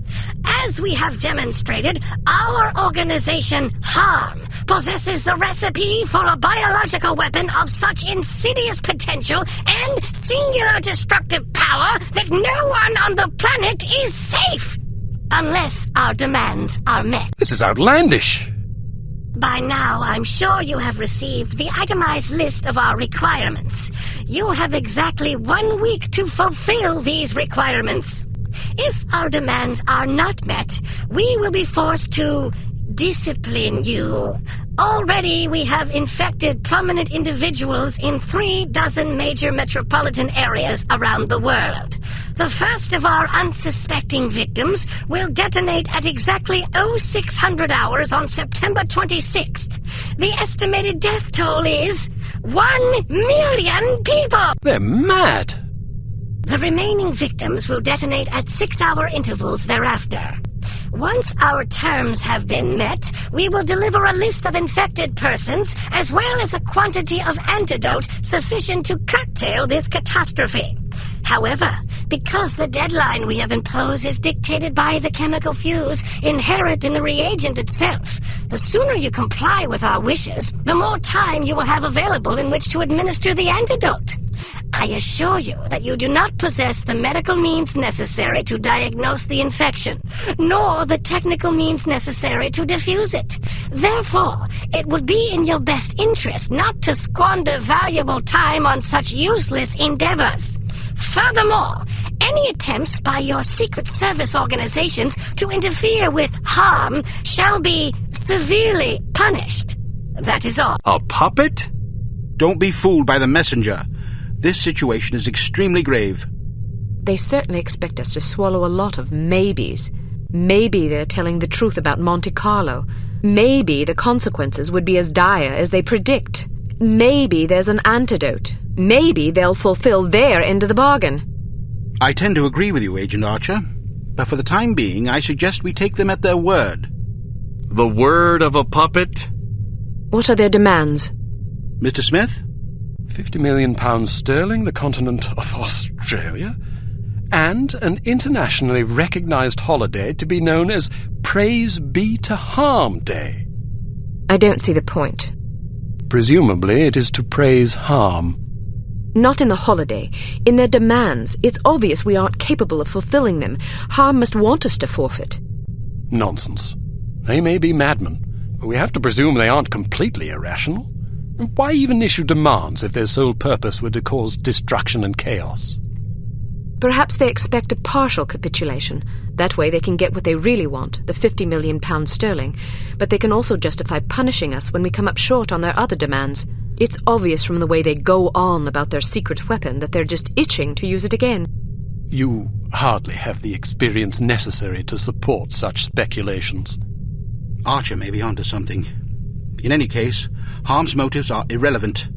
Our goal is to stop them, completely. No capitulation, no compromise. What about their warning? Once again, we must take them at their word. It is therefore imperative that we act swiftly and decisively. Our objectives are clear.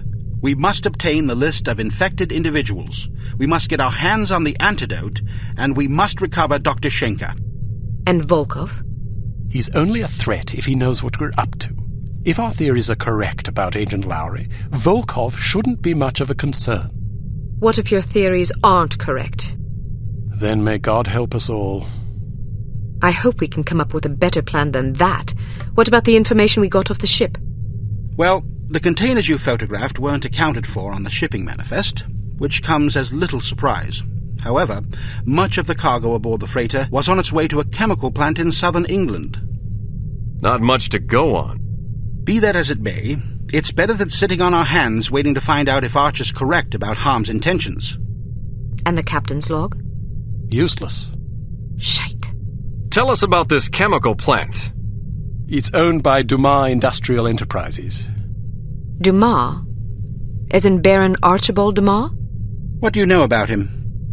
Only what I've read in the papers. Apparently, he's a reclusive chap who spends much of his time hunting big game in Africa and Southeast Asia.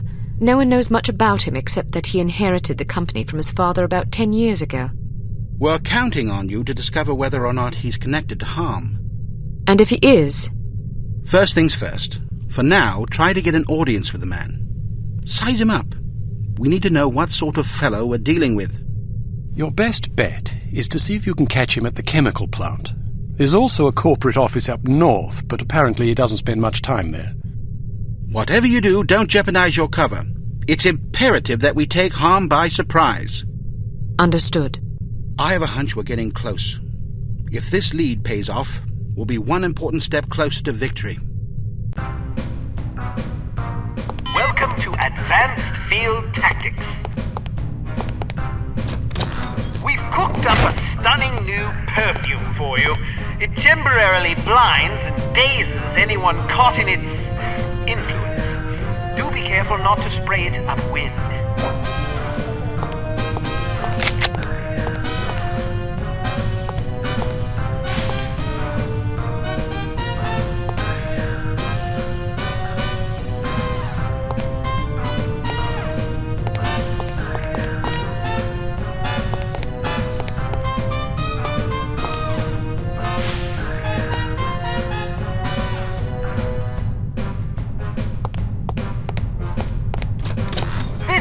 Fellow is one of our most refined inventions, the P421 Canine Persuader. Just start it up with this convenient pull cord and set it on the ground.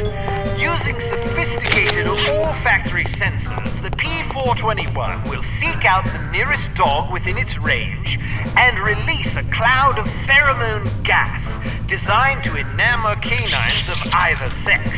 Quite useful for incapacitating bothersome guard dogs. Use your robotic poodle to distract the guard dog.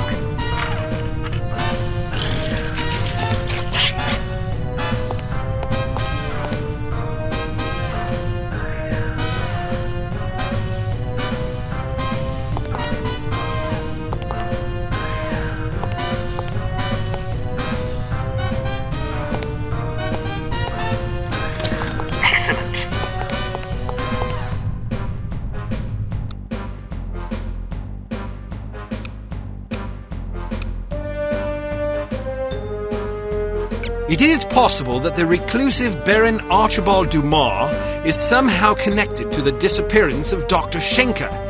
It will be up to you and Agent Goodman to establish the link, if it even exists. The first step is to meet the Baron in person and size him up. Whatever you do, don't blow your cover.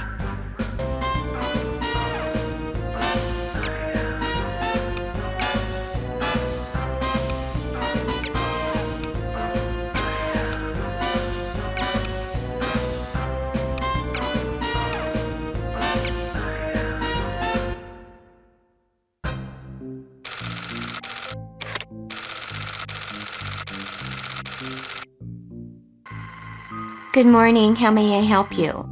We've an appointment with Baron de Moor. I'm sorry, but are you sure it was today? The Baron usually reserves Mondays for golf. Tuesdays and Thursdays are for skeet shooting, Wednesdays for fishing, and Friday afternoons for backgammon. Sounds like a busy schedule. How does he find time for appointments? His lordship reserves Friday mornings between 11 and 11:15 a.m. for business matters. Well, I'm positive today was the day.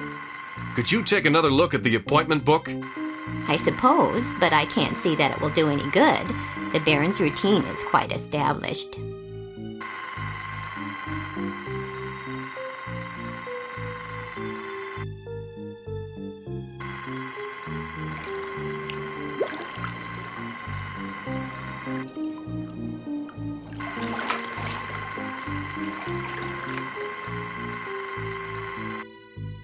Would you excuse me for a moment?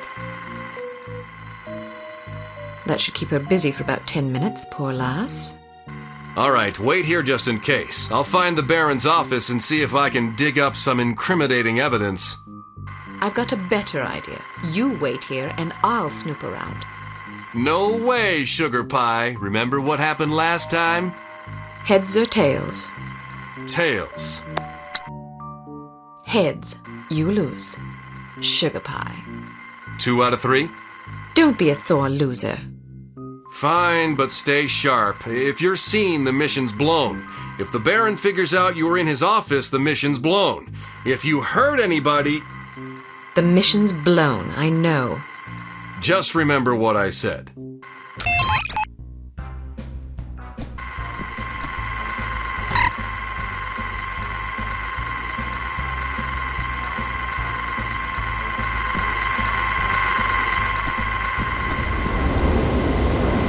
I'm not sure I agree with your conclusions. Why not? Well, your methodology seems a bit suspect. What's wrong with it? How should I put this? Basically, you quote your mother-in-law to support your theory. Thought you had some pretty interesting things to say. Never mind. Did you see what she did with her hair? It's horrid. I know. Short is fine. Look at Audrey Hepburn in Roman Holiday. But it's just so mannish. Well, at least you didn't have to listen to her mother lament about it for 3/4 of an hour. Yes, can you believe it? The poor dear was distraught, and who could blame her? Are you talking about Laura? Yes! I know you did, we all did, but she doesn't listen. I told her not to do it. That's what Melanie was just saying. Oh, just Fran being an eavesdropper. It's not eavesdropping when a person's yelling down a Pipe down, you busybody. No, not you. Fran's teasing me. Okay, I better go too. Are you free on Saturday? Well, let's get together, shall we? Are you free on Saturday, Fran? Sure. Fran's coming along too. Good. See you there. Bye. How's Melanie anyway? I think she's having troubles with Johnny. Poor dear. I'm sure we'll hear all about it on Saturday.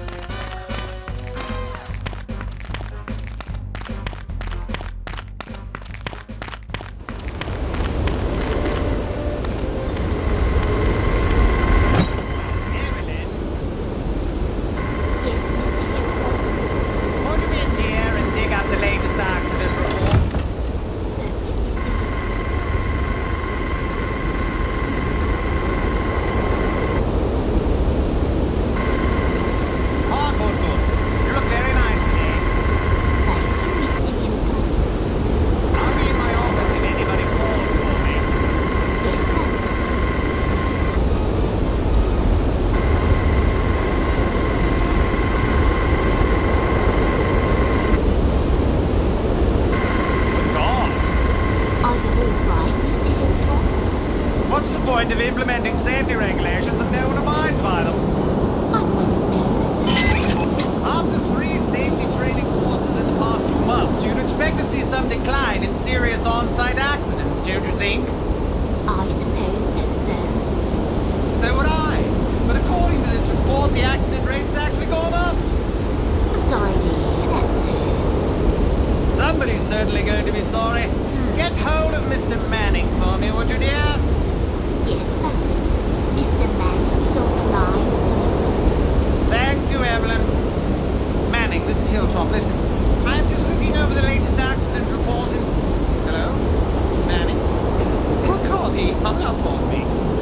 Shall I ring him again, sir? Don't bother. I think I'd better have this conversation in person. I'll be back in a jiffy. Good luck, sir. Thank you, Evelyn.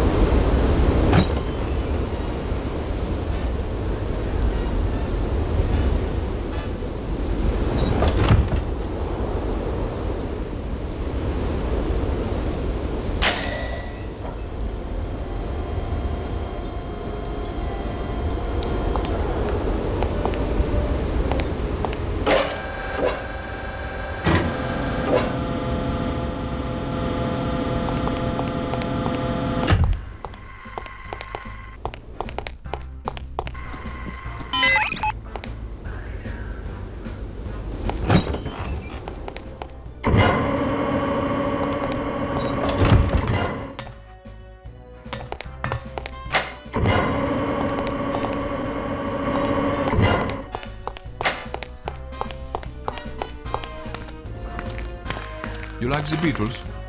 Sure. I wish they'd go on tour again. Don't hold your breath. Well, as long as they keep making records, I'm happy. I just hope they don't break up.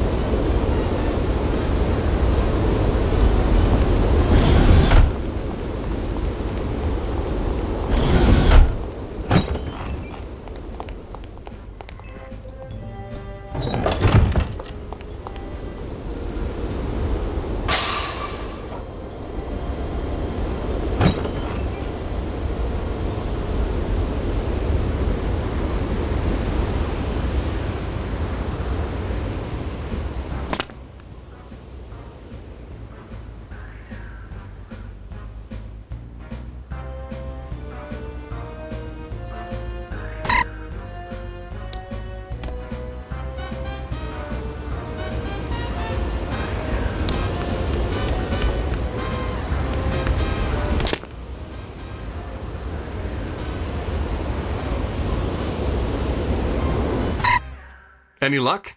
Plenty. Do you trust me now? Nope. Now then, let's see if, we can't sort this confusion out, shall we?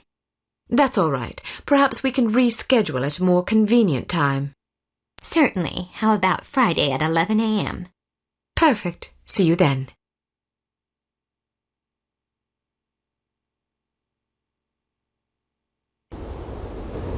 I want to take a look around in there. Good idea, but it's my turn. Heads or tails? You got to go last time. Heads or tails? I'm going, you're staying. No arguments, no coin toss. Don't be such a Jessie. Heads or tails? Heads.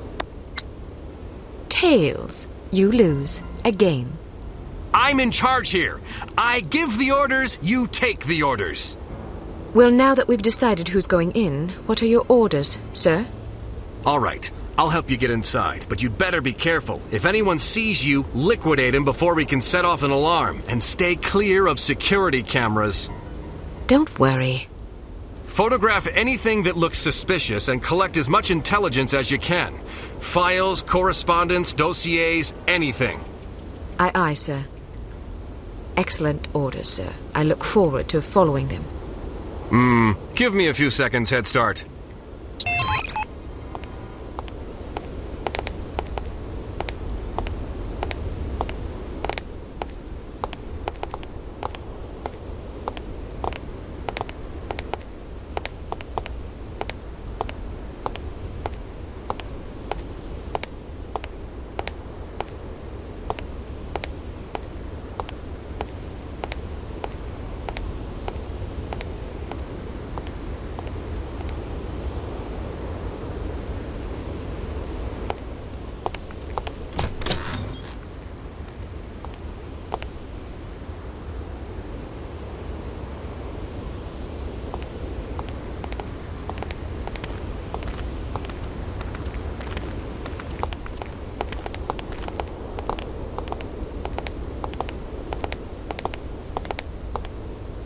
Who's there?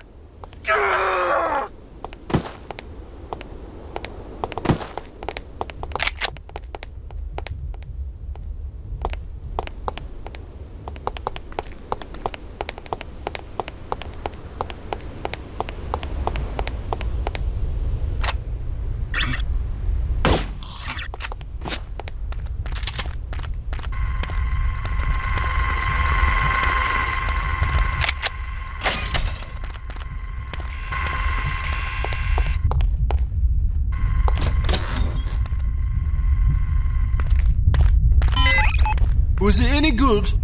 Something about this Venusian society. Oh, I saw that one. It was kind of weird. But they're all pretty weird if you ask me. True. That Diana Rigg is one fine specimen. She sure is. I wouldn't mind getting roughed up by her.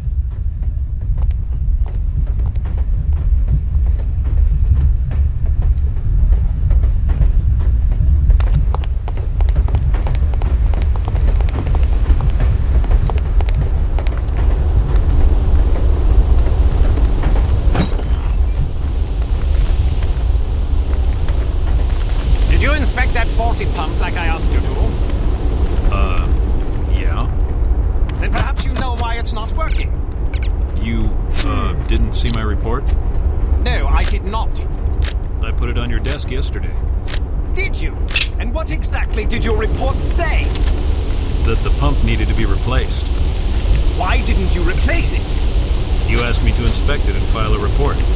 Did I? I'm fairly sure. Perhaps you'd care to accompany me back to my office and help me locate this report of yours. I'm supposed to go on patrol. Then stop by as soon as your shift is over. Yes, sir.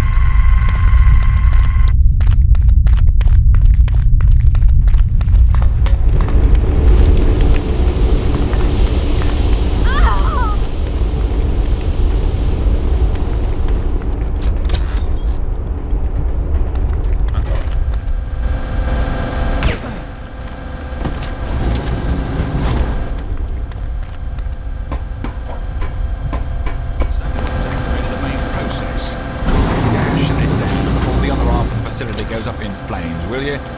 Yes, sir. Now, and see if you can find out who turned it on. Call the bastard into my office. I'm a bit tense today. Knocking the teeth out of some thick-headed sword sounds like just the ticket. Sure thing, sir.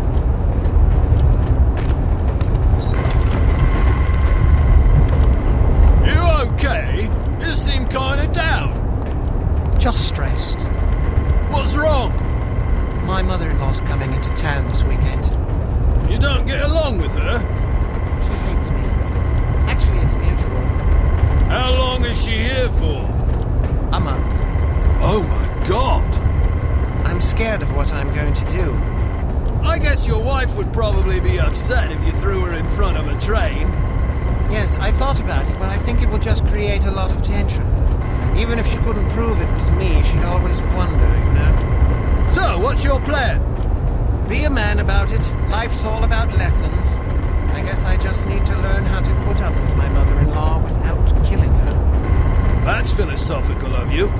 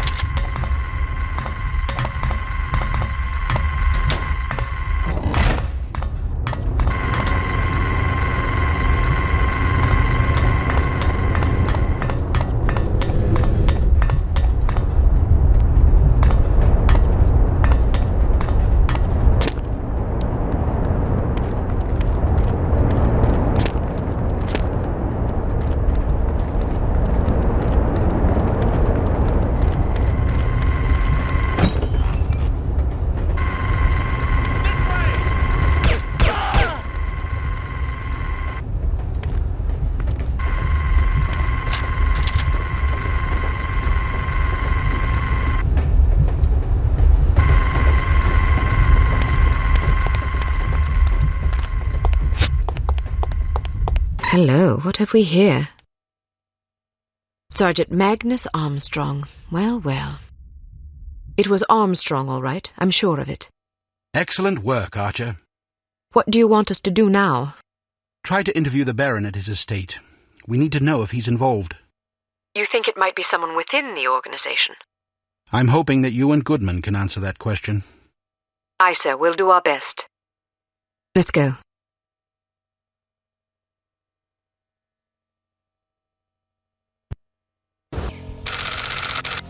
Tails. Heads. Damn it! Ah, don't pout. Your eyes get all small and piggy when you're sulking. How are you planning on getting in there anyway? I'll charm my way in. Well, I hope you brought some secret charm powder or something, otherwise you're in big trouble. I've got better weapons in mind. Like what? You've been staring at them all afternoon. Huh?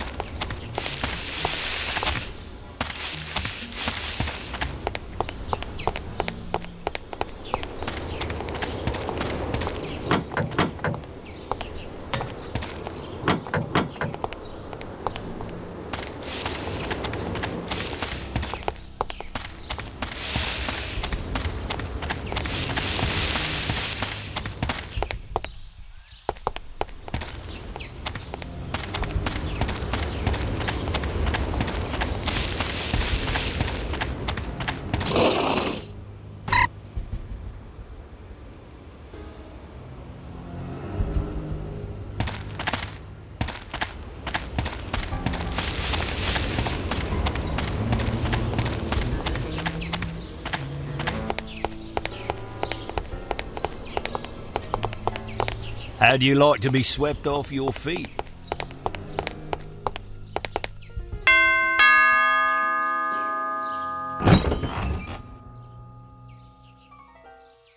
Yes?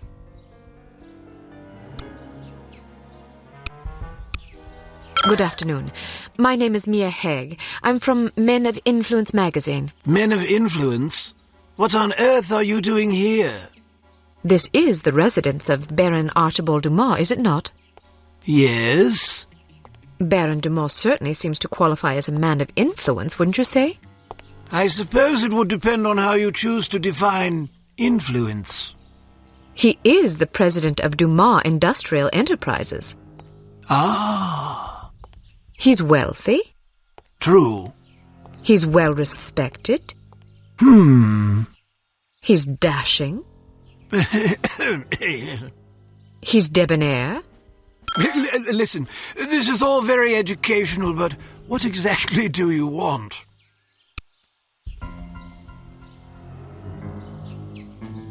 I was hoping to profile Baron Dumas for our Perfect Lives series.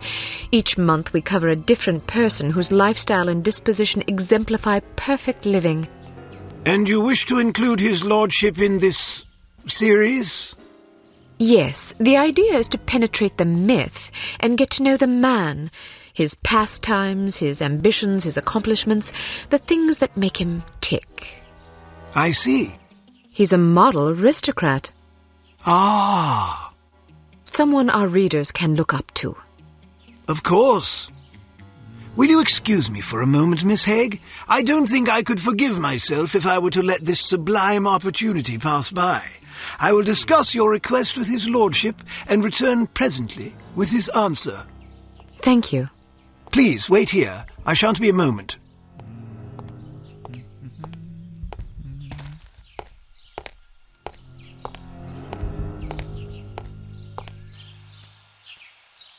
Very well. His lordship has agreed to see you.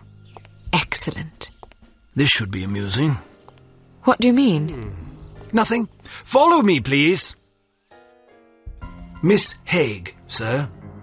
Splendid. Show her in. I'll leave you to your interview, darling. I'll be shopping for the rest of the afternoon. Yes, yes. Have a marvellous time, Chipmunk. Don't call me that. As you wish, my love. Pip-pip. He's rather larger than I expected. Ah, yes. He's a big bundle of charisma and intelligence. If you're lucky, perhaps he'll regale you with his rousing safari adventures. Good day, Baron Dumont. Goodness, had I known you would be so sumptuous, I might have preened. Care for a drink? No, thank you. It's a little early for me. Well, I'll indulge for us both in that case. I hope you'll pardon me for saying so, but you're a ravishing girl. Simply ravishing. That's very kind of you. I'm sure your wife feels absolutely spoiled by your abundant charm. Oh, she's a lucky old crow, I'll grant you that. Now then, Giles tells me you want to profile me for this magazine of yours. Men of Influence, was it? Yes. Each issue we cover a different person in our Perfect Lives series, someone whose lifestyle and achievements serve as inspiration for our readers. Jolly good. You've come to the right place. That will be all, Giles. Actually, sir, I thought it might be worthwhile for me to stay, in case the young lady should desire anything at all. Splendid idea. Pip-pip. Yes, sir. I'll be right over here if you require anything, Miss Haig. Thank you. Baron Dumont, do you mind if I record our interview? I'd rather devote my attention to you than to my notepad. And who could blame you? Record away, my dear. So then, where shall we begin?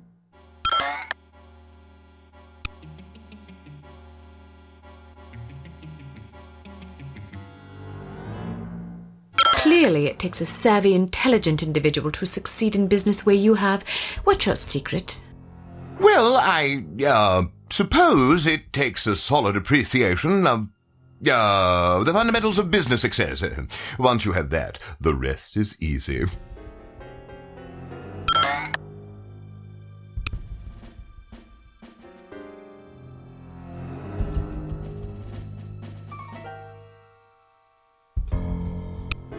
Many men with such immense wealth succumb to sloth or immoderation. How do you keep yourself productive and effectual in the face of such constant temptation? Excuse me. An ingenious question. Well, you see, a man has certain choices he can make. Some choices are wise ones, and some are not. So I suppose you could say that making wise choices is an important step in one's tireless quest for wisdom.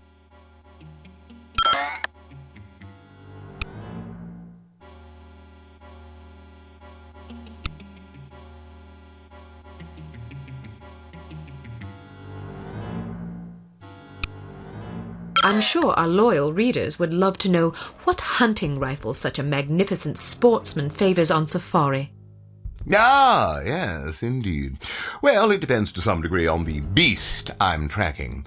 For a tiger, I tend to favor the legendary Matterhorn Model 4 special issue. Isn't that a .22 caliber target rifle? Seems a bit feeble for a tiger. Yes, but I savor a challenge. How intrepid! You must be quite a marksman to take down a tiger with a single round from a .22. Well, sometimes it takes a few more than that. Still, even 3 rounds is impressive. It's usually more like 17 or 18. Really? You might find a larger caliber to be more humane. Yes, but then you have to deal with all that nasty recoil. I see.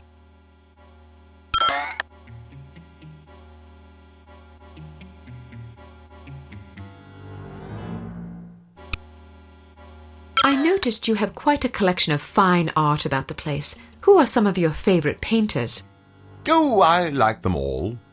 But surely there must be 1 or 2 whose work stands out for you. Certainly. Well, Fipstein is probably my favorite. I'm not familiar with his work. Not many people are. It's quite smashing. I'm sure you'd love it. What movement? Excuse me?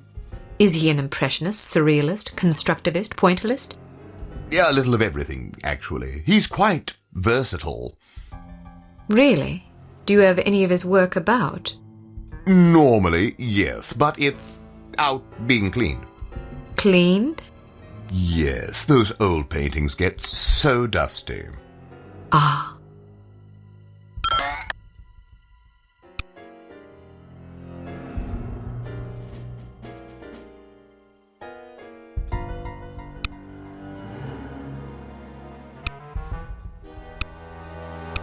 Is there anything that can strike fear into the heart of such a stalwart hunter as yourself? Frankly, no. Really? Nothing at all? Not that I can think of. Not even centipedes? Oh, dreadful things. Yes, I suppose, perhaps centipedes. Personally, I'm terrified of rats. Oh, God, yes. Those beady, evil little eyes and sharp little vermin teeth. Horrible animals, especially in a mob. And spiders. Oh, don't even mention them. How did you become so courageous? Oh, just something one's born with, I suppose.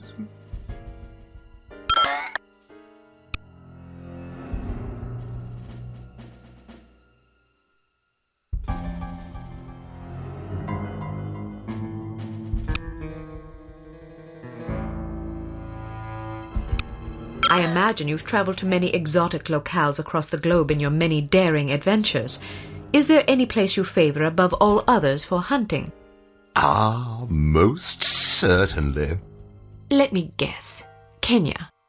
Oh, goodness, no. I don't speak a word of Chinese. But Kenya's in Africa. Oh, I thought you were referring to the one in China. All right, then. How about Bengal? Cold weather doesn't agree with me. Rhodesia? Heavens. Madagascar? Not on your life. Where then? Well, to be perfectly honest, I'm quite fond of Bristol. Partridge? Pandas. Giant pandas. Bristol, England? Yes, indeed. I wasn't aware of any giant pandas in Bristol. Well, they're imported. I see.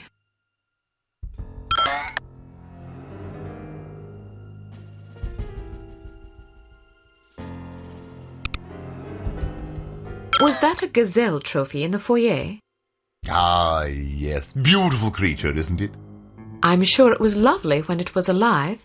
Aren't they quite fast? Indeed. You must be quite a marksman. True, although I was rather close in this particular instance. How close? 5 yards, I should think. I'm impressed. Stalking a gazelle within 5 yards? I didn't really stalk it, per se. How did you get that close? Well, it was in a pen, you see. Pardon? Some years ago, it occurred to me that all that traipsing about in the wilderness is a dreadful waste of time. I concluded that since what I really want is a handsome trophy to hang on my wall, why not simply put the beast in a pen out in the yard and shoot it there?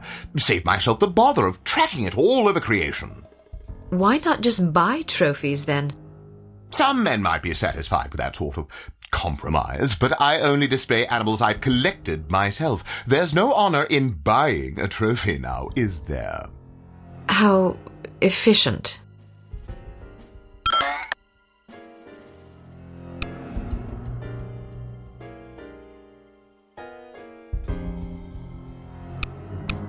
Is there a message you'd like to share with your many admirers? Good hunting, my humble devotees. Well, that's all the questions I prepared. I must confess, I'm positive this will be our most popular Perfect Lives installment yet. Oh, you think so? Absolutely. Rarely does nature combine so many excellent qualities in one man. Our readers will be fascinated, and maybe even a bit envious. One can hardly blame them.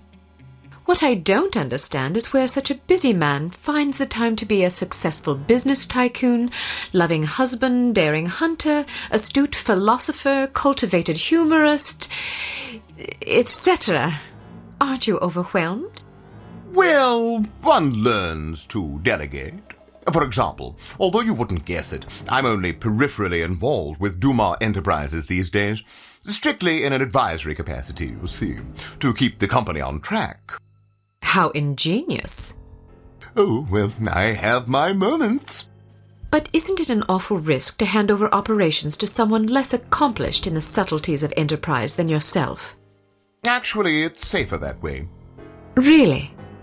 Yes, you see, in my experience, the less one knows about running a business, the less he can screw up.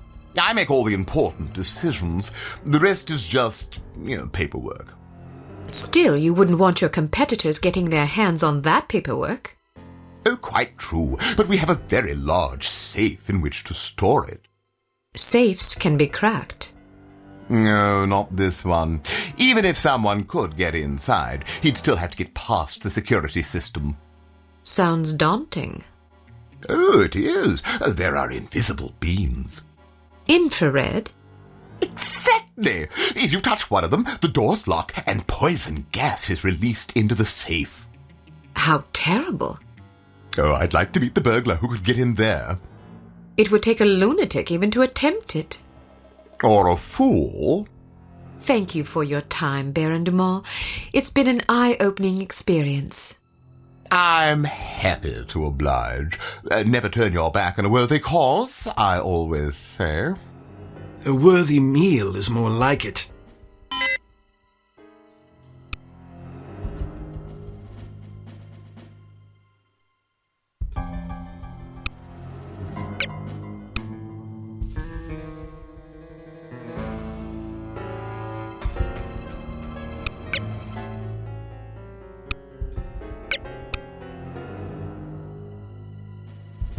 Well done, Agent Archer. You may redeem yourself yet. In the meantime, don't get cocky. There's still work to be done. Command will fill you in on the details. Report there immediately.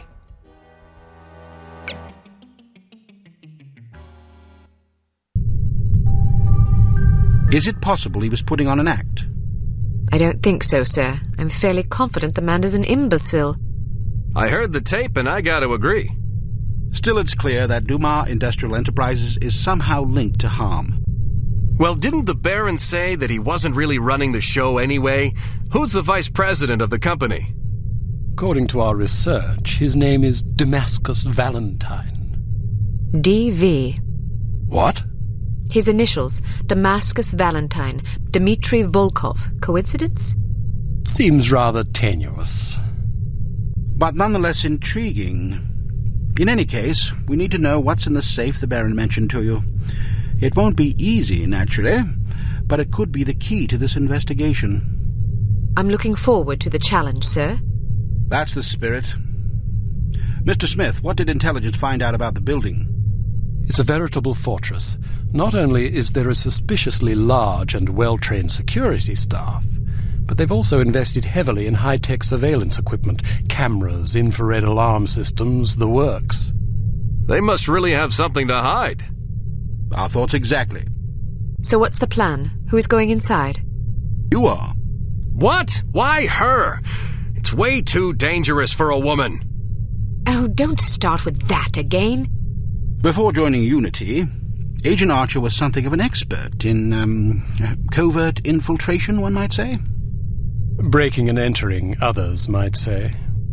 Whatever the case, this assignment calls for stealth and subtlety. Yeah, I know. Subtlety isn't my specialty. I still think it's too dangerous for her to go in alone. Which is why you'll be providing a distraction for her downstairs.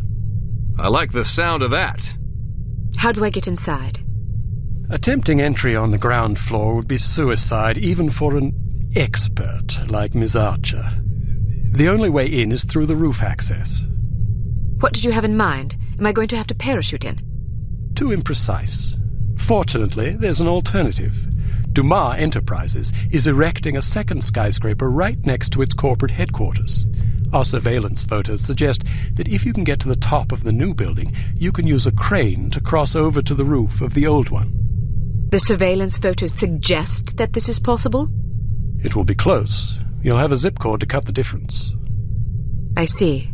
Once you're inside the building, you'll need to locate the president's office and find the safe. Photograph anything remotely suspicious. We don't want to tip our hand, so leave everything as you found it. The less they know about our mission, the better.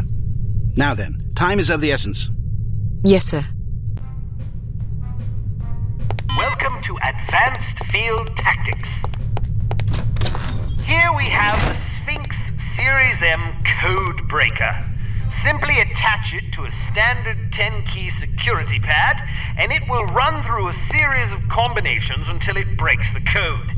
The duration of this process is determined by the complexity of the code, so it may be advisable to hide until the procedure is complete. Try out your code breaker on this keypad.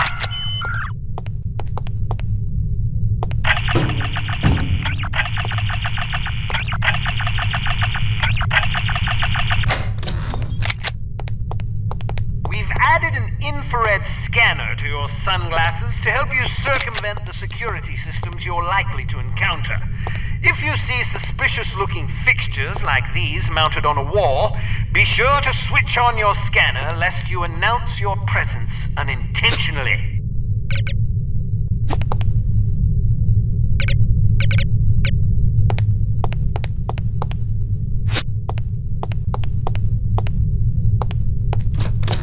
Excellent.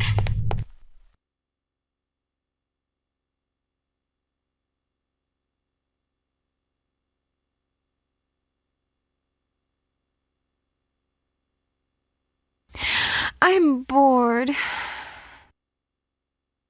I never have any fun.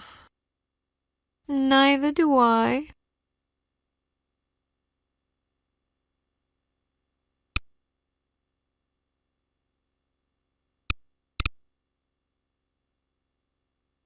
While it's clear that Dumas Industrial Enterprises is somehow involved with H.A.R.M, it's not entirely certain who the mastermind is.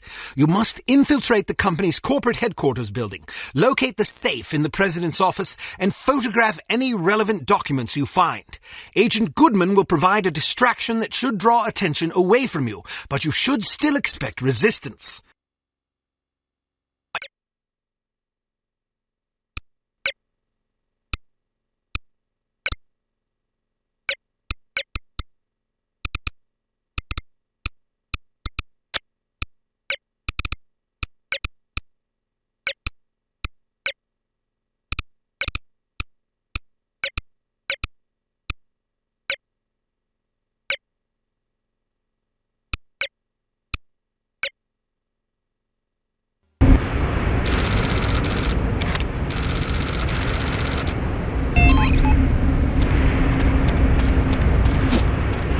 With the extra security? I don't know.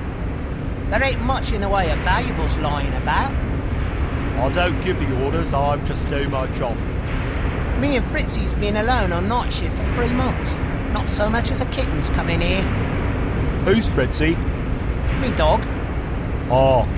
It's true what they say, you know, about dogs being man's best friend and all that. Mm-hmm. Not that I'd turn down a pony, mind ya. What do you think about sheep? Listen, I'd better make my rounds. Righto then. Or a parakeet. Righto then.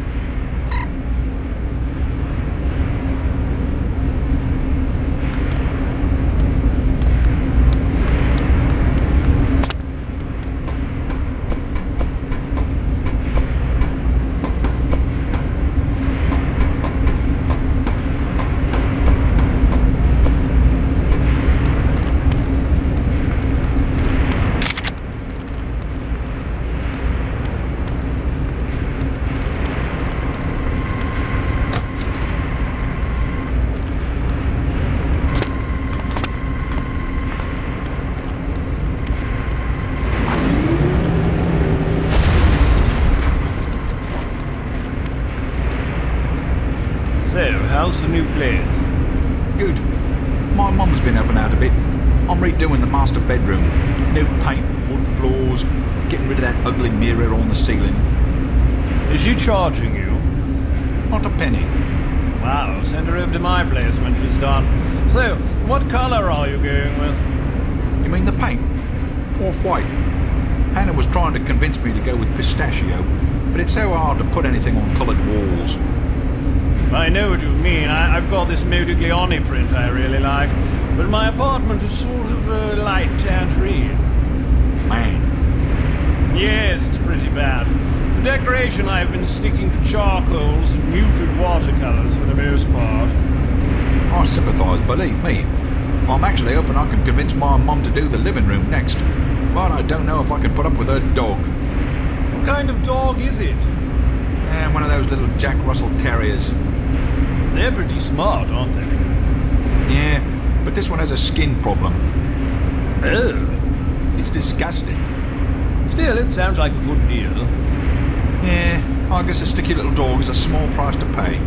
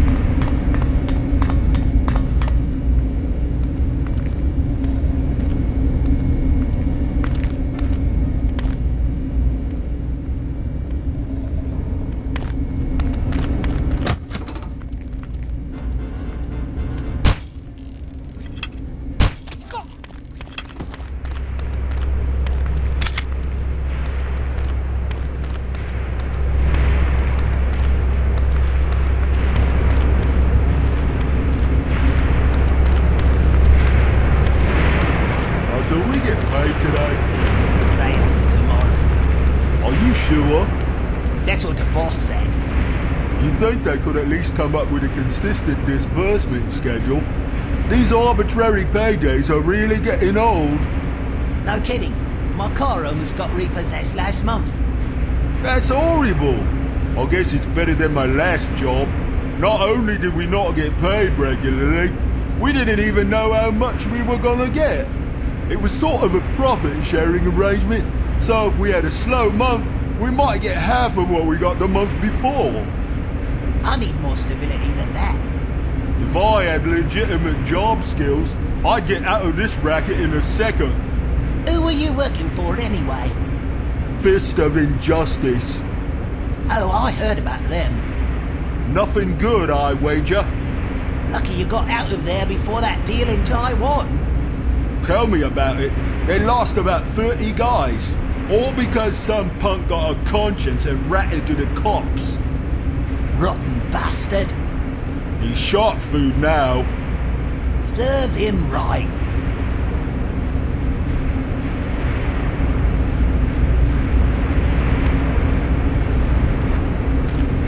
Someone there?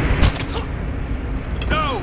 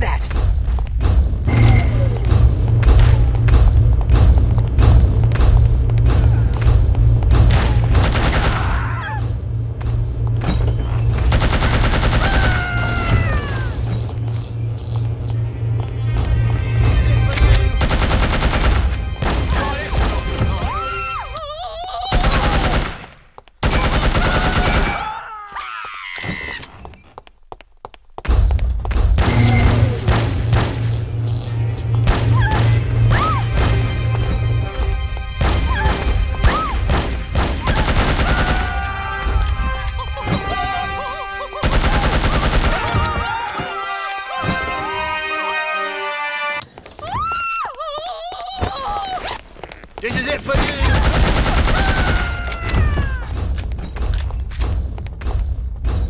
Right, your greedy little eyes, Mom.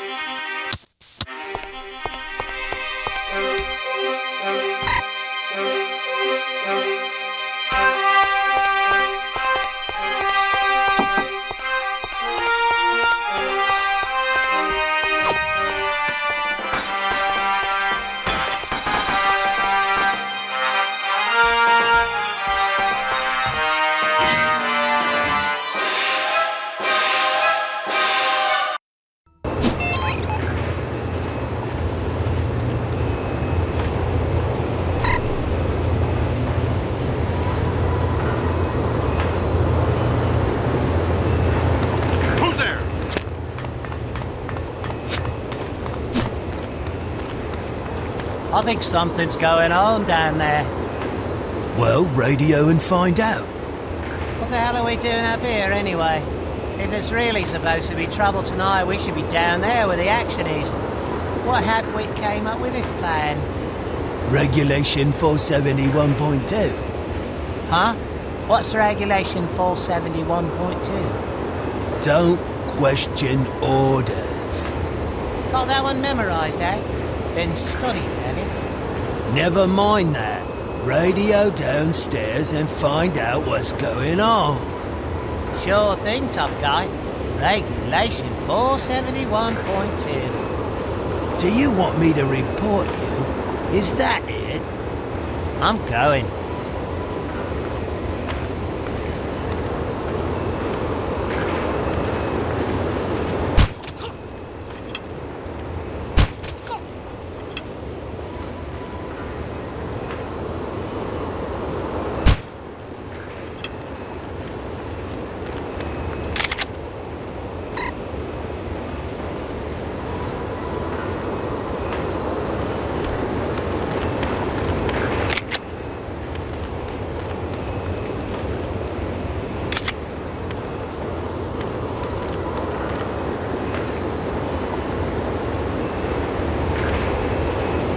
Fingernail clippers, do you?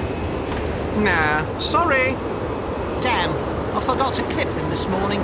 They drive me crazy. Chew them off. Normally I would, but my car stalled on the way to work, and now I've got this nasty grease under my nails.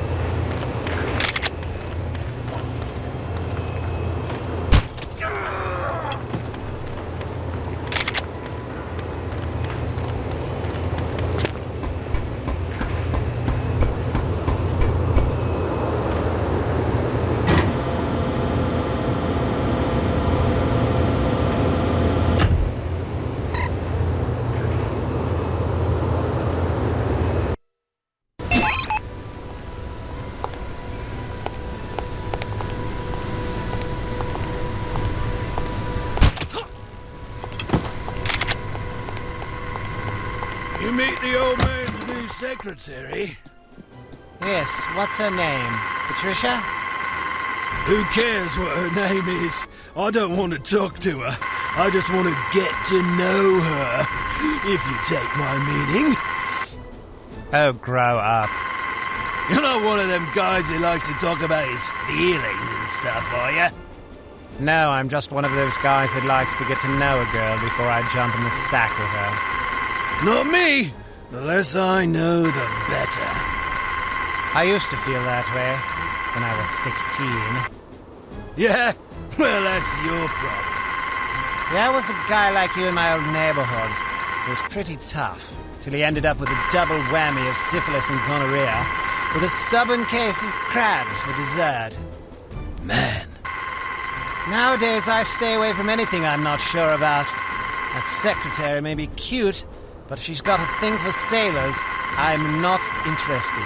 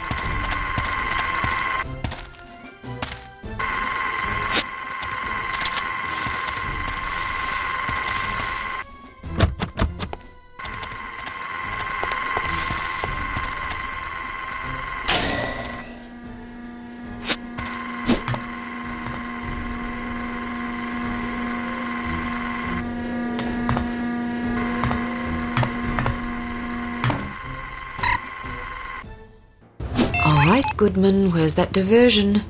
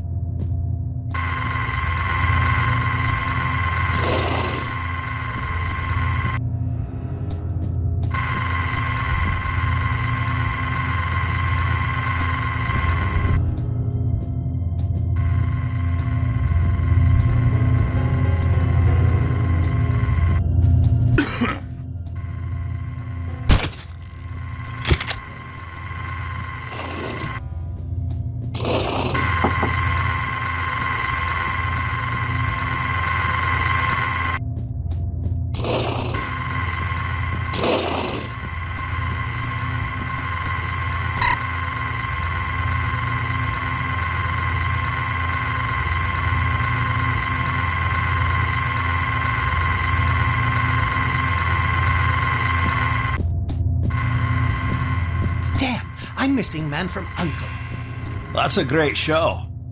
Did you catch the final episode of The Fugitive last month? I sure did. That's the way to wrap up a series. You like The Saint? Yeah, it's pretty good. Avengers is good too. I think my favorite is Get Smart though. I love Get Smart. What about Mission Impossible? Good show, great theme song. I'm looking forward to The Prisoner. I guess that's starting next Friday. I haven't heard too much about that one. It sounds kinda strange. More of a science fiction thing. But I'm willing to give it a shot. You like our man Flint? That was a funny movie. I wish In Like Flint was a little better though. Well, it's better than The Silencers. H.A.R.M doesn't do much for me. Yeah, there's a new one coming out around Christmas. The Ambushers. I'll probably see it, but I'm not expecting much. Heck, I better get to my post before Lowell comes back. Fun talking to ya. Yes, take care.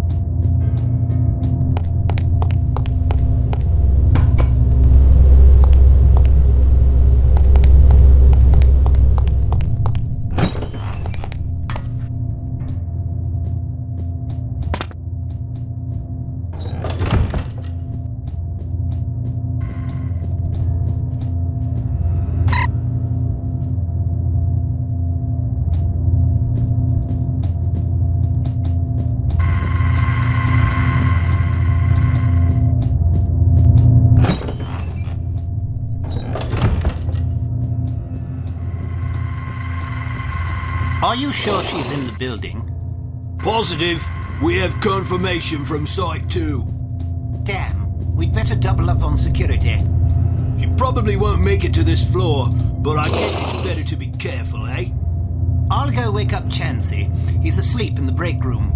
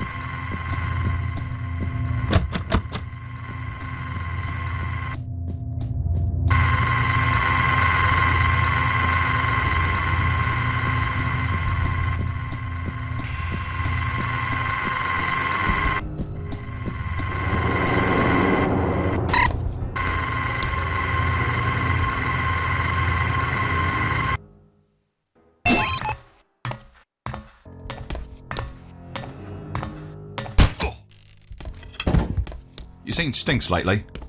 Who? Phillips. You seen him? Not in the past 20 minutes or so. Damn, where the hell is he? What did you call him? Stinks. You never heard that? No, that's hilarious. Yeah, everybody calls him that. He does stink. Anybody who smokes that many cigarettes a day definitely needs to bathe more than once a week. I'd hate to see the bathwater when he gets out. Probably looks like an oil slick. Stinks. That's just so perfect.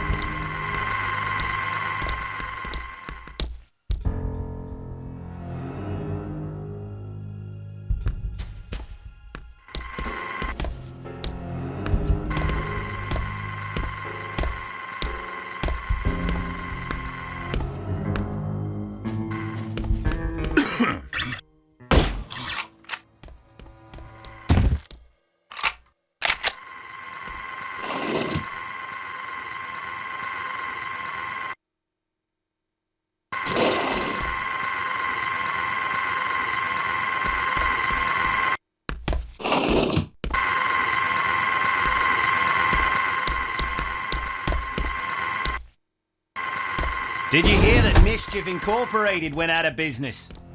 You're kidding. I wish I were. I really miss those guys. They sure were innovative.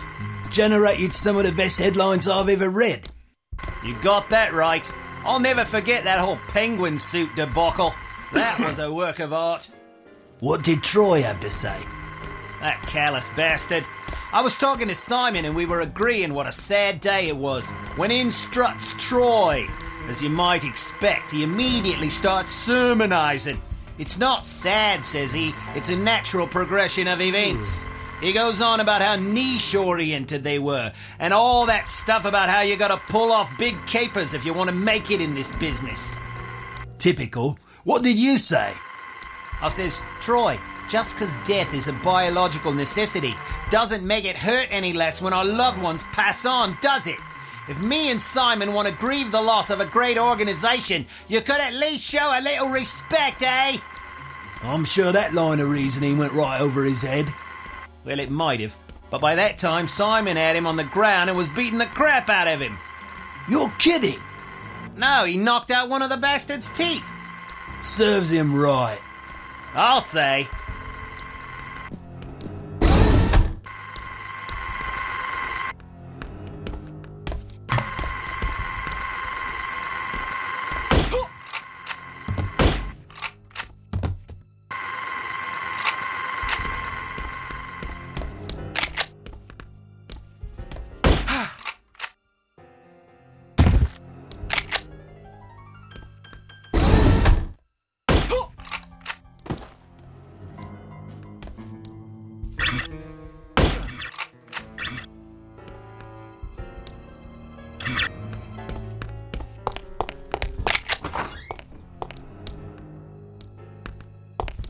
Hello?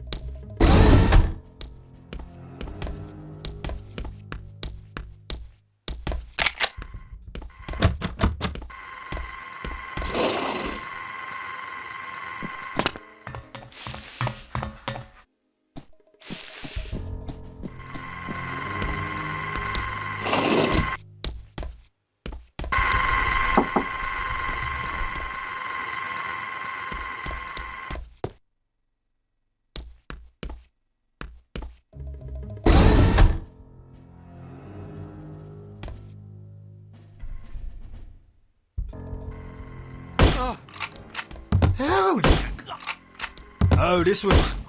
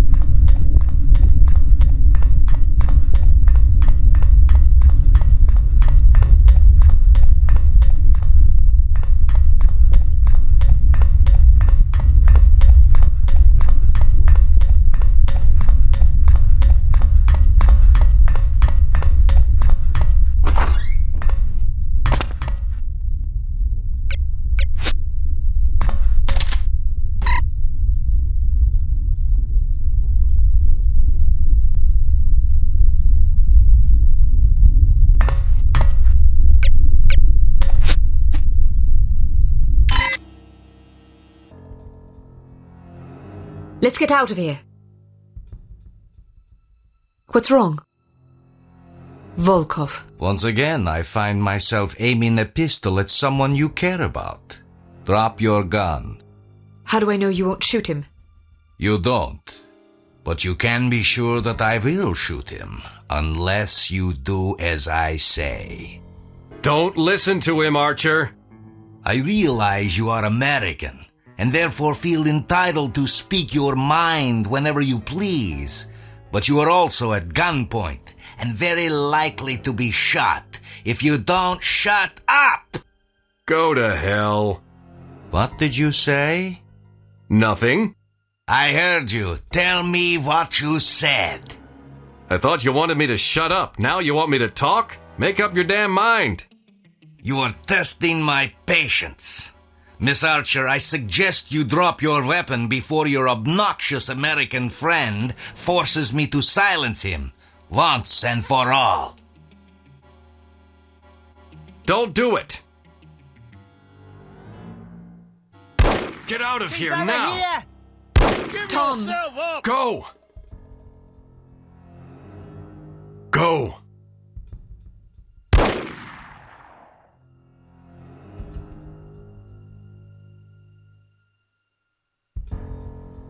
After her! I hope you are pleased.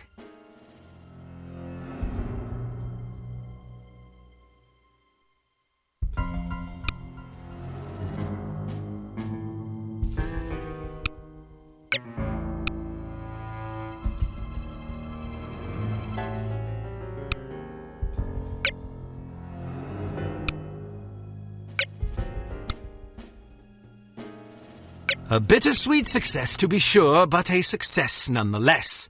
Recovering from Agent Goodman's death will be no easy task, but you can be sure H.A.R.M won't sit idly by while you grieve. The information you recovered from the headquarters of Dumas Industrial Enterprises may prove to be the break you've needed. Report to the War Room for a full briefing.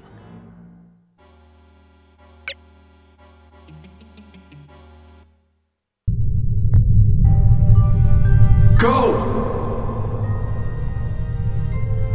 Tom! Get out of here now!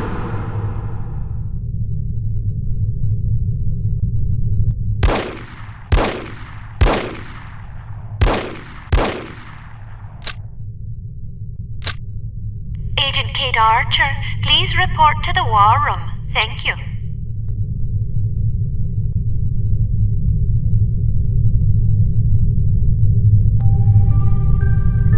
Agent Goodman's death is a terrible blow, no question about it. But although this mission was costly, it may well prove to have been worth the price. I wish I could believe that.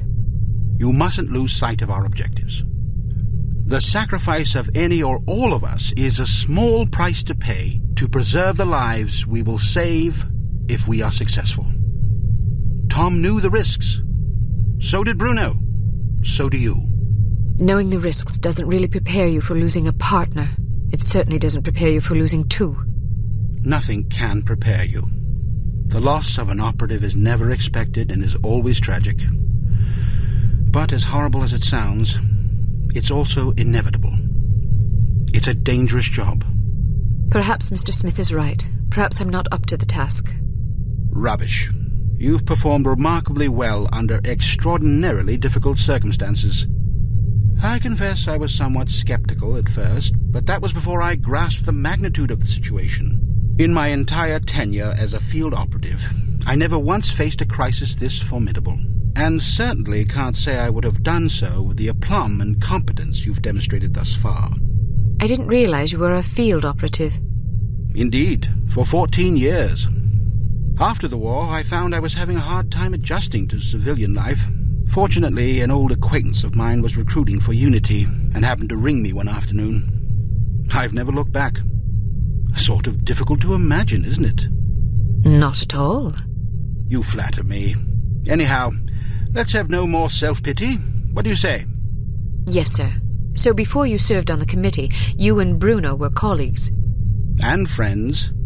Did you ever work together on an assignment? Frequently. We lost track of how many times we'd saved each other's lives. And you still believe he was capable of treason? In my heart, no. Intellectually, I don't quite know what to believe. No question about it. He was always a steadfast, resourceful fellow, but the history books are full of patriots turned traitors. There's no telling what a man is capable of, given the appropriate temptations. I know what I believe. I admire your conviction, and I pray you're right. Ah, Mr. Smith, I hope you have some good news. Good news would be that we hadn't lost another valuable agent on this mission. What news do we have? Well, our analysis of Agent Archer's photographs is complete. And? We have a possible lead on Dr. Schenker's whereabouts. I think we can classify that as good news. As I said, it's all relative.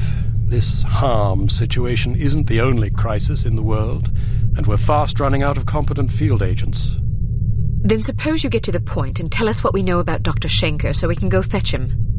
It's somewhat speculative at this point, but it's possible that H.A.R.M is keeping him at a secret underground research facility in North America. We don't know the exact location of this facility, but thanks to the files Archer photographed, we know it exists, apparently in the vicinity of a lumberyard in western Washington state. It seems the site is being supplied by an American Railways passenger train. Records and research has dug up evidence of various trains making unscheduled stops in the area over the past 3 weeks. At regular intervals? Indeed.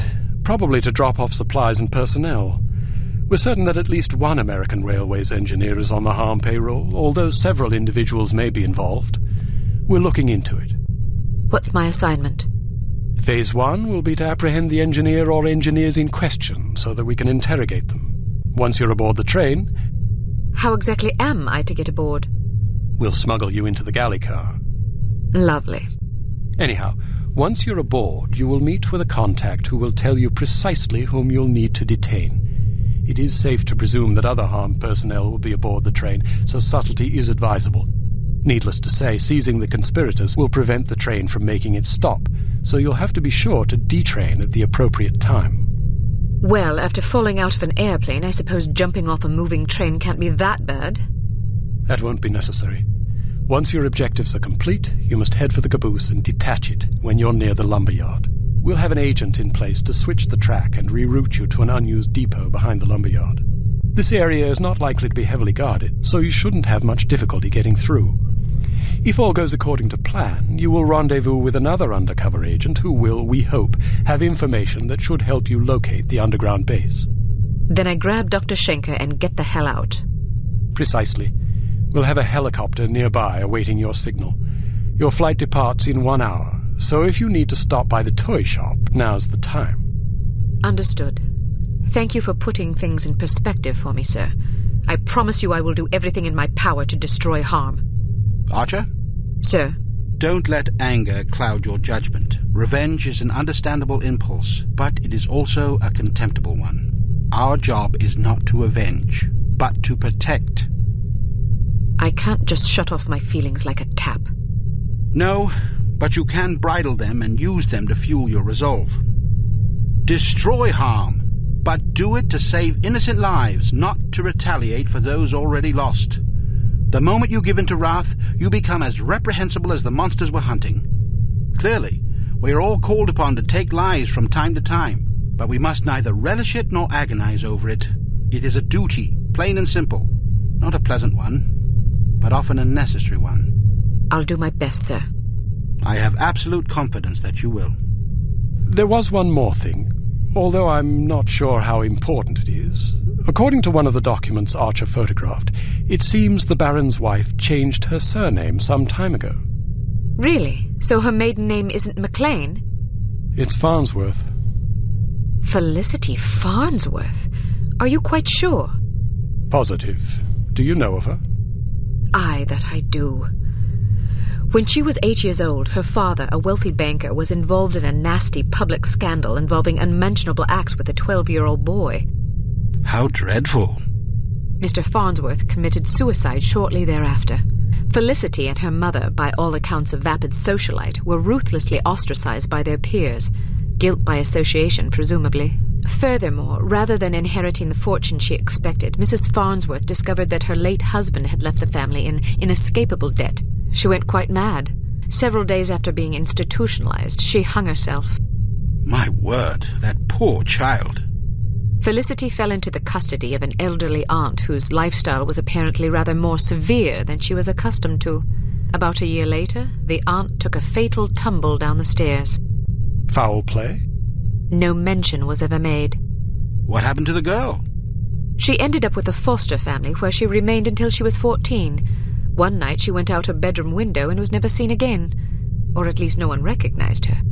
Astonishing. Where did you learn so much about her? I studied her. Come again? I believe I first read about her in a gossip column. I was intrigued by the similarities in our background, so I dug deeper. What similarities? Well, we both came from wealthy families. We were both orphaned at a relatively early age. Our fathers both killed themselves, although for very different reasons. We were both plunged into undesirable circumstances and resorted to rather desperate measures to survive. I found it quite uncanny at the time, although in retrospect I think we had less in common than I once believed. Adversity is the truest test of character. The strong are strengthened by it, the weak made weaker. It sounds like this Baroness didn't have the wherewithal to cope with her misfortunes.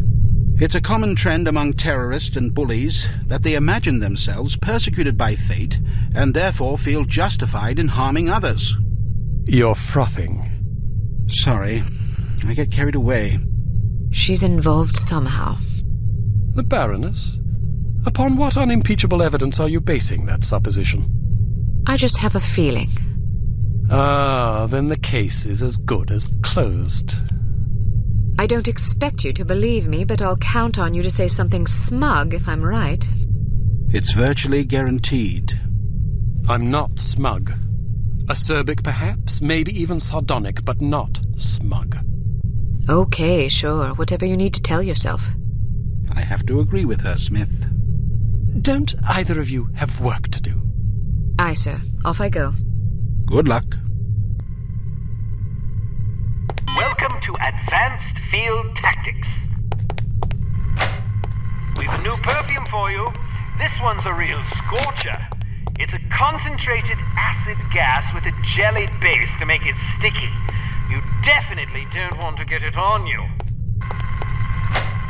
Here's a spiffy new device that should make dealing with security cameras less of an ordeal. When fastened to a camera, it generates a still image from the camera's viewpoint that should convince a casual watcher that he's seeing an empty room. Attach a camera disabler to this security camera.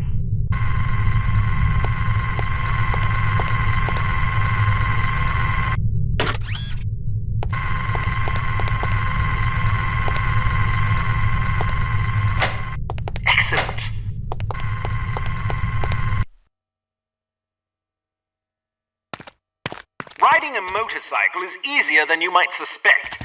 To get on, simply walk up and activate it. Hit activate again to dismount.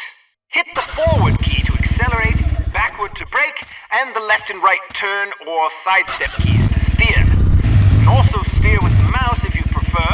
You will decelerate automatically if you release the forward key. Traction will generally be better on harder surfaces.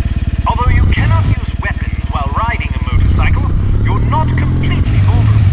Ramming an enemy at speed is an effective way to clear a path.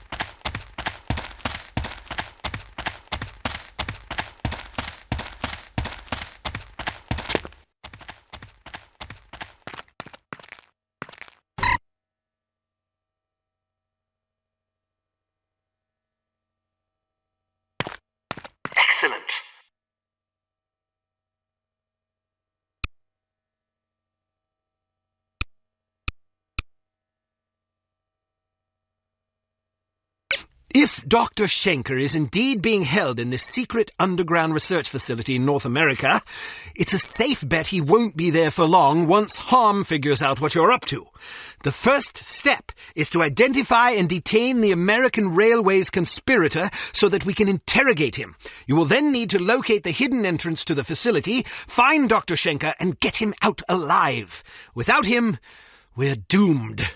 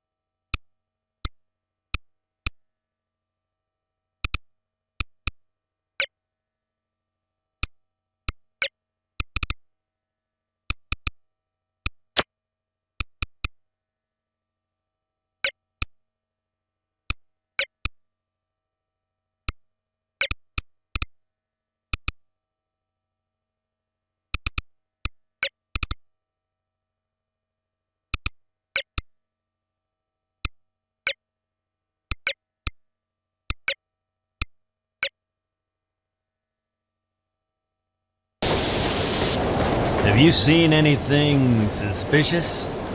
Like what? There's a spy aboard this train. Are you sure? I am. How do you know? I have my sources. That doesn't really answer my question. Let's just say I heard it from a little birdie that someone's been poking around, nosing for information about our obliging engineer friend. Oh. We don't want that information falling into the wrong hands, do we? Well, I haven't seen any spies. If you do, let me know. We don't tolerate spies. I'll keep an eye out. See that you do. Moron. Did you say something? What? I could have sworn I just heard you call me a Mormon. Why would I call you a Mormon? I have no idea. Do you have something against Mormons? No. Then why are we having this conversation? I don't know. See you later, then. Count on it.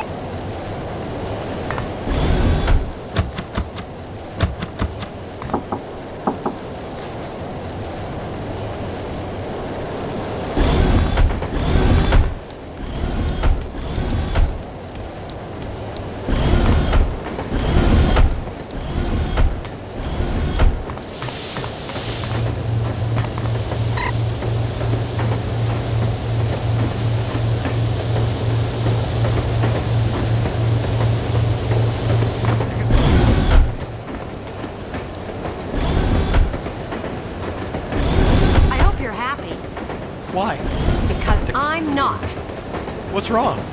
If we had taken a plane, we would have been there yesterday morning. Instead, we're still stuck in this sardine can. Tickets, you know how I feel about airplanes. And you know how I feel about long, boring train rides because we do this every time we go anywhere. Sorry. Next time Tickets, you please. can fly and I'll ride the train. You mean travel separately? Why not? You don't like traveling with me? Sure, but I want you to be happy. You're just trying to get rid of me, aren't you? Honey, calm down. You probably just want to have an affair with some train-riding hussy. Don't be silly. That was a great supper. Did you have the chicken or the fish?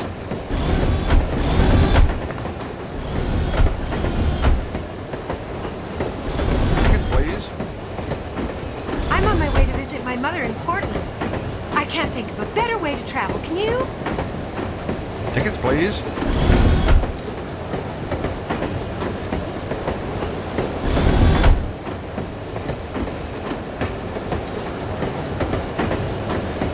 Tickets, please.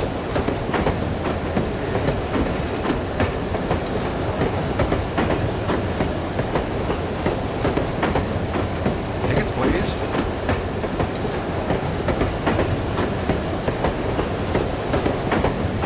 Tickets, please.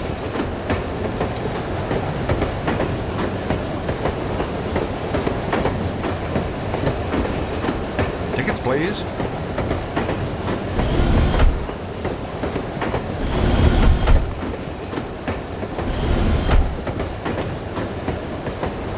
Tickets, please.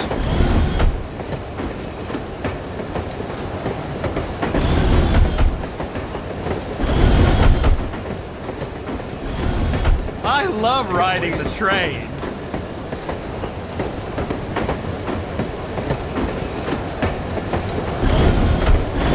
We got us a smile. They say that every week.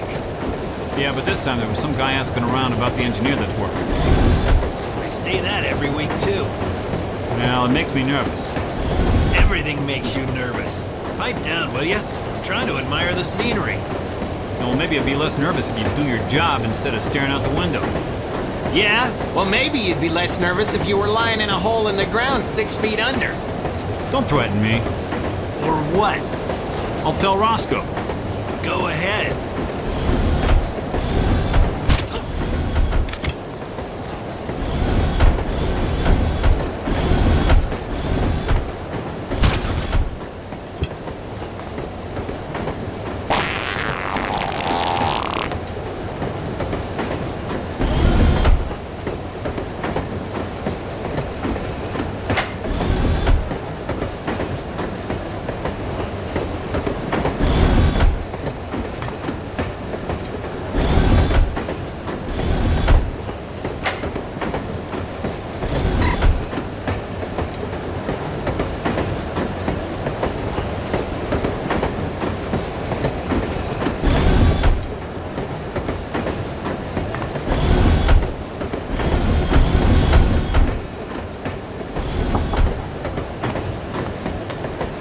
Is it just you, or is it hot in here? Tickets, Either please. way, I think you need a cold shower. What kind of halfwit comes up with these code phrases anyway? I know what you mean. What do you have for me? Looks Tickets, like the please. assistant engineer has been acting alone. Crew compartments are all the way at the front of the train. We should be able to find him there, since his shift doesn't start for another half hour. Tickets, please. Perfect.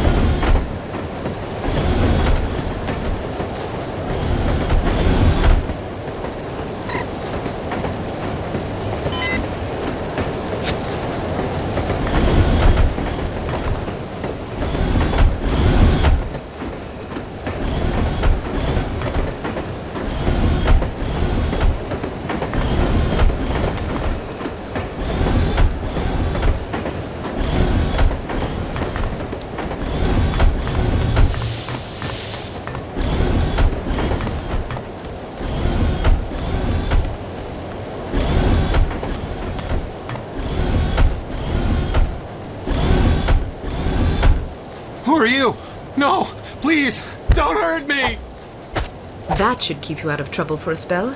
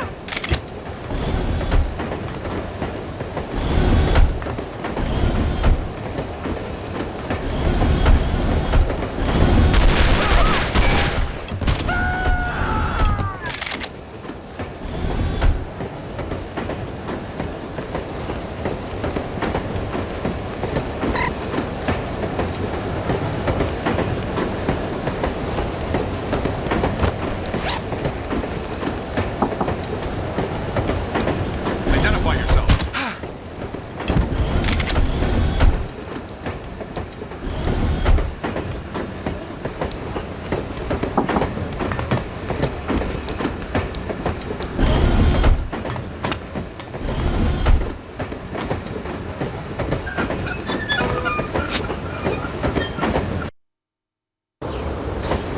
Is that a caboose? Yup. What do you think it's doing out here? Not sure. Should we report it? Probably. Maybe we should check it out first. Okay.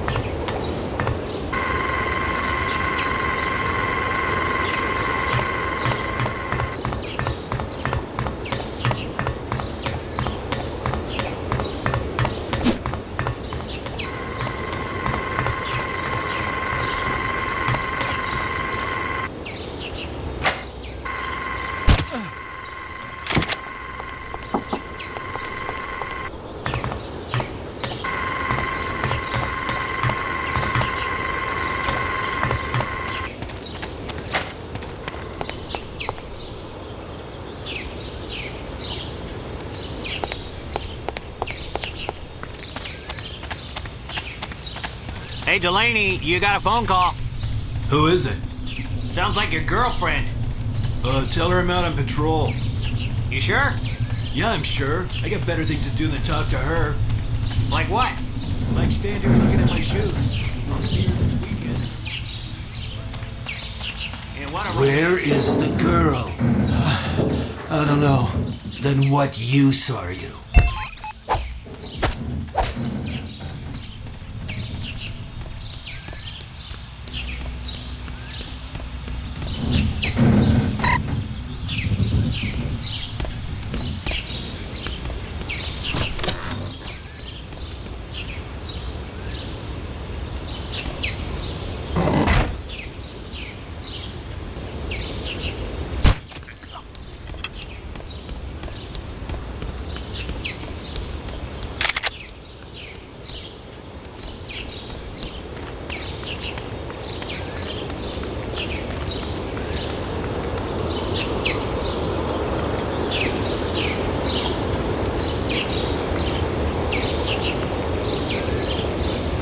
I hate that guy.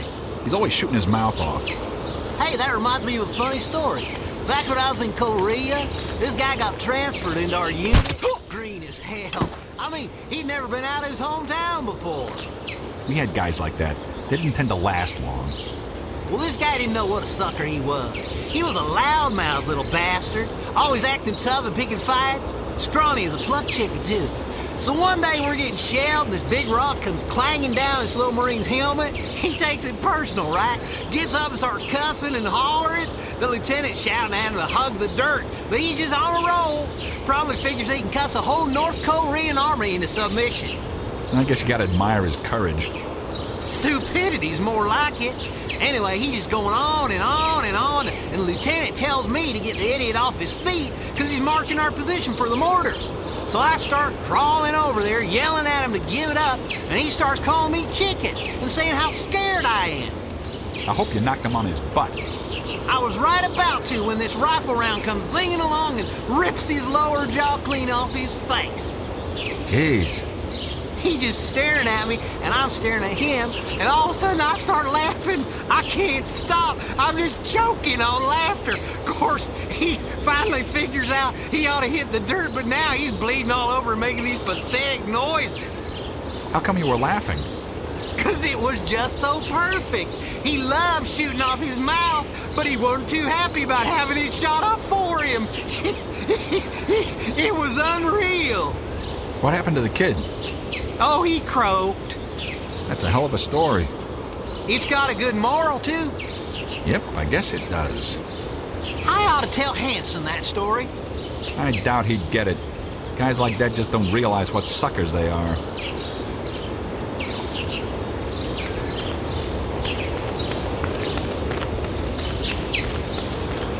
So, didn't you used to work for Evil Alliance? Yeah, for about a week. That bad, eh?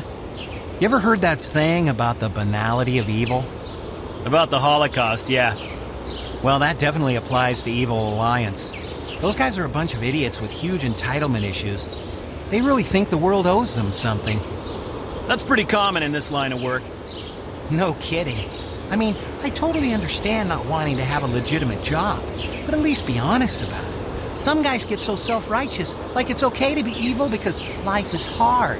Hell with that. Deal with it. Be a man. I always heard good things about Evil Alliance. I know a lot of guys that think they're this great little organization. Yeah, they have this weird credibility in the criminal industry for some reason. But you notice the media doesn't take them seriously at all. I never really thought about it, but you're right. The guy that runs it is a total moron.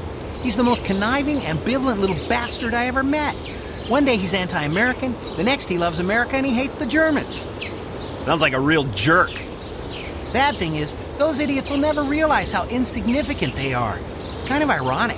They're irritating because they're stupid, but they're too stupid to realize it, which makes them even more irritating. I don't mind them being stupid. I can tolerate stupid people. I just can't stand smug, stupid people. Oh, well, what you gonna do? You just gotta vent every once in a while, you know? I guess so. Well, I better get back. See ya!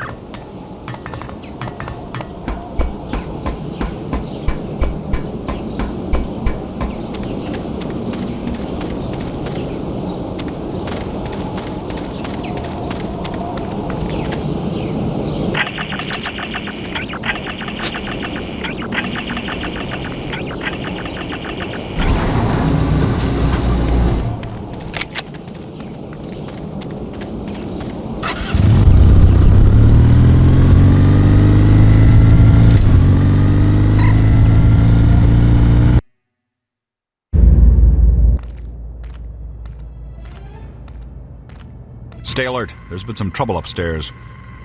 What kind of trouble? Spy trouble. How do you know? That's just what they told me. I'd like to see a spy try to get in here. Well, make sure you're ready just in case one does.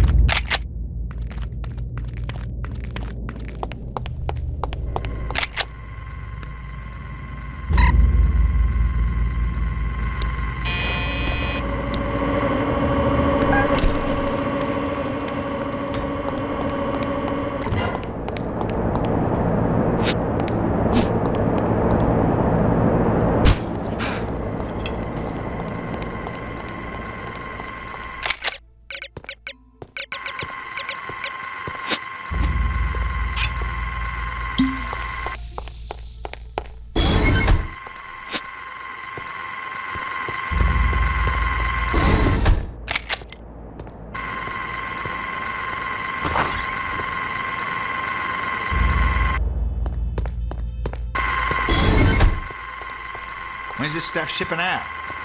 Tomorrow afternoon. What's in these crates, anyway? I don't know. Supplies? Could be. You don't know? No, I don't. How is that possible?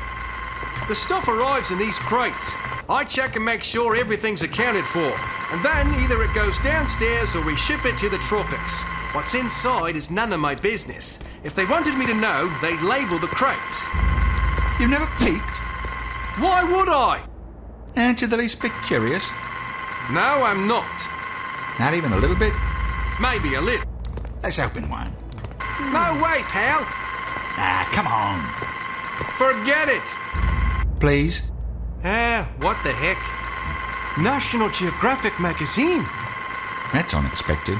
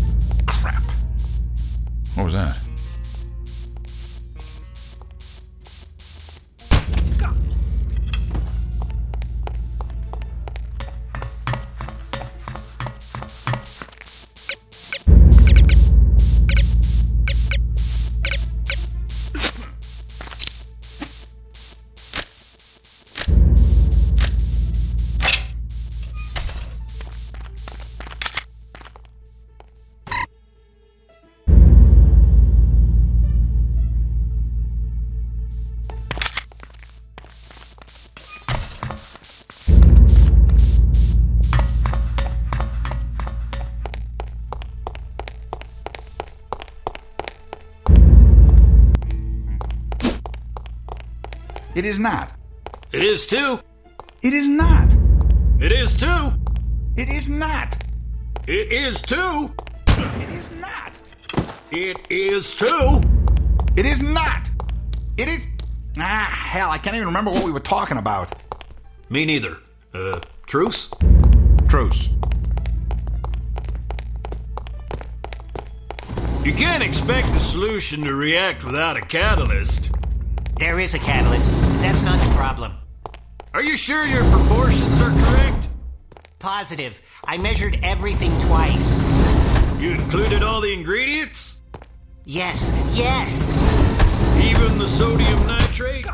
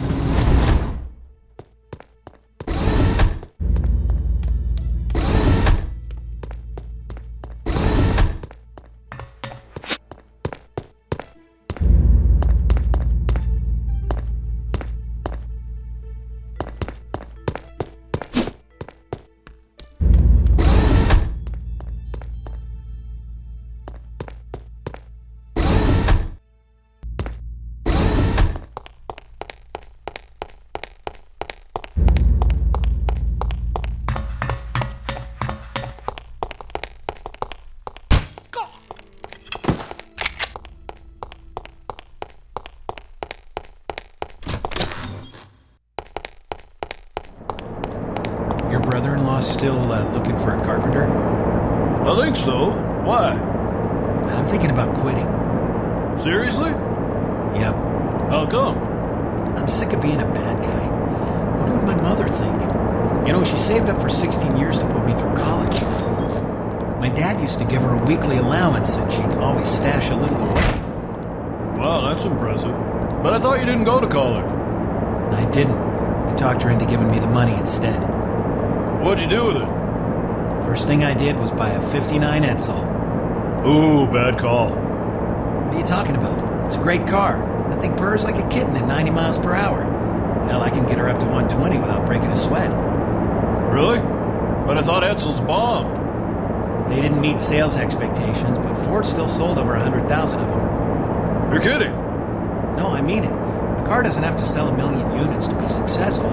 It's all about projections. Unfortunately, the Edsel didn't sell as well as Ford expected, but it definitely sold. If you ask me, it was just bad timing. There was a recession, and people were looking for more economical cars. Wow, I never realized. Just goes to show you how the press can twist things around.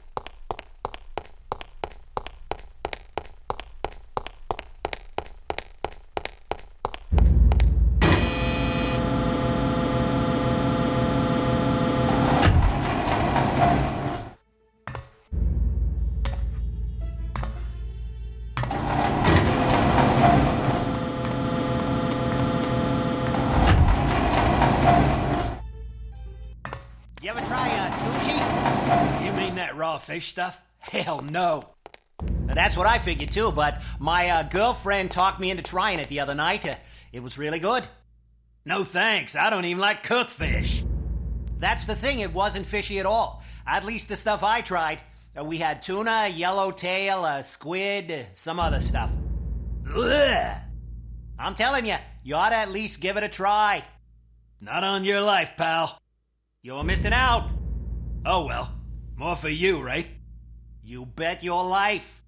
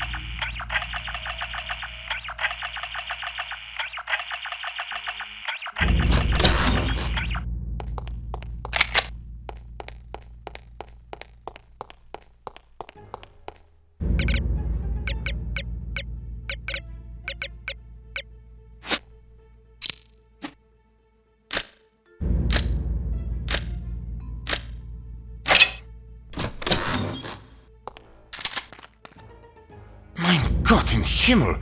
You're alive? More or less. But I saw you fall out of the plane without a parachute. Oh, that. Well, someone loaned me one on the way down. Very generous of him. Anyway, I thought I'd drop by and see if you'd like to get out of here. I would indeed. If I had known I'd end up in a place like this, I never would have left Berlin. But I suppose that was part of the plan. What do you mean? It seems we have been carefully manipulated by H.A.R.M all along. My decision to defect and your organization's decision to aid me were part of an intricate scheme. I have overheard my captors discussing the matter. H.A.R.M wanted my research, but they didn't want to draw attention to themselves in order to get it. So they let us do the dirty work. Precisely. I was approached by one of their agents, who filled my head with tantalizing stories of the West and the freedom I would find there should I defect. He took care of the arrangements, knowing full well that I would end up here.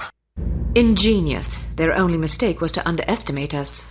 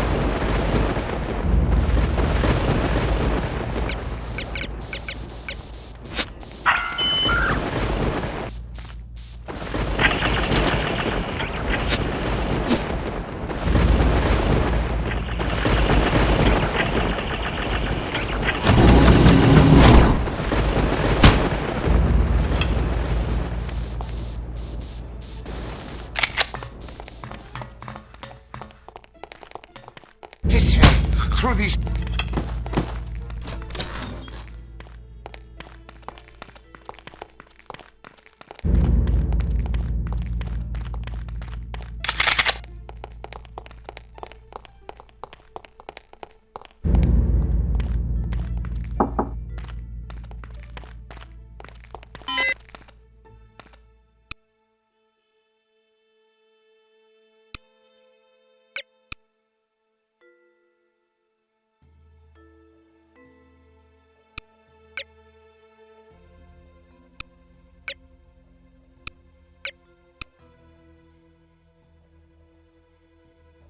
Although the rescue of Dr. Schenker was absolutely imperative if Unity were to have even the merest hope of victory, it comes at a grievous cost.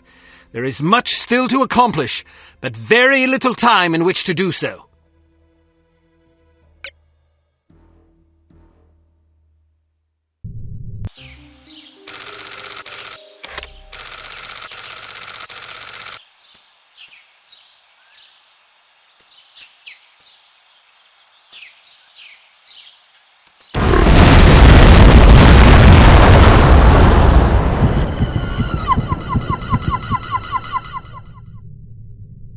This morning at exactly 9:02 a.m., there was an explosion of unknown origin in the town of Shilling, England. That's where the Baroness grew up. Well, case closed. Arrest her immediately. Scoff all you please. The source of this blast was a banker by the name of Lester Cheems. Casualties are estimated at over 1,300 innocent people. Their blood is on the hands of the agency responsible for kidnapping Dr. Otto Schenker from us. Until he is returned to the facility from which he was abducted, we shall continue to mete out similar punishments every 48 hours. That is all. Those figures are correct, by the way. 1,300 people. I suppose we can assume H.A.R.M is capable of delivering on its threats. Indeed, which means we have exactly 2 days to complete our objectives. Can we have records and research find out if this Lester Cheems ever knew Felicity Farnsworth?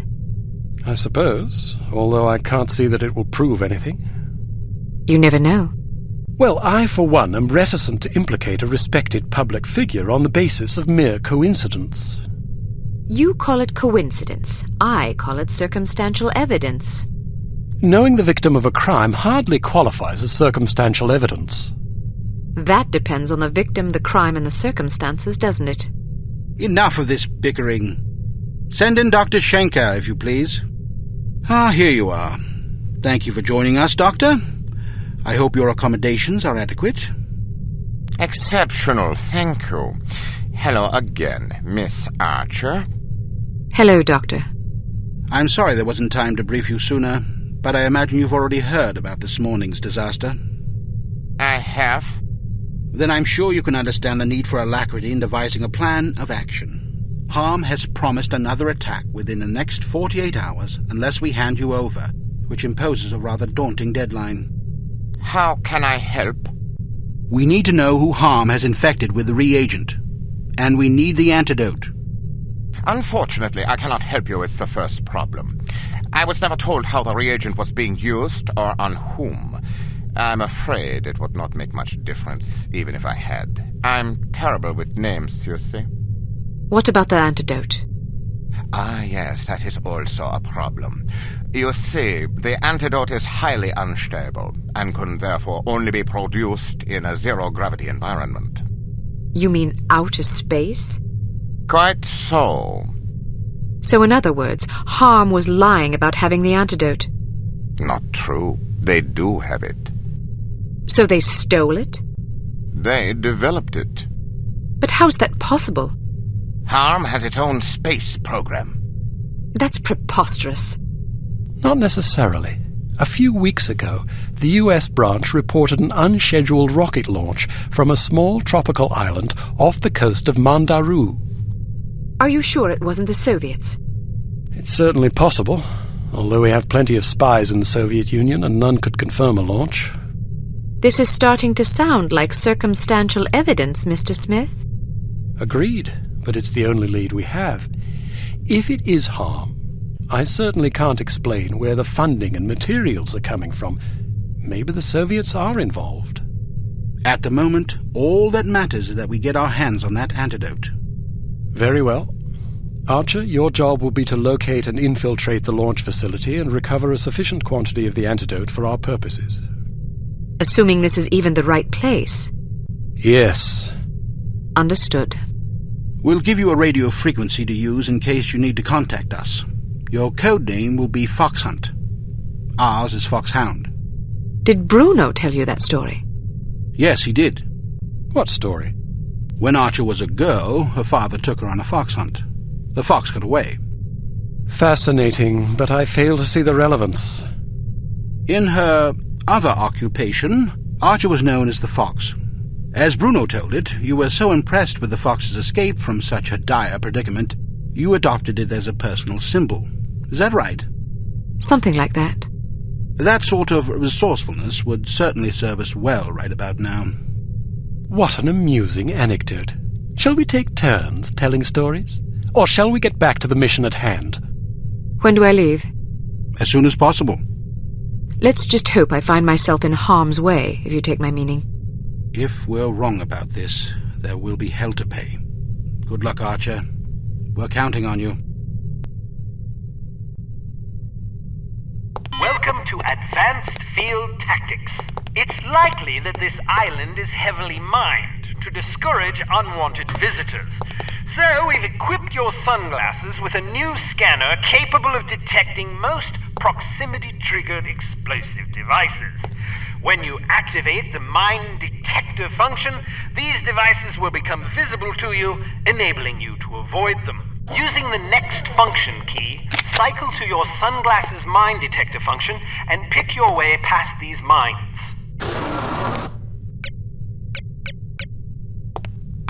They are live, so watch your step.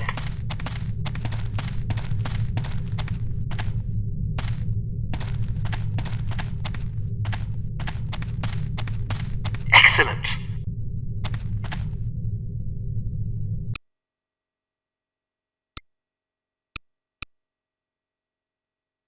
There is a small but nonetheless intriguing possibility that H.A.R.M is storing the antidote for the reagent at a secret launch facility on an island off the coast of Mandaroo. Your first objective will be to establish whether or not such a facility even exists. If it does, you must infiltrate it and retrieve a container of the antidote.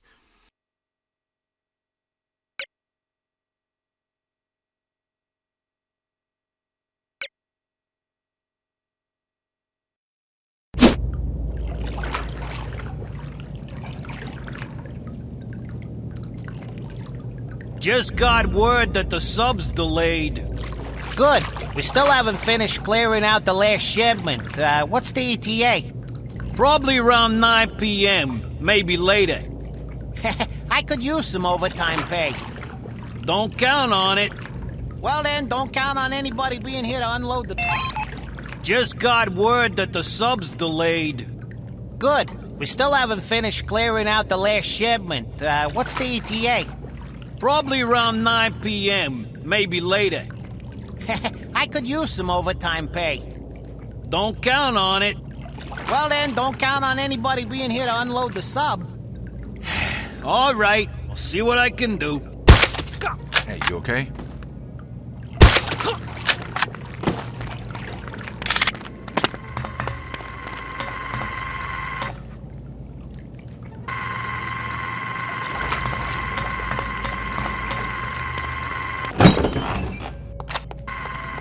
When do you go back on shift? 5 minutes ago. Me too.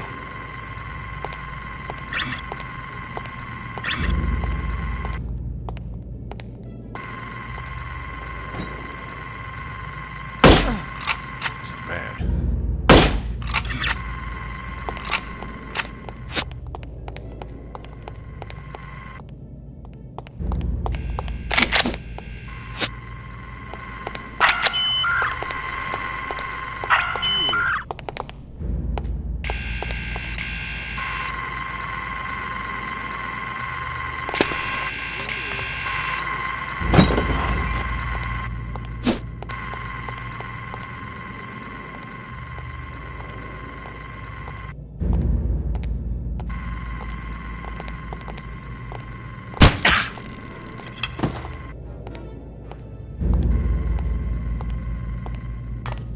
Hey, you okay?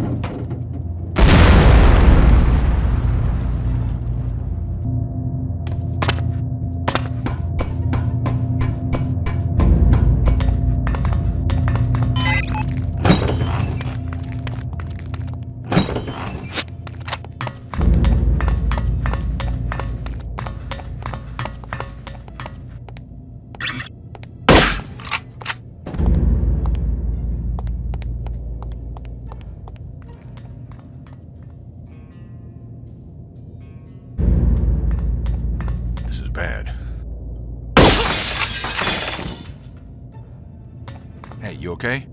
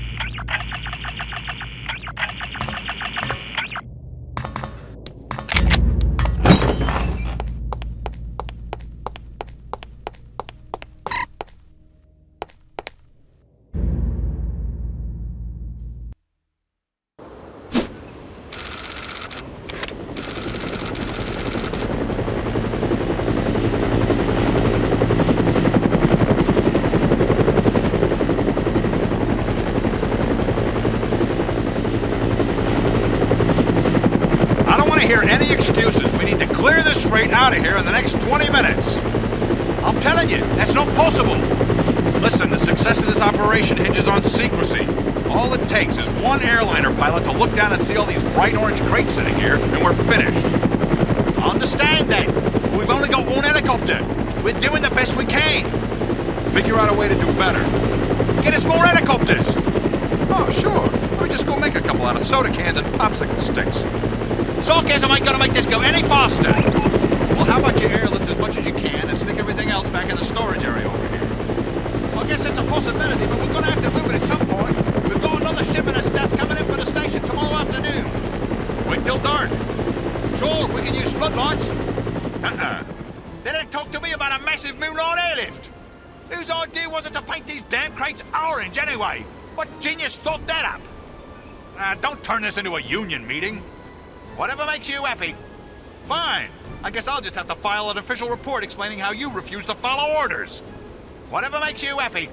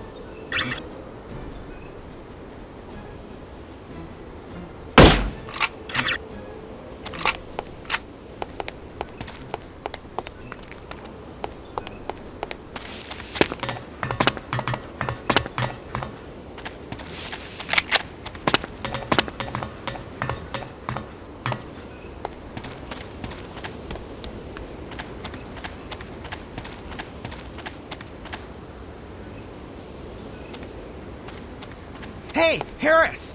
What's this about, anyway? There's no answer from the subdoc. The boss wants us to sweep the area for intruders. You've got to be kidding! It's probably just another fried circuit. The moisture down there is murder on electronics. I don't give the orders, I just follow them. Stay on your toes, just in case.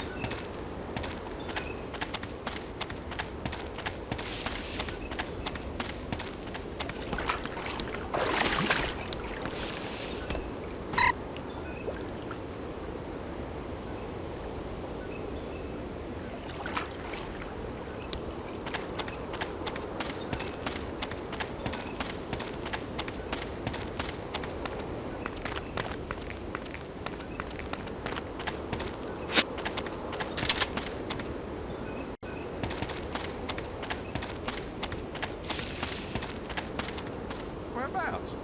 Got an aunt in Birmingham. Well, I'll be damned. Sorry if I'm making you homesick. Nah, I joined up with H.A.R.M so I could get the hell out of there. I don't mind Alabama, but my family drives me crazy. Hey, half the guys I've met since I came here say the same thing. People don't realize how an unhappy family life can turn a man to crime. You sure said something there.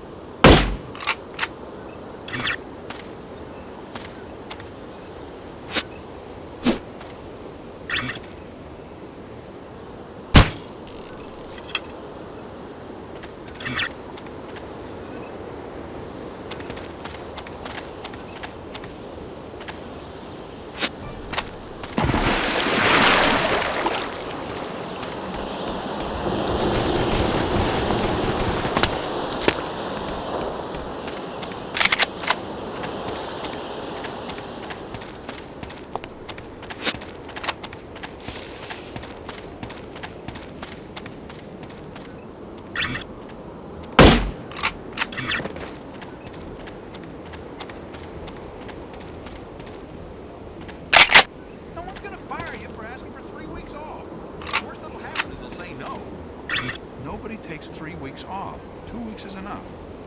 What's wrong with you? You work hard. You haven't taken any leave in 2.5 years. You deserve a break. I'm gonna take a break. 2 weeks. I don't understand. Why are you so afraid just to ask? You know how hard it is to find decent people these days, and I'm just talking decent. They're not gonna arbitrarily fire you for asking for 3 weeks off, especially if you tell them you take the 3rd week unpaid. Why do you care so much? It's my life. I take however much vacation I want. I've been working for H.A.R.M for almost 3 years. In that time, nobody has ever taken 3 weeks off. I'm not going to be the first. Besides, 3 weeks is just too long. I just get bored. Coward. Test fire will commence in T-minus 1 minute. All personnel evacuate last pit immediately.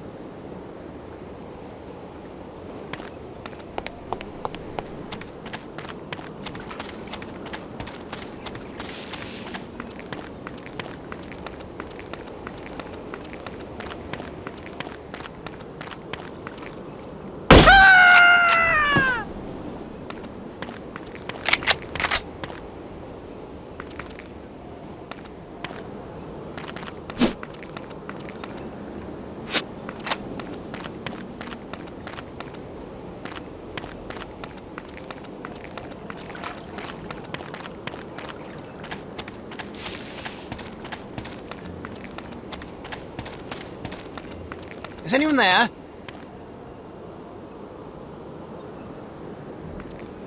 Must have been one of those, what you call hallucinations or something.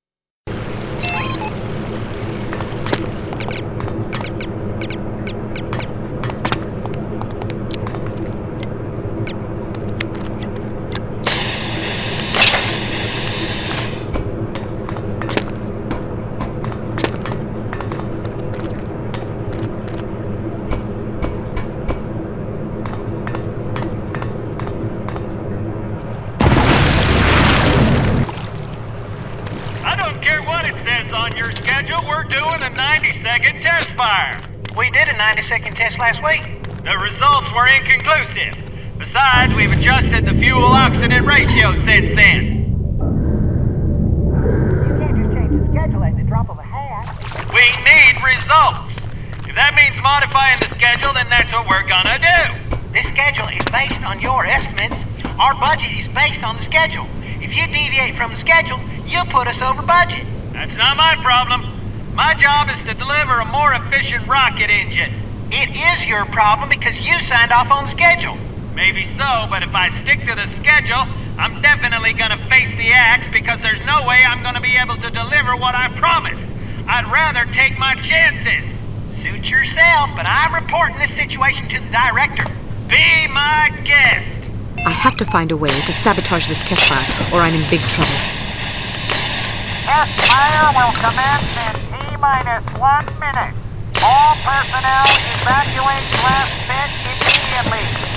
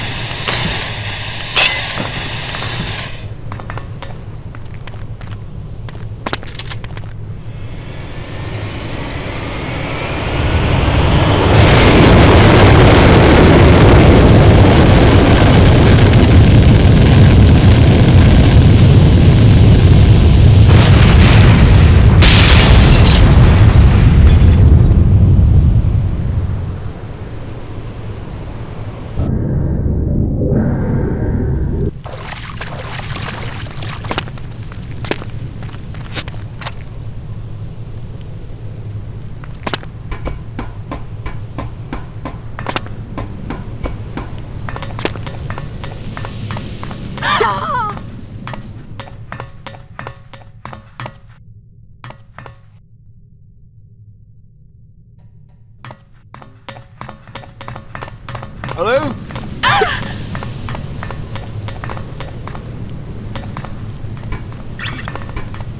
Quite dead looking.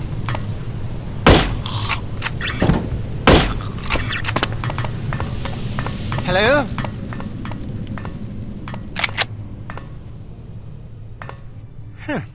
Odd. Suppose I just imagined it.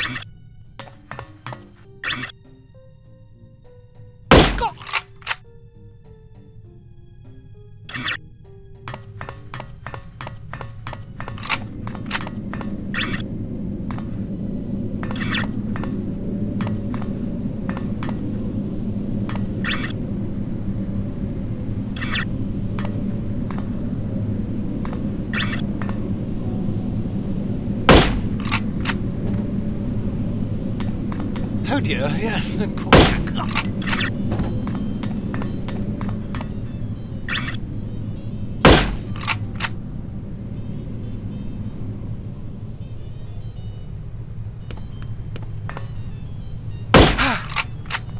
Oh my good.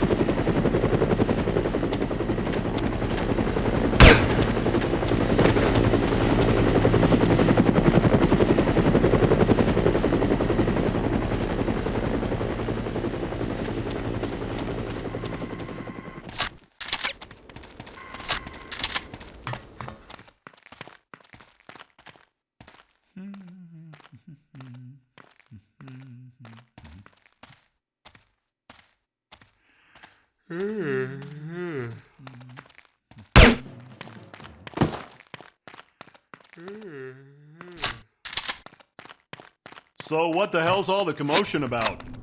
Didn't you hear? There was an explosion over at the test area. I guess that prototype rocket engine they're working on came unmoored. Did anybody get hurt? I don't know the details, but I'd be amazed if nobody got fricasseed. Man.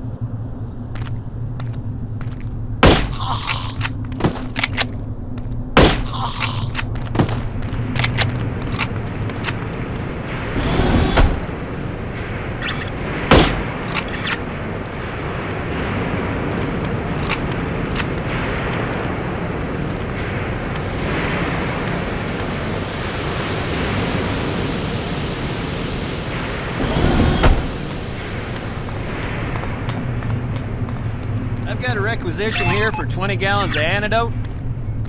Sorry, we're out. What do you mean you're out? A shipment should be arriving on Monday. I can put you on a waiting list. Can't you get it sooner? I don't make the schedules. You don't have any? Nope.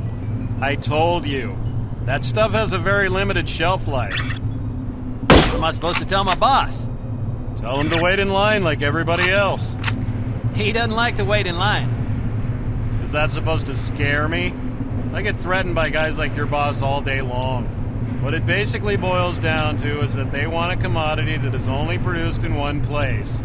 That place just happens to be outer space, which means the distribution channel is very narrow. We send a rocket up every other week and it brings back as much antidote as it can carry. When's the next rocket? This afternoon. Not coming back till Monday? Correct. Who can I talk to about that? Whoever you want, because it's not gonna do a damn bit of good.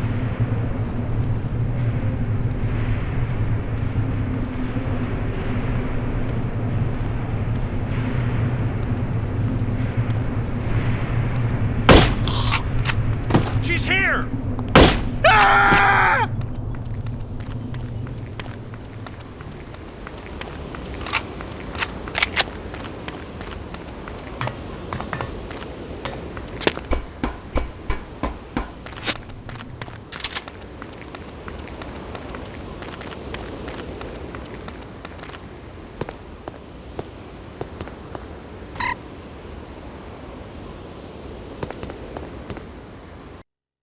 Fox Hunt calling Foxhound, over. Go ahead, Fox Hunt. There are no antidote samples on the island. Repeat, no antidote samples. Damn. However, I think I may know where I can find one. Where? Outer space. Please repeat. Over. I could have sworn you said outer space. Aye, that's what I said. There's a rocket going up in half an hour. I plan to be aboard. Negative. It's too risky. You forgot to add, for a woman. Don't worry, I'll be fine. I'm not about to let thousands of people die because I was afraid to risk my neck. Very well. Proceed as planned. Just be sure to come back in one piece. Count on it.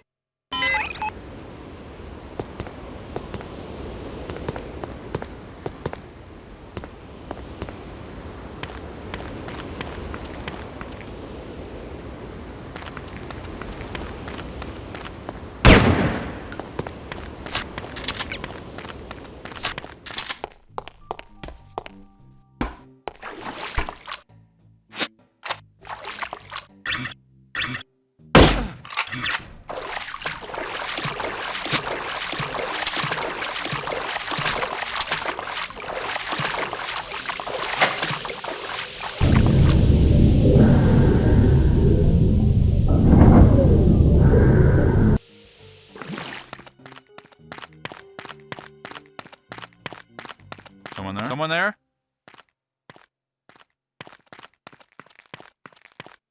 Nothing.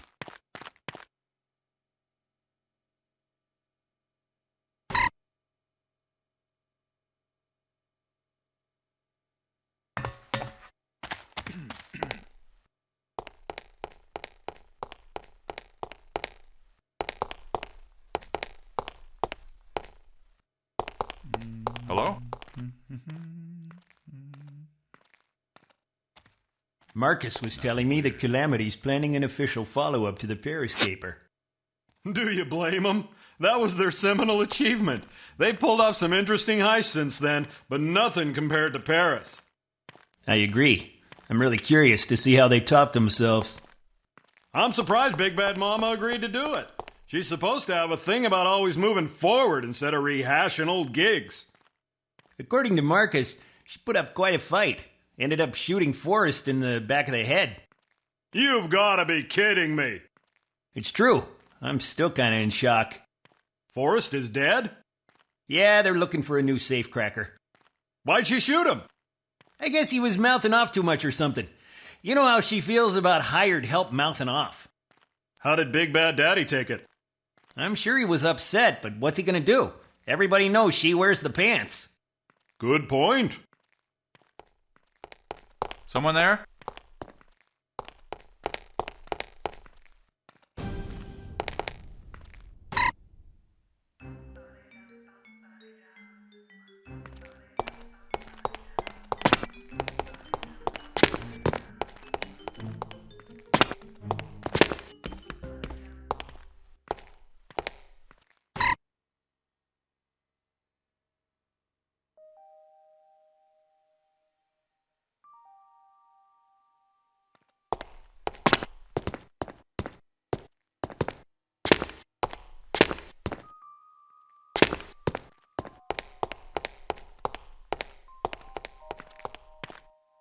Who's there?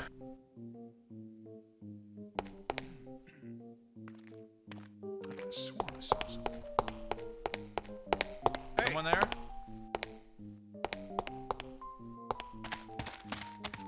Must have been my imagination.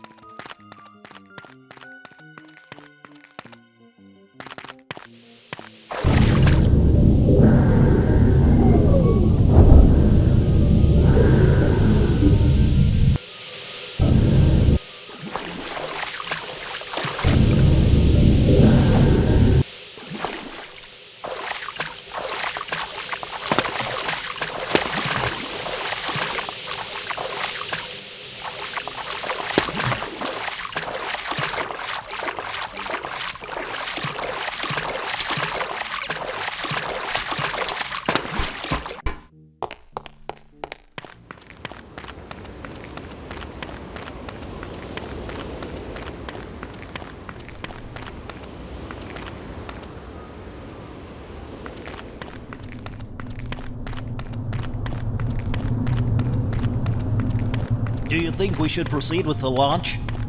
Of course we should. After what just happened? It has no bearing on this launch. I hope you're right. Just relax. I wish I could. I'm all wound up. How about a nice massage? That would be divine. Perhaps later?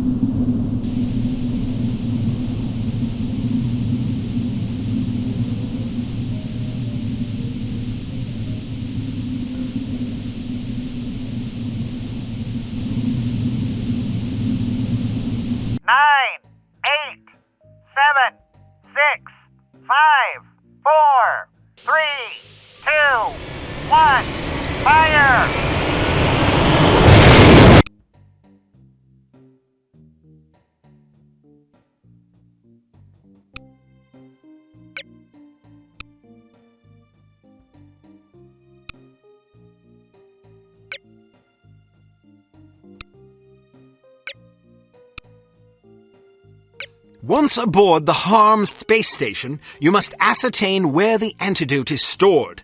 Your spacesuit should mask your identity to some degree, but don't expect guards to be fooled. If you see anyone carrying a weapon, either avoid him or dispatch him. When you've retrieved the antidote, you can start thinking about how to get back to Earth. First things first.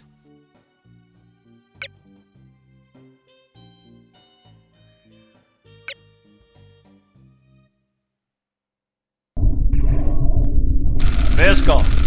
Yes, sir? Hey, can you go check up on the crew of that rocket that just came in? They haven't disembarked yet, and they're not responding on the radio. Great. Probably another short circuit. That's what I'm thinking. I'd like to get my hands on the contractor that built this hunk of junk. Too late. We shot him out the airlock last month. What? How come I didn't know? It was a private ceremony. That's just plain selfish. Sorry. All right, I'll check out the rocket. Guess it isn't a short circuit. Hello? You guys okay in here?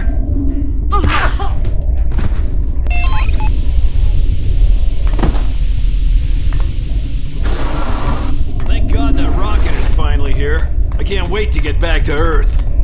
Really? I kind of like it up here. You're crazy. This place is a drag. Oh, come on, it's not bad once you get used to it. Well, maybe I just haven't gotten used to it. 'Cause I'd rather be locked in an outhouse for a week than spend another day on this floating death trap. Death trap? We've only had 6 fatalities this month. See what I mean? You've been up here way too long. It's not normal for healthy adults to die off at that rate. Sure it is. No, it's not. You're wrong. No, you're wrong. Oh, who cares? Go back to Earth if you're scared. I plan to. Good.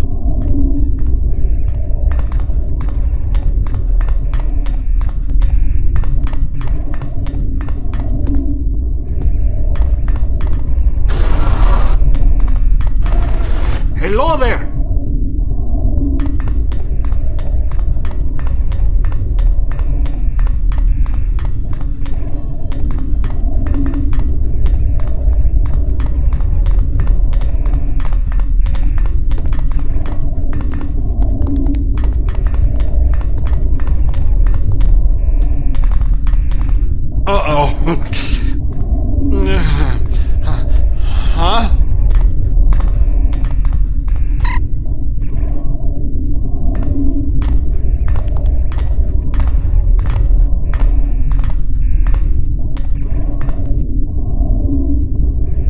I think I've had a little too much to drink, because you're starting to look good. Excuse me? I'm serious. I think I could fall madly in bed with you. Do you expect to get anywhere with that kind of filth? Come on, sweetheart. Don't be uptight. I'll take good care of you. You're about to get slapped, cowboy. Why? Because you obviously need to learn some manners. Why don't you spank me instead?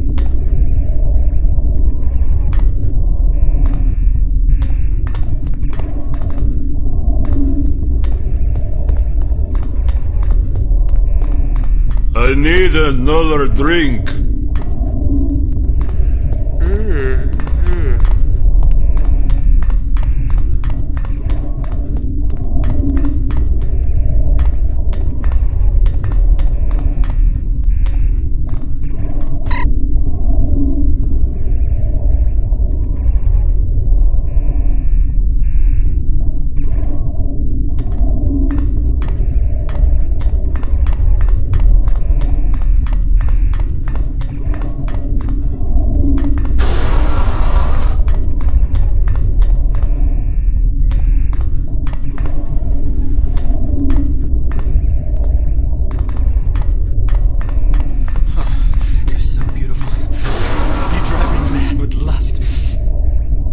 Jelly in your arms. How can I resist you? I want you now. Yes, please ravage me.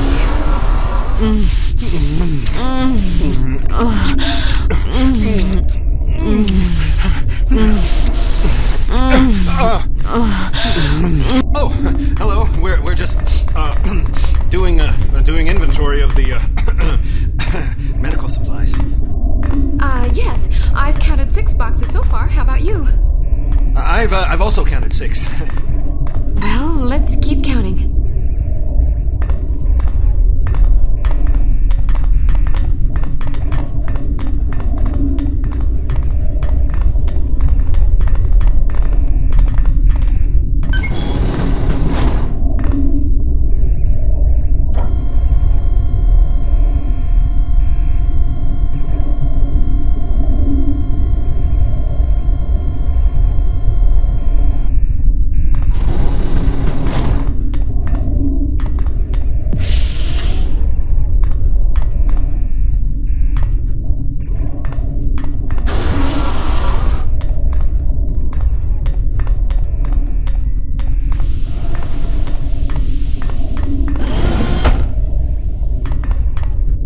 Don't touch anything.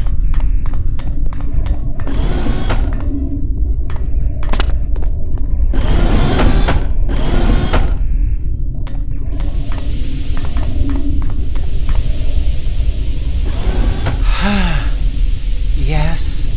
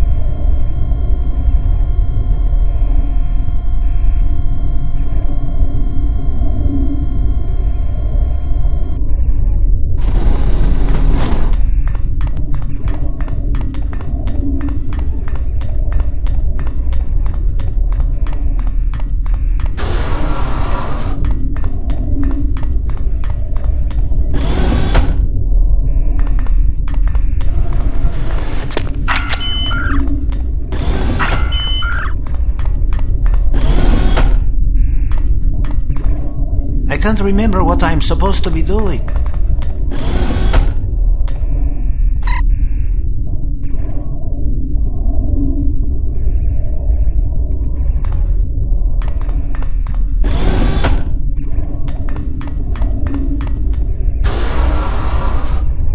This is a restricted area, you goon.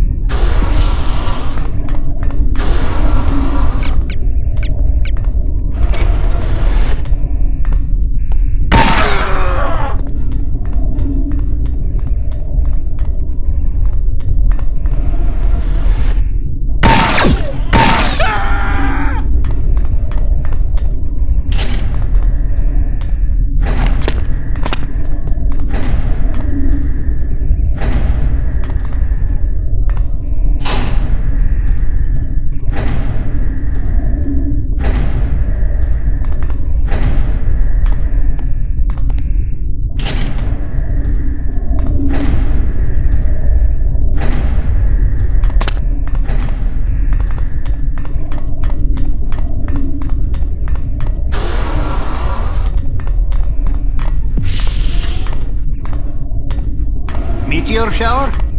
Roger that. Headed right this way. We should probably let everyone know. You really want to start a panic? Remember, there's more than 70 people aboard this station, but only enough escape pods for 20. Good point. I'll meet you on Chartreuse. See you there. Hello. Oh, don't mind me, just going for a little stroll. Ah, what a relaxing day it is so far, eh?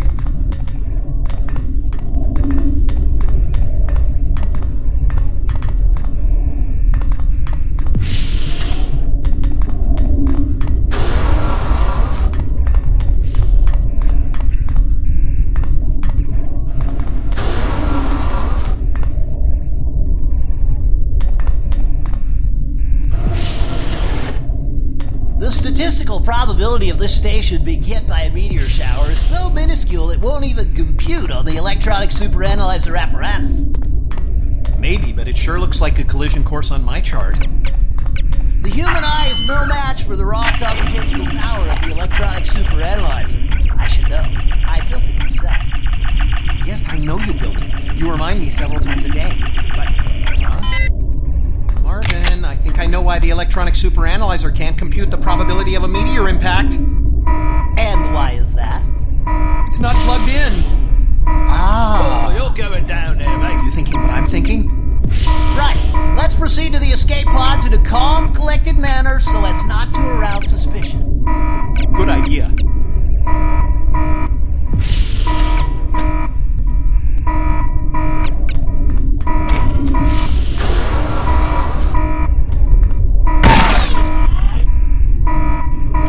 Yes, quite so.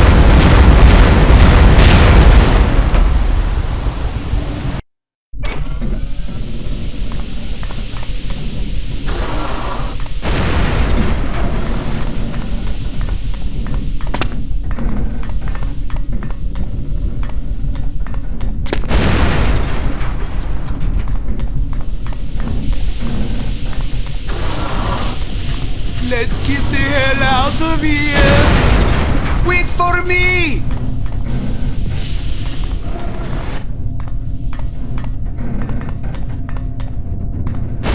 I still have work to do.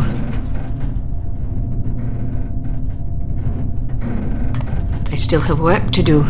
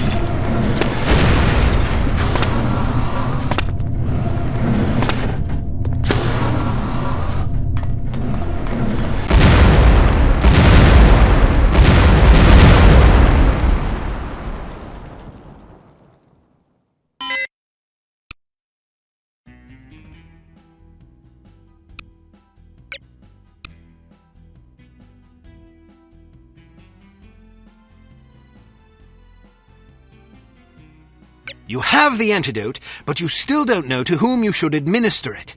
The next step will be the most uncertain so far. It will also be the most critical. The price of failure will be measured in innocent blood.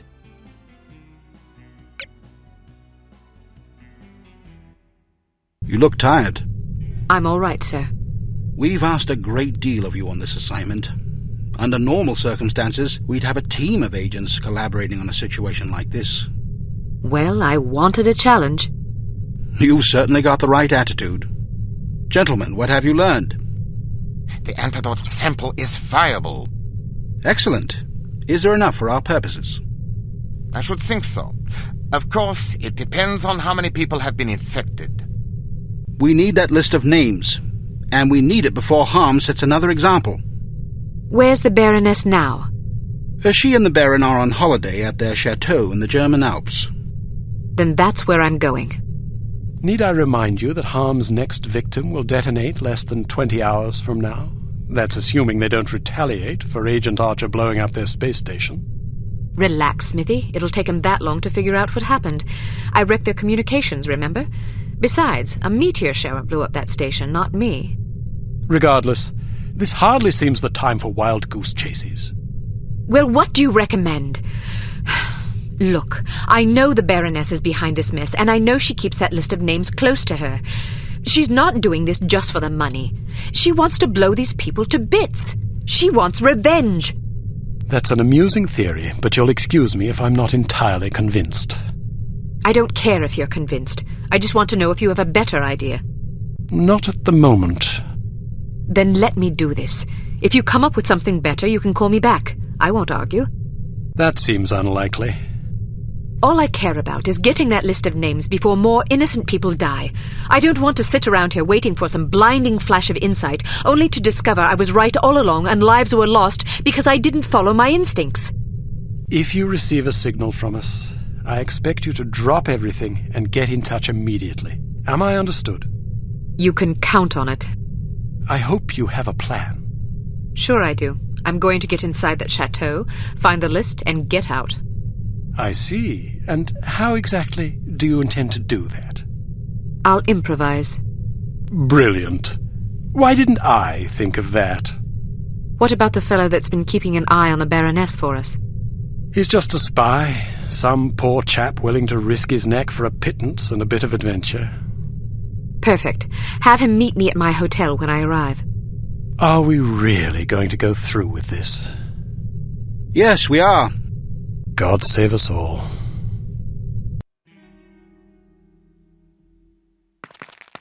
Since snowmobiles are a common method of transportation at this time of year in the Alps, we've might as well use this opportunity to live.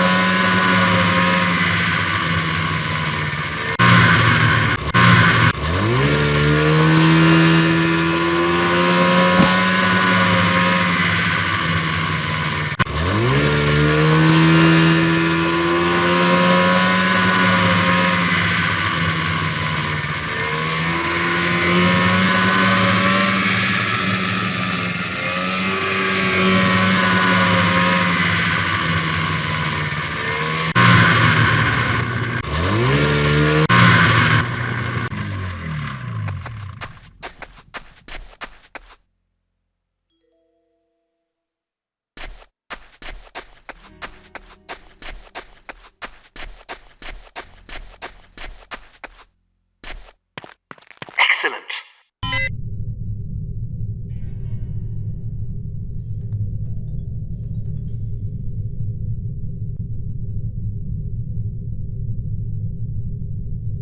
I'm bored out of my skull. It's so boring. I never have any fun.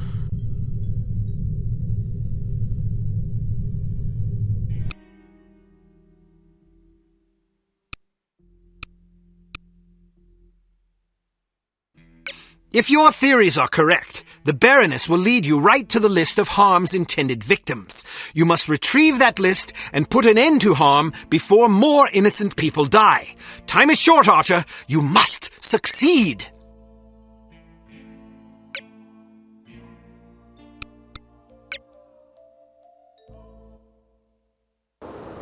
What can you tell me? Every afternoon she has lunch at a different cafe, then spends an hour or two window shopping. Afterwards, she rides the gondola back up the mountain. Does she come alone or with an escort? There are always plenty of dangerous-looking men with her. What do you know about the chateau? Only that you have to ride the gondola to get there. I've heard that there's a middle landing and you have to take another gondola up to the chateau itself. Perfect. I have a mission for you, but I should warn you that it could be dangerous. I'm not afraid. Good. Sneak aboard the gondola and ride it up to the middle landing. Scout around and find out what you can. I'll meet up with you in 2 hours. How will you find me? Leave a sign. Marks in the snow should suffice. Where are you going now? I want to do some window shopping. Hello, Baroness Dumas. Any sign of trouble? Well, McCoy got into a snowball fight with some kids and somebody hit him in the face.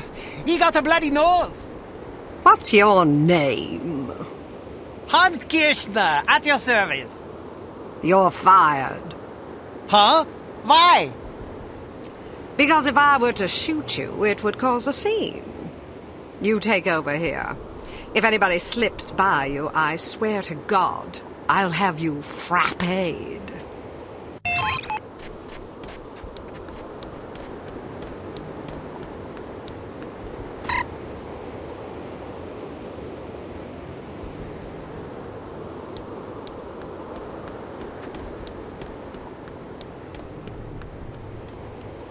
How goes?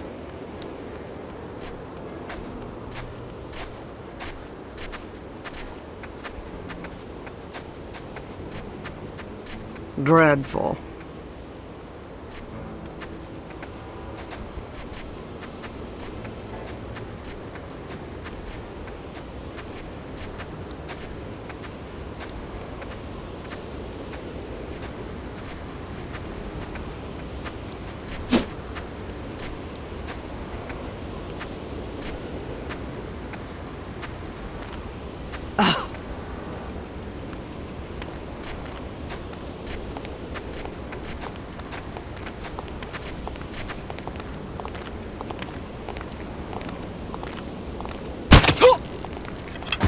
Are you all right?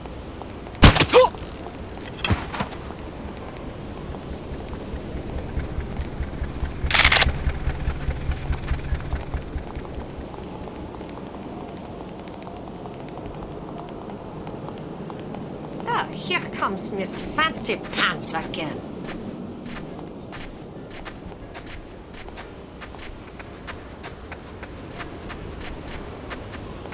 I'd sooner swallow a kitten than spend money here.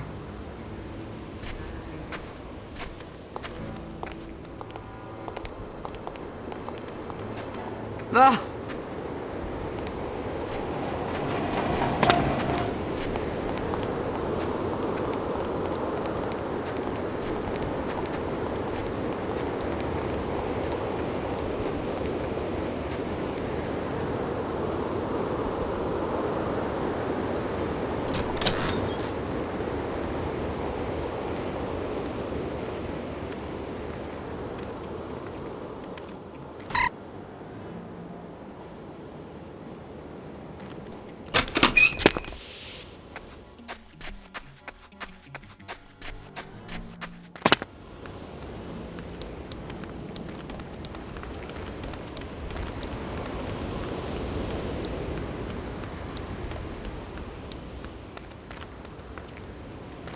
I've been practicing my beer drinking all year to prepare for this festival. I want to set a new record.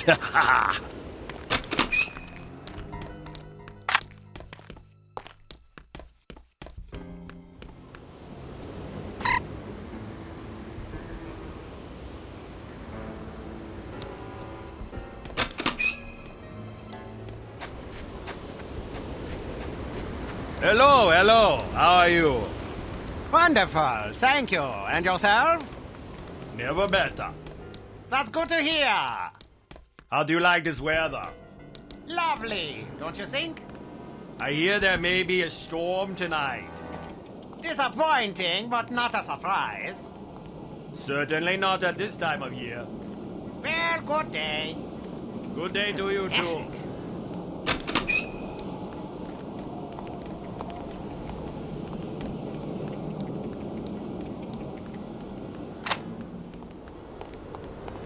You're late. Sorry, I was shopping for my son and I lost track of time. It's his birthday next Sunday. By the way, we're having a party on Sunday afternoon. If you and Hilde are free, why don't you bring Johann over? We'll have plenty of schnitzel and birthday cake. Sure, sounds like fun. Are you okay? Wake up over...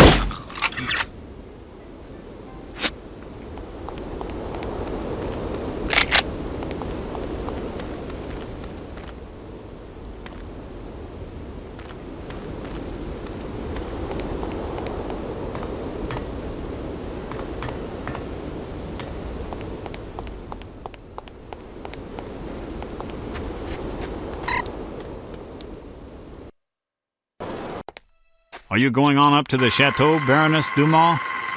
Of course I am. You simpering oaf! Did you think I was planning to sit around and play pinochle with you idiots?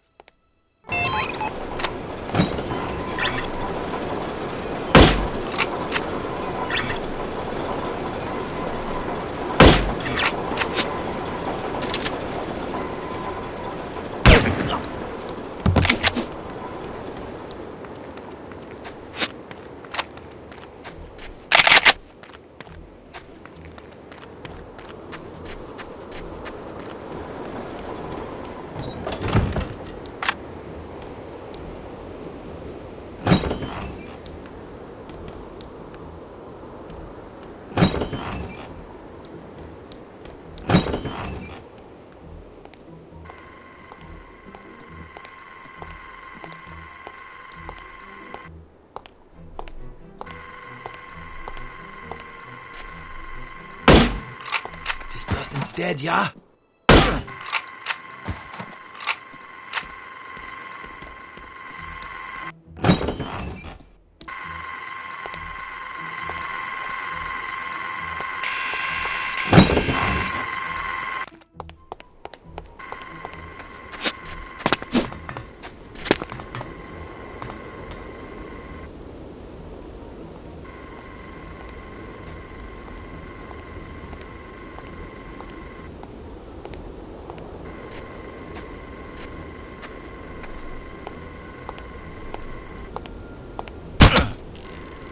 Was telling me about what happened in France.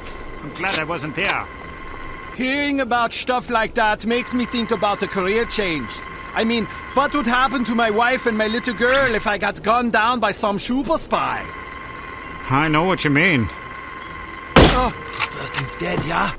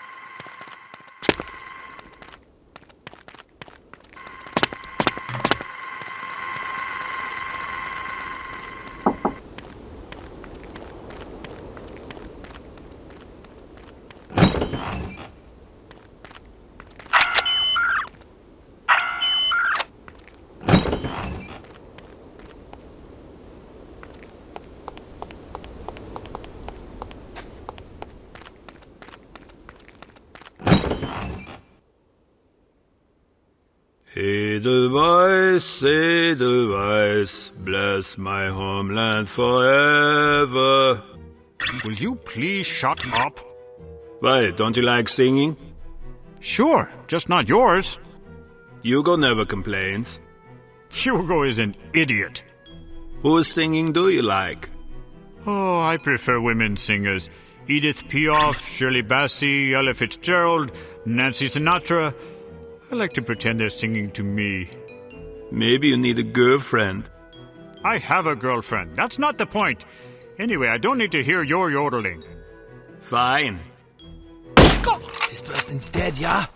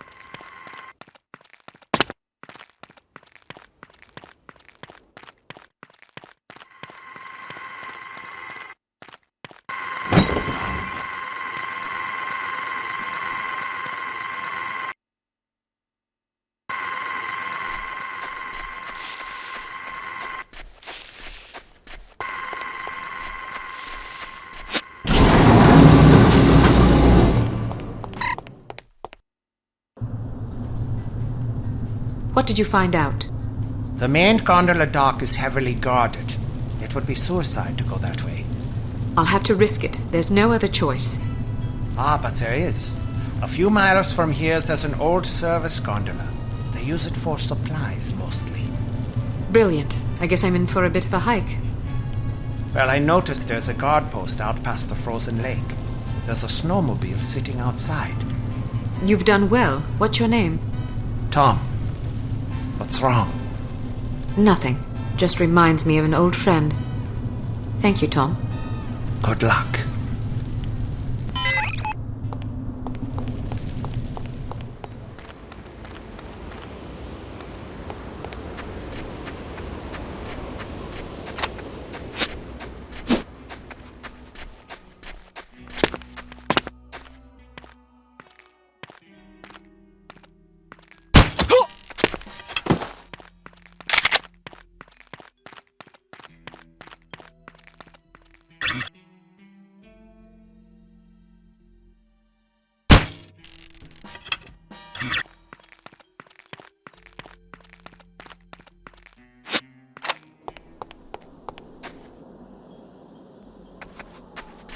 So I hear Johnny Rommel's coming in tonight.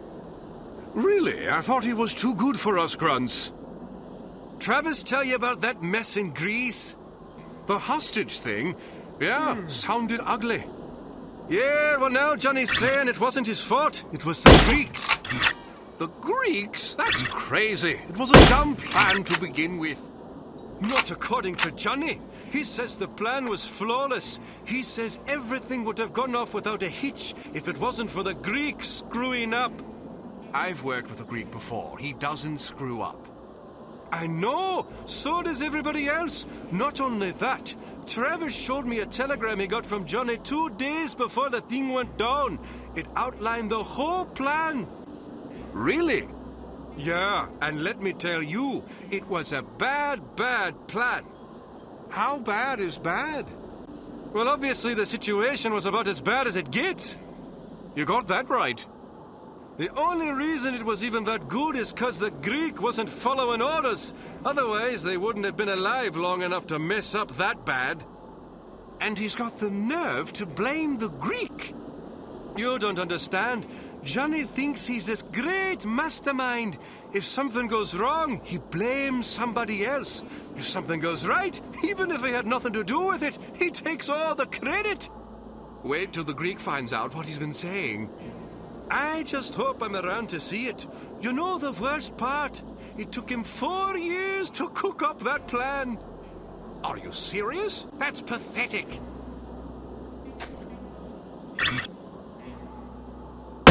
Oh, get his body out of here!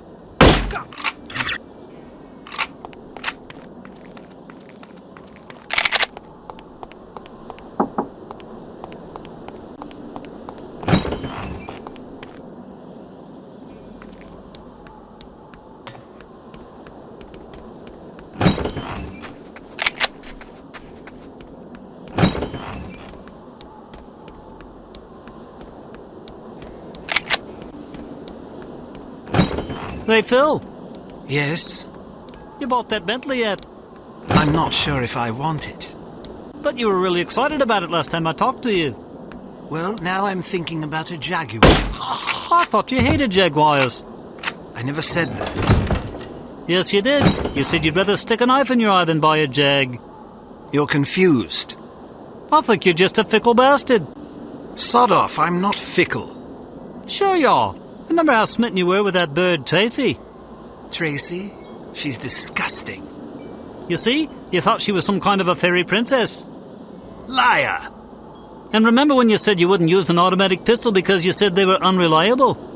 I've always used automatics. Revolvers are for half-wits and old ladies. You know what makes it even worse? Not only are you a whimsical bloody bastard, you're also a belligerent ass. Shut up if you don't want me to clobber you. Wait a second, tough guy.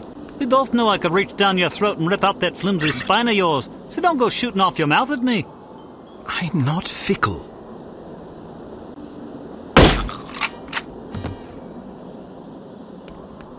Quite dead looking.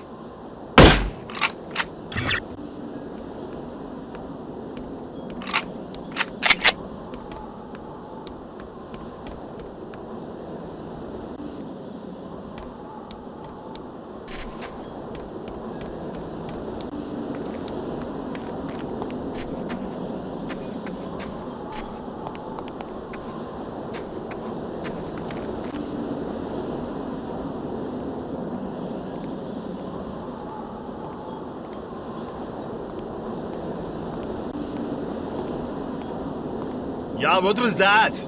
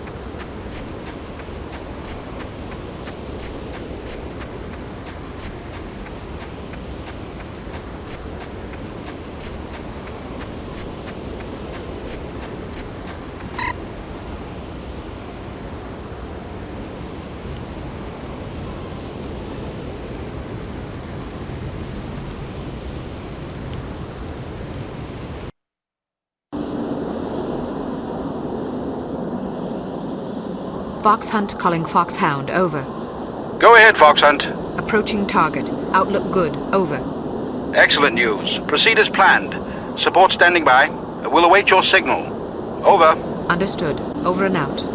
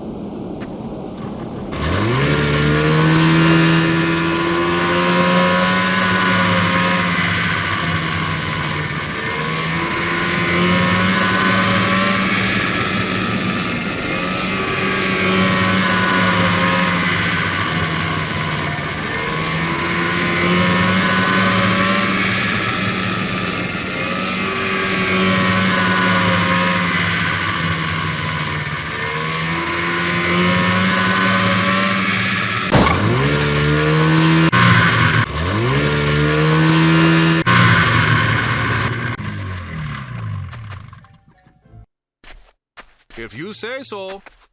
You disagree? They were a bunch of idiots. I'll let you in on a little secret.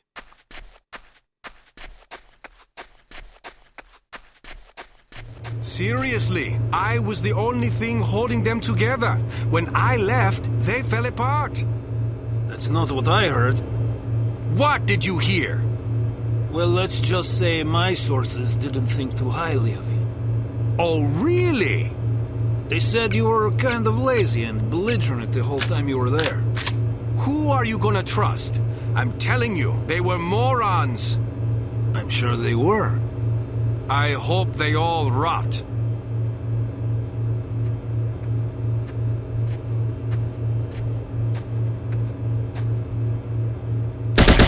Cannot escape me!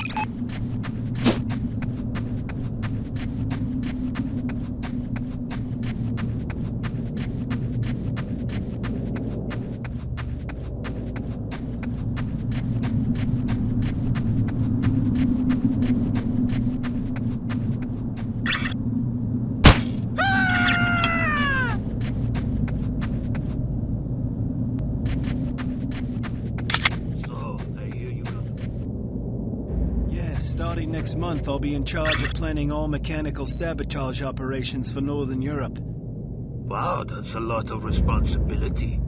Tell me about it. It's gonna be a lot of work. I hope I get the promotion so I can feel special too. Yeah. Listen, I gotta go, over here. Alright. See you later.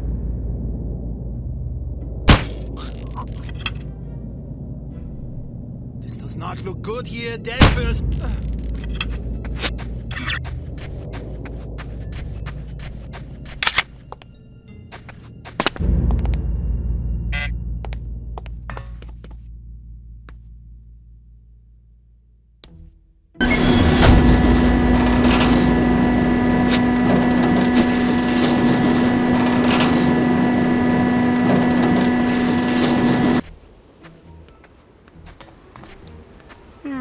Sorry, I gave my last one to Klaus.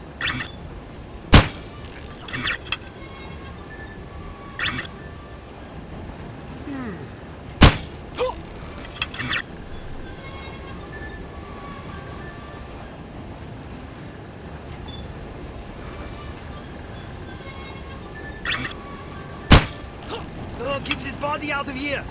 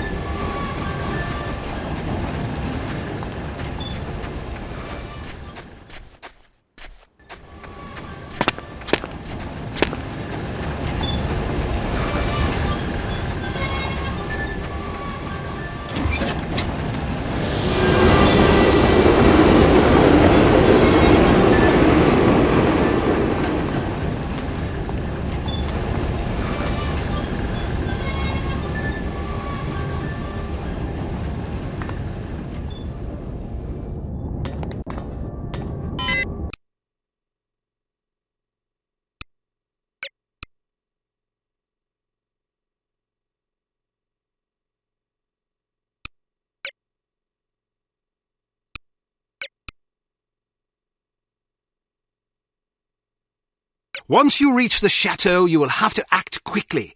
The first challenge is to locate the list. The greater challenge will be to deliver it to command. Needless to say, subtlety is advisable. The odds against you are already overwhelming enough without you drawing undue attention to yourself.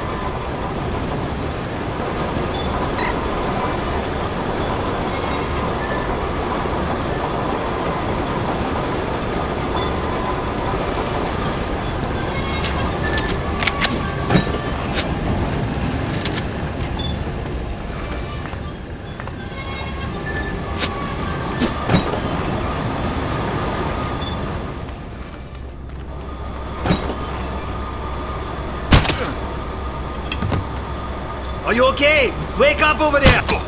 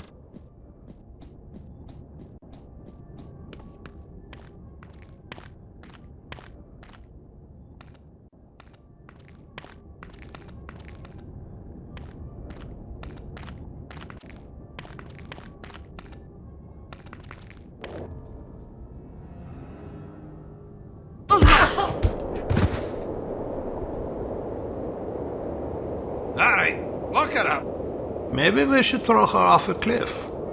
Did I ask for your opinion? No, but I was just thinking...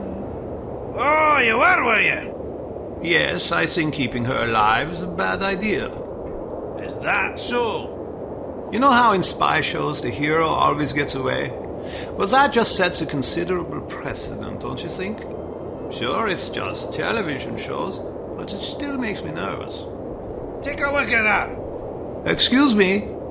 I said look at her. You want to murder her? I don't want to, it just seems prudent. Prudent, eh? If you don't mind my saying so, you seem rather moralistic for a man who earns his living as a criminal. We've already killed thousands of people. What's one more? It wasn't me that killed them. You work for the organization that did. Doesn't that implicate you as well? They didn't ask me what I thought about it. Perhaps not, but you knew there was a possibility that such things could happen. Okay, maybe you're right. But that doesn't mean I want this girl's blood on my hands. Truth be told, I'd sooner kill you than her. Then I'll stop trying to convince you to throw her off the cliff. That's prudent of you. I must confess, I haven't been able to sleep since that explosion in England. Me neither, lad.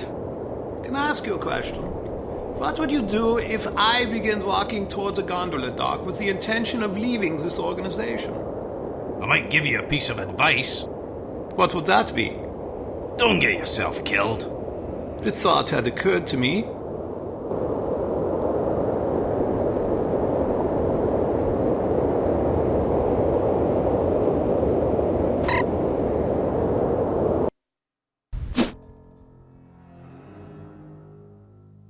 I don't want any interruptions. Yes, ma'am. Wake up, princess. So, this is the indomitable Cate Archer, super spy. I hope Armstrong wasn't too rough with you, dear.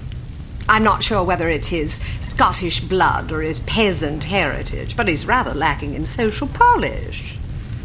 Oh, but you're Scottish too, aren't you? Ah, how insensitive of me. Baroness Dumont, you're not what I expected. Is that so? Sorry if I'm a disappointment. Not at all. Quite the opposite, in fact. Meeting your husband didn't lead me to expect much of the woman who'd choose to marry him. Oh, yes, my husband. He's a child in the body of a man. A rather large man. All I have to do is play mommy every once in a while, and I get to spend his money any way I please. And he has plenty of money to spend. But enough about my vocation. Let's talk about yours. Your vocation? But I thought you were working for H.A.R.M. H.A.R.M works for me, darling. I'm impressed. Not bad for a little orphan girl who went from princess to pauper. It takes a great deal of conviction to overcome adversity the way you have, or a great deal of hatred. A little of both, actually. I wouldn't have expected such insight from someone like you. Well, perhaps you don't know as much about me as you think. I know enough. A girl spy in a man's world? That takes gall, surely. That you've been such a damnable nuisance speaks highly of your talents. But the fact that you're my prisoner suggests that you overestimate yourself. Just a bit. Little girl who thinks she can take on the world. Is that so different from a little girl that thinks she can take over the world? Well, we're both ambitious. Too bad your ambition is so petty. Is that what you think? You might have done great things. Instead, look what you've settled for. Exacting revenge on people who remind you of those snobs that ostracized you and your mom after that nasty business with your father. You call it revenge? I call it house cleaning. House cleaning? That's right. Every one of these smug blue bloods I scrub out makes the world a little cleaner. As far as I'm concerned, they're lint. Excuse me, Baroness. I said no interruptions! Somebody shoot this man! Where were we? Ah, yes. You were moralizing. Next, I suppose you'll tell me that I can't possibly succeed. Not if I have anything to do with it. You certainly have spirit. Unfortunately, you won't have anything to do with it. Not unless you can rise from the grave, that is. Are you afraid to die? I haven't given it much thought. Thanks to the incompetence of the insufferable Inga Wagner, you still have some time for reflection. My instructions were to give you a 10-hour fuse, but that bloated moron gave you 10 days, which leaves you roughly 45 minutes to live. I've been infected. At the club, that dart that hit my neck. Yes, and if it weren't for Fräulein Wagner's mind-numbing ineptitude, you'd already be dead. You get what you pay for. Isn't that the truth? You have no idea how hard it is to find qualified criminals these days. Nothing but misfits, mutants. I hope you don't expect sympathy. Not from a judgmental goody two-shoes like you. To you, I'm just a villain. Those pretty eyes of yours see only black and white. Well, sister, the world is a crueler mistress than I. Believe me, I would have gladly kept my dollhouses and fairy tales rather than suffering through what I did. But I didn't have a choice in the matter. You had a choice. You were just too weak to make the right one. You don't know anything about me, girl. You don't know what I went through. Those genteel bastards disowned my mother and me before the headlines even hit the papers. Now I'm going to show my gratitude by raining fire and destruction down upon their pedigree heads. Poor Felicity. The world spat upon her, so now she's going to show them all. Is that it? I didn't give you permission to use my Christian name. We've more in common than I like to admit. The difference is that I stopped taking my misfortunes personally. Everybody suffers, Baroness, but only cowards take it out on other people. Well, aren't you a righteous little bitch? Maybe it will get you into heaven. I suppose you'll find out soon enough. Get Armstrong up here. I want someone competent guarding this door. That's not a very nice thing to say. Is that so? Well, after you fetch him, how would you like to take yourself outside and have yourself shot? That'll give you something to complain about. Looks like you got yourself in a heap of trouble this time, eh, lass? How about a fight? What are you yapping about? A fight. You and me. Mano a mano. You're challenging me to a fight? If I win, you let me go. And if I win? I'm already at your mercy. Are you a sportsman or a bully? As entertaining as it sounds, I'm not about to stake my reputation as a master criminal on a dare from a wee little girl. Coward. Are you trying to provoke me?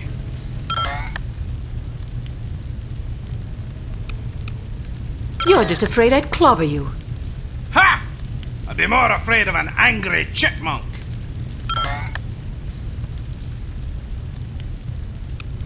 I always figured you for a sissy. I dare you to say that again.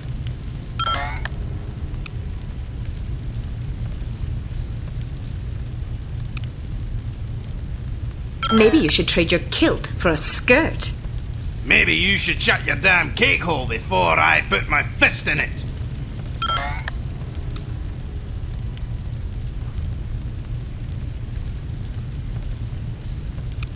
You hit like a girl anyway. If you're not careful, I'll fold you across my knee and thrash you till you shriek.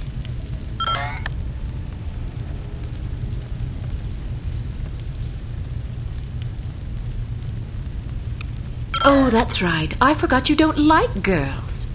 Say that again and I'll wash your mouth out with soap.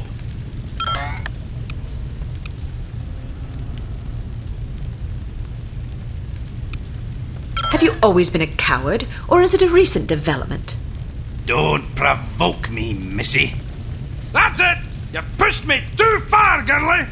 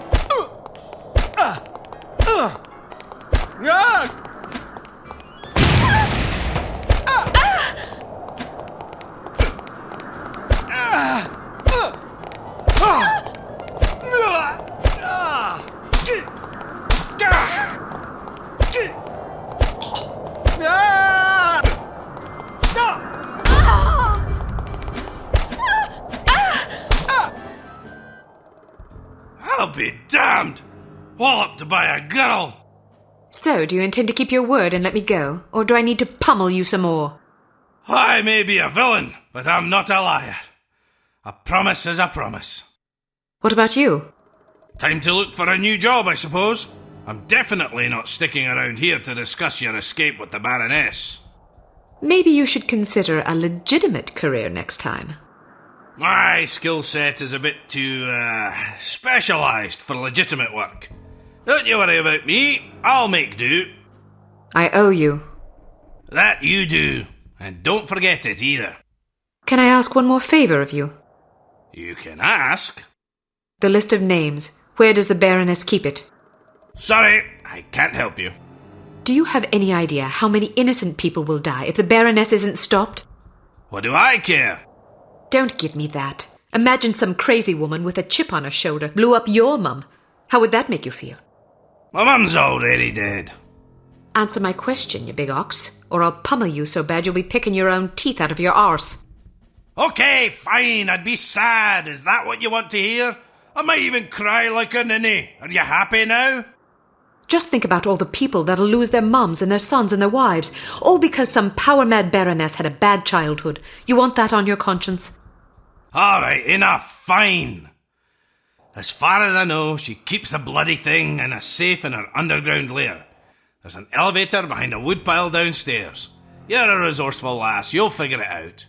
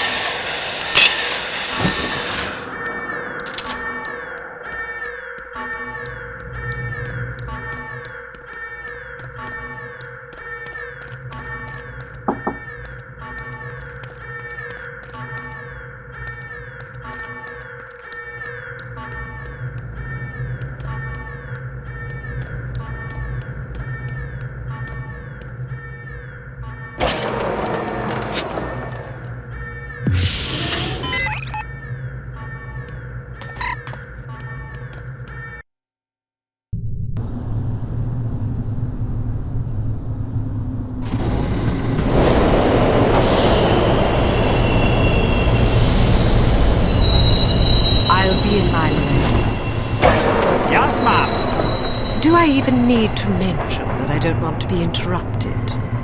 No, ma'am. Good.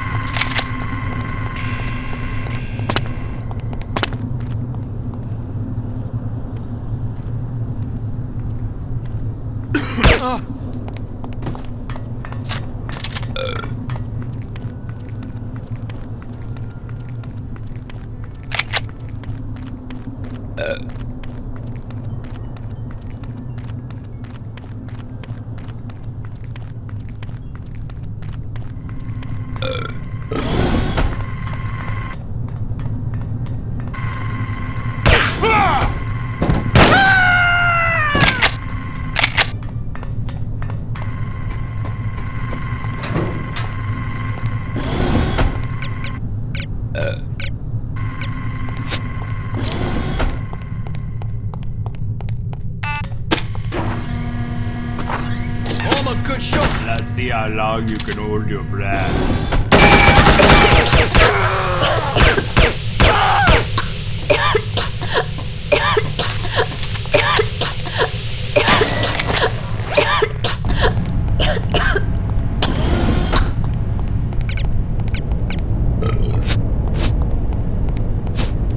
Somebody over there.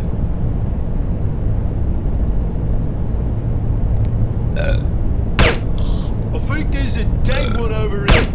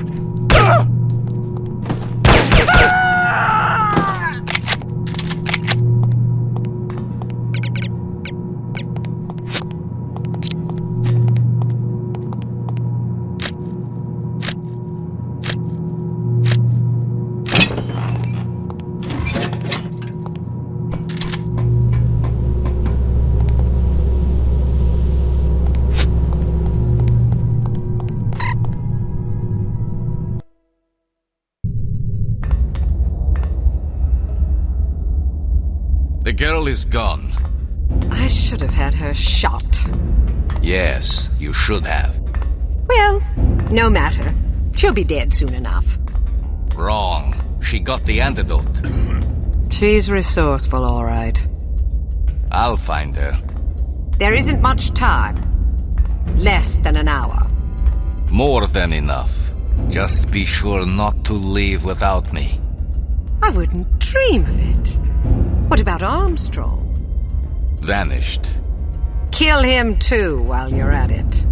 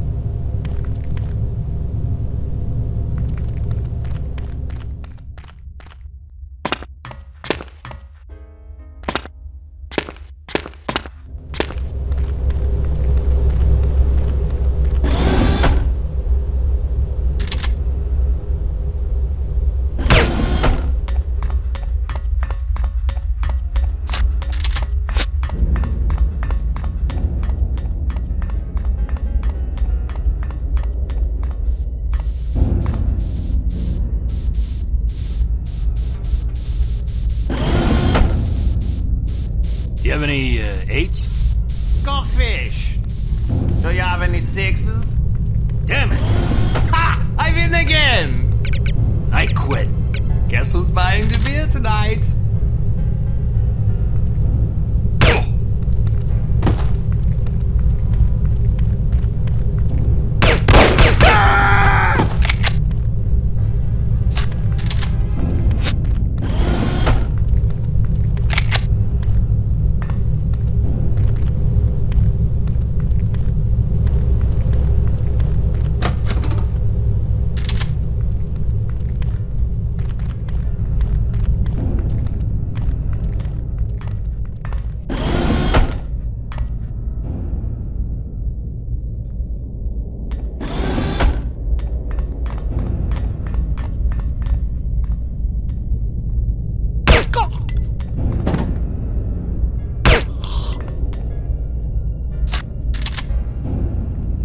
Tried to wake him, but...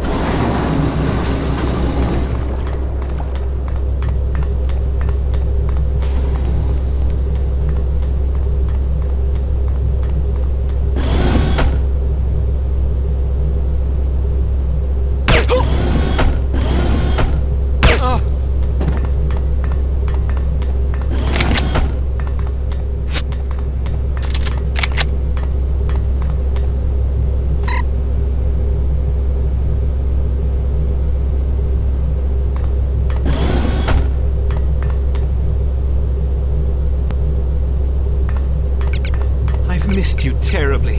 Every moment I'm away from you is pure torture. How I've longed to take you in my arms and whisper words of love into your ear.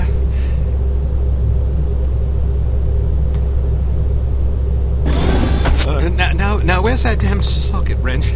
How'd this goat get in here?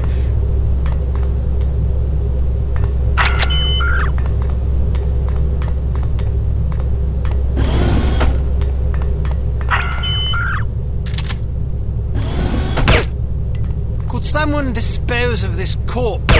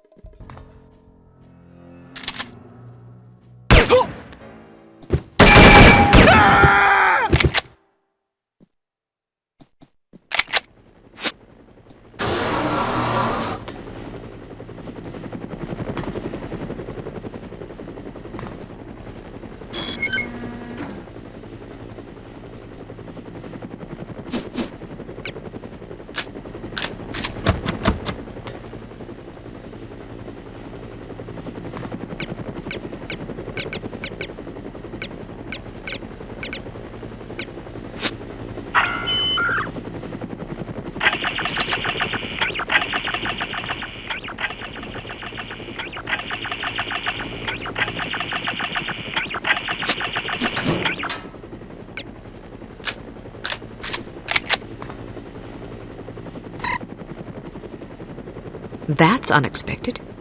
You meddlesome imp. Guards, kill her! Yes, quite so.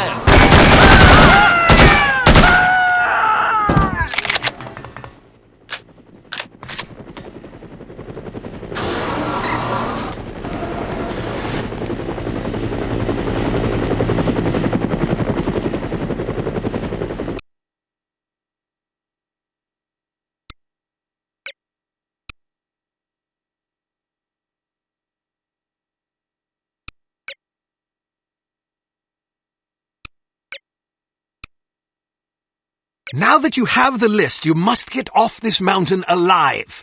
You should expect heavy opposition. It's what you don't expect that you should be afraid of. There's also the matter of the name you glimpsed at the top of the list.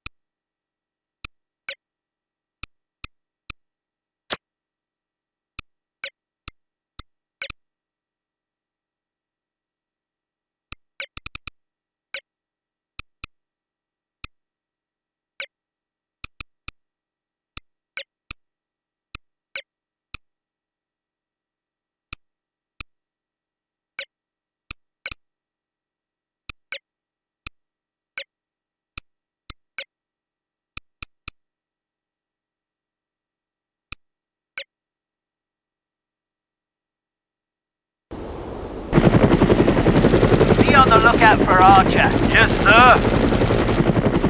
Battle station, we are under attack.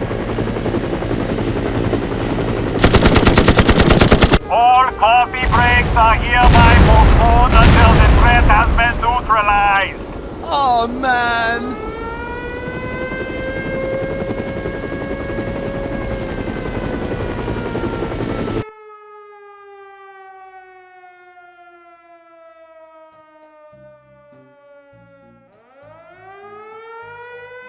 Finally, some excitement.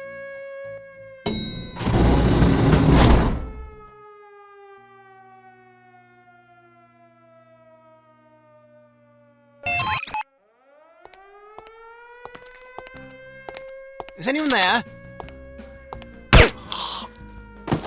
Oh dear, yeah.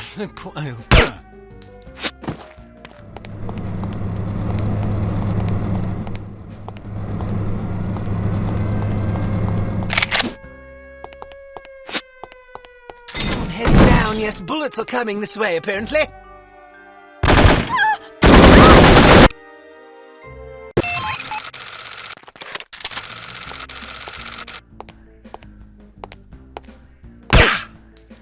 Oh, this guy looks dead.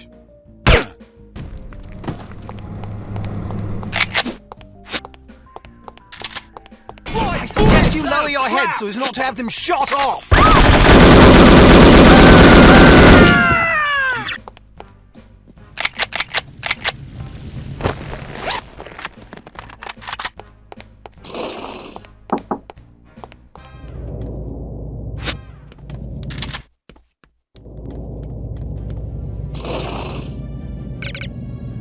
Is there anyone there?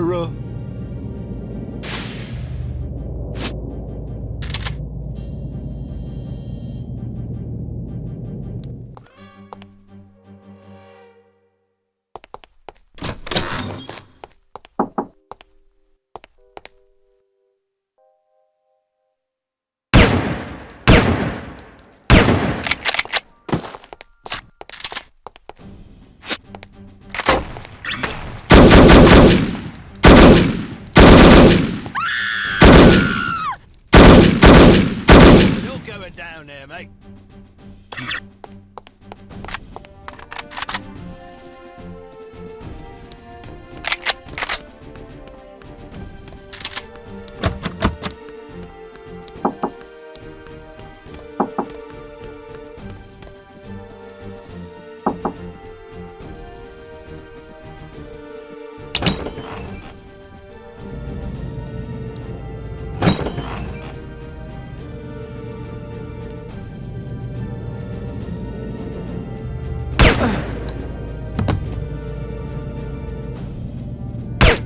everyone!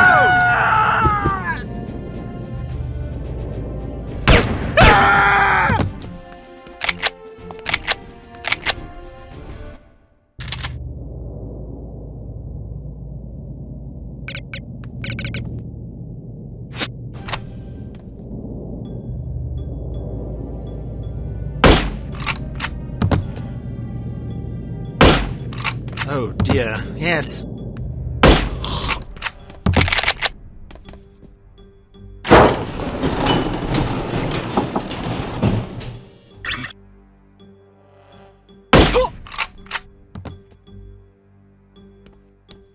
Oh, God.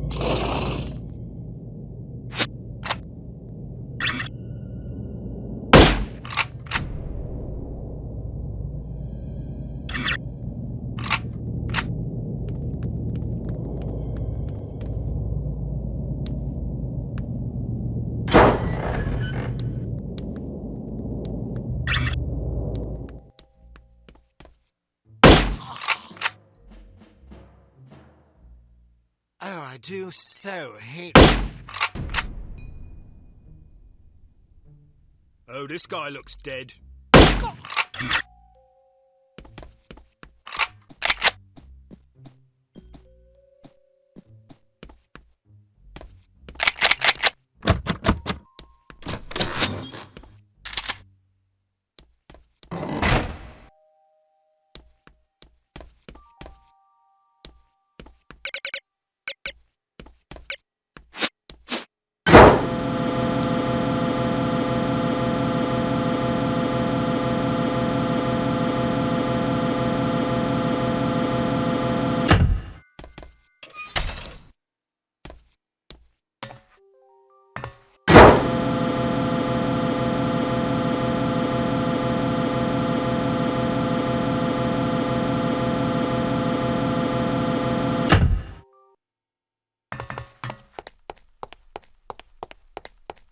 Agent Archer, good to see you.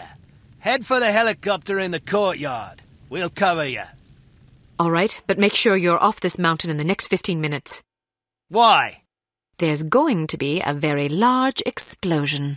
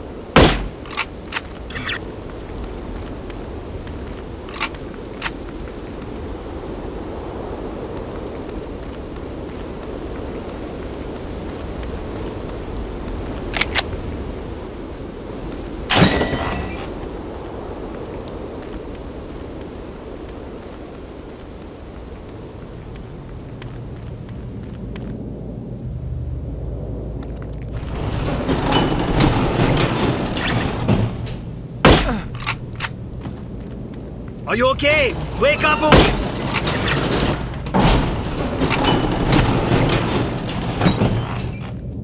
Das war!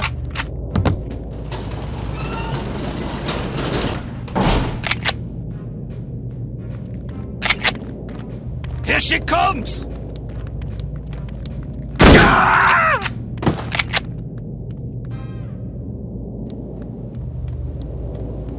Oh, Robin, you mean your...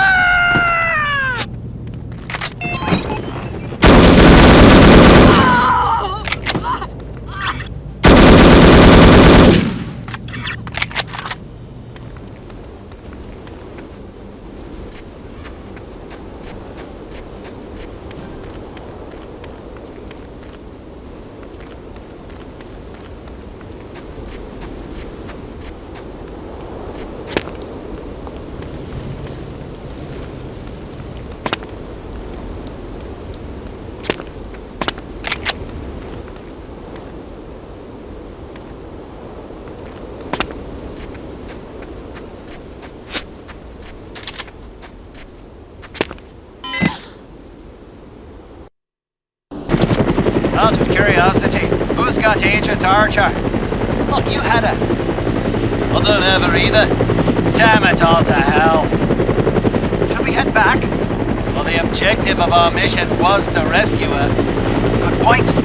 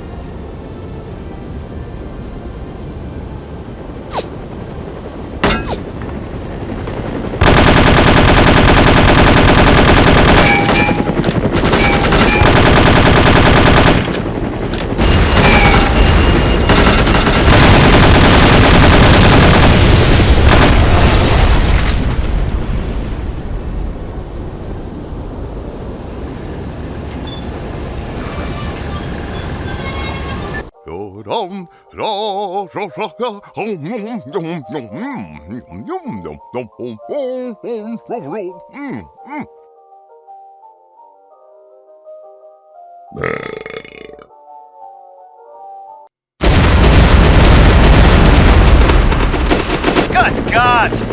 Do you think Cate Archer is okay? Not bloody likely. How are we going to explain this to command?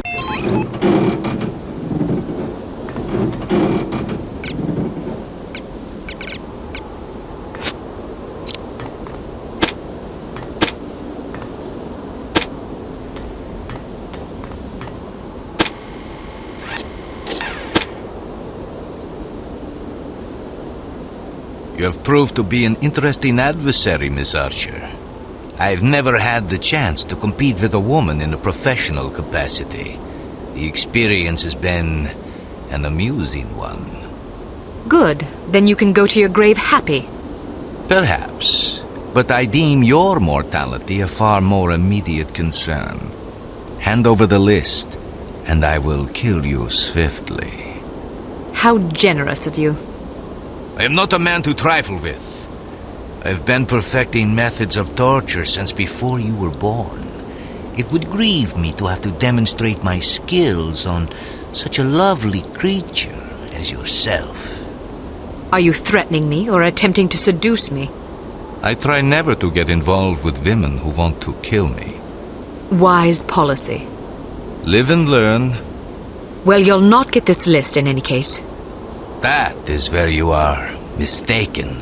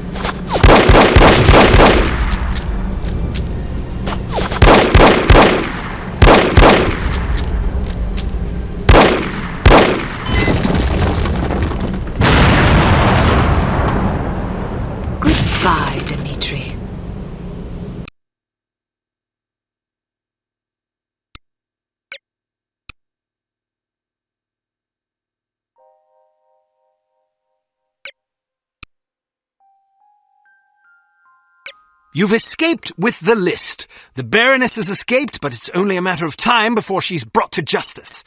Volkov and Baron Dumas are dead. Meanwhile, Armstrong has vanished, but it seems unlikely that you have anything to fear from him. All that is left is to report the good news to command.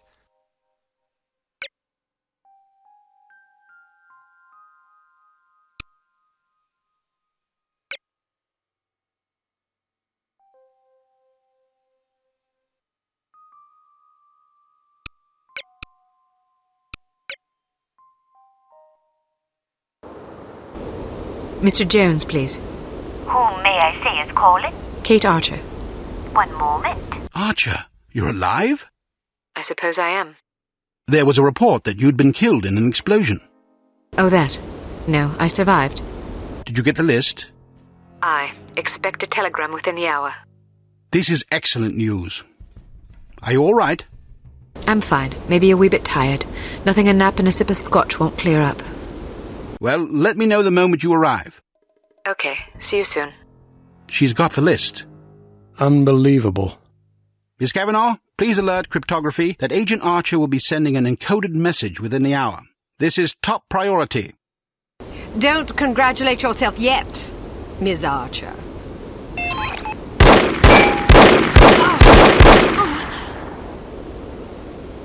you've won nothing. Yes, well, you've lost every... Kill her!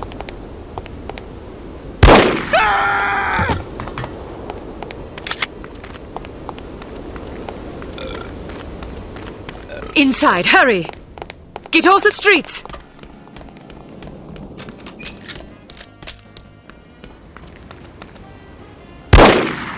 Get inside, now! Get inside! Get off the streets!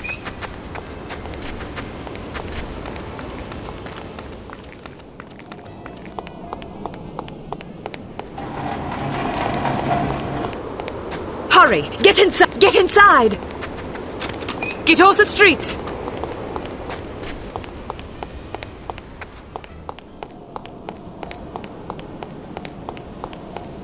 Get inside, now!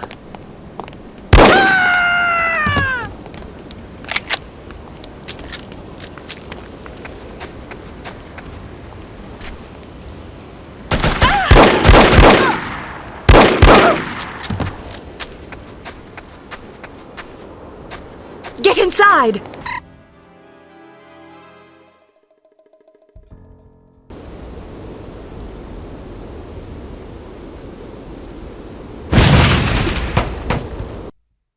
Poor, pathetic creature.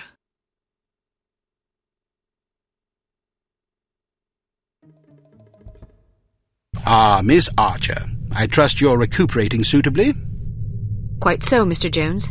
Thank you for the champagne. It's a tradition I began back in the war, to reward my boys for a mission well done. It pays to have friends in the supply department. So, does that mean I'm one of the boys? I suppose it does. Figuratively speaking, of course. Of course. Miss Archer, I realize I have been somewhat abrasive during this ordeal. You've been a belligerent oaf. I hope you can understand that I take our collective purpose very seriously. Although I was highly skeptical of a woman's ability to handle this mission, I am overjoyed to have been proved wrong.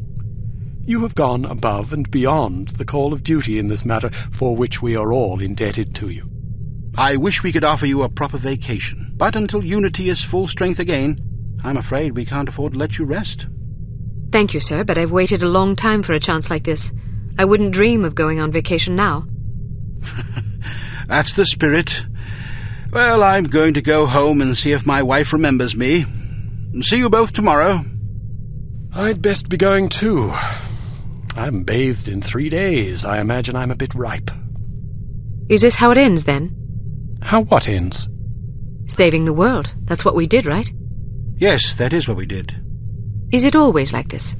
Weary farewells and shuffling off home for a hot bath and a good night's sleep? A good night's sleep if you're lucky. Yes, Agent Archer. It is always like this. Saving the world is our job, you see. If we do it properly, nobody even knows the world is in jeopardy to begin with. Not a lot of fanfare, I suppose. Just the satisfaction of a job well done. An important job. I like to think so. Good night, Agent Archer. Good night, Mr. Smith. Good night.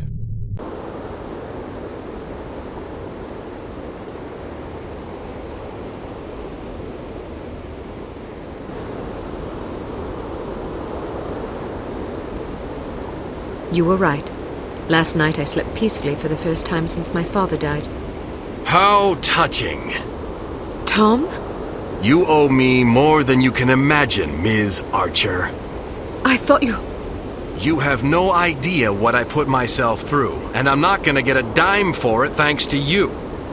You're the traitor. Hey, I'm not proud of what I did, but I was gonna get a handsome paycheck as compensation. A very handsome paycheck. Unfortunately, you had to go and blow up my benefactor. Money? You betrayed the entire free world for money? Ah, spare me the self-righteousness. Everybody has a price. Even you. You don't know anything about me. Maybe not, but I've been in this business long enough to see what people are capable of. Anybody can talk about honor and patriotism, but those are just pretty words. When the money's on the table, the right amount of money, You'd be surprised how quickly you can change your tune. Do you honestly believe that? Of course I do. You know what a spy is? It's just some ordinary Joe who's willing to risk his life to sell out his country for a few measly bucks. We rely on these people. That's where most of our information comes from. The difference between them and us, other than our training as operatives, of course, is a price tag. Mine just happened to be about 100 times as much money. And now I get nothing thanks to you. You're forgetting something, Tom. Those spies we recruit aren't patriots, they're cowards. We seek out selfish, hateful little people who place themselves above everyone else. We choose them because they're weak and greedy and arrogant, like you. Touché. Don't you understand what you did? People died because of you. Bruno died because of you. Hey, Volkov killed him, not me. All I did was supply some information. I'm not responsible for how that information was used. We'll see what the court thinks about that. I didn't come here to surrender. Pity for you.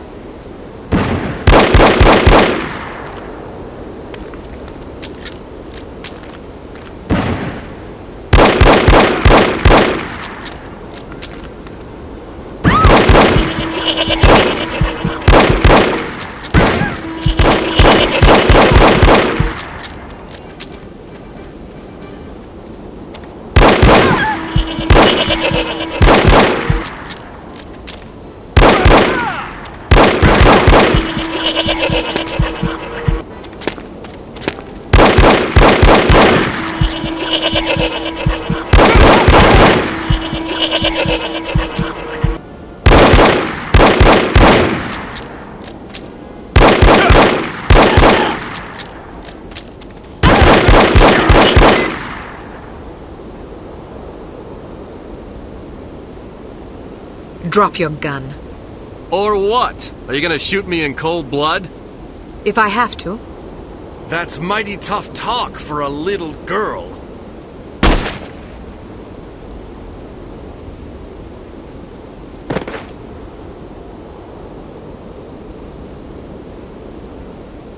Mr. Smith, what are you doing here?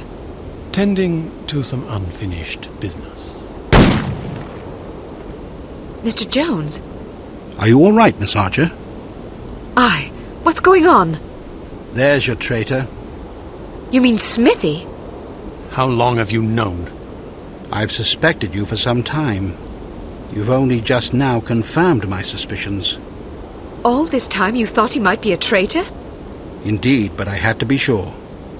You might have warned Bruno. He did. Bruno. Look out!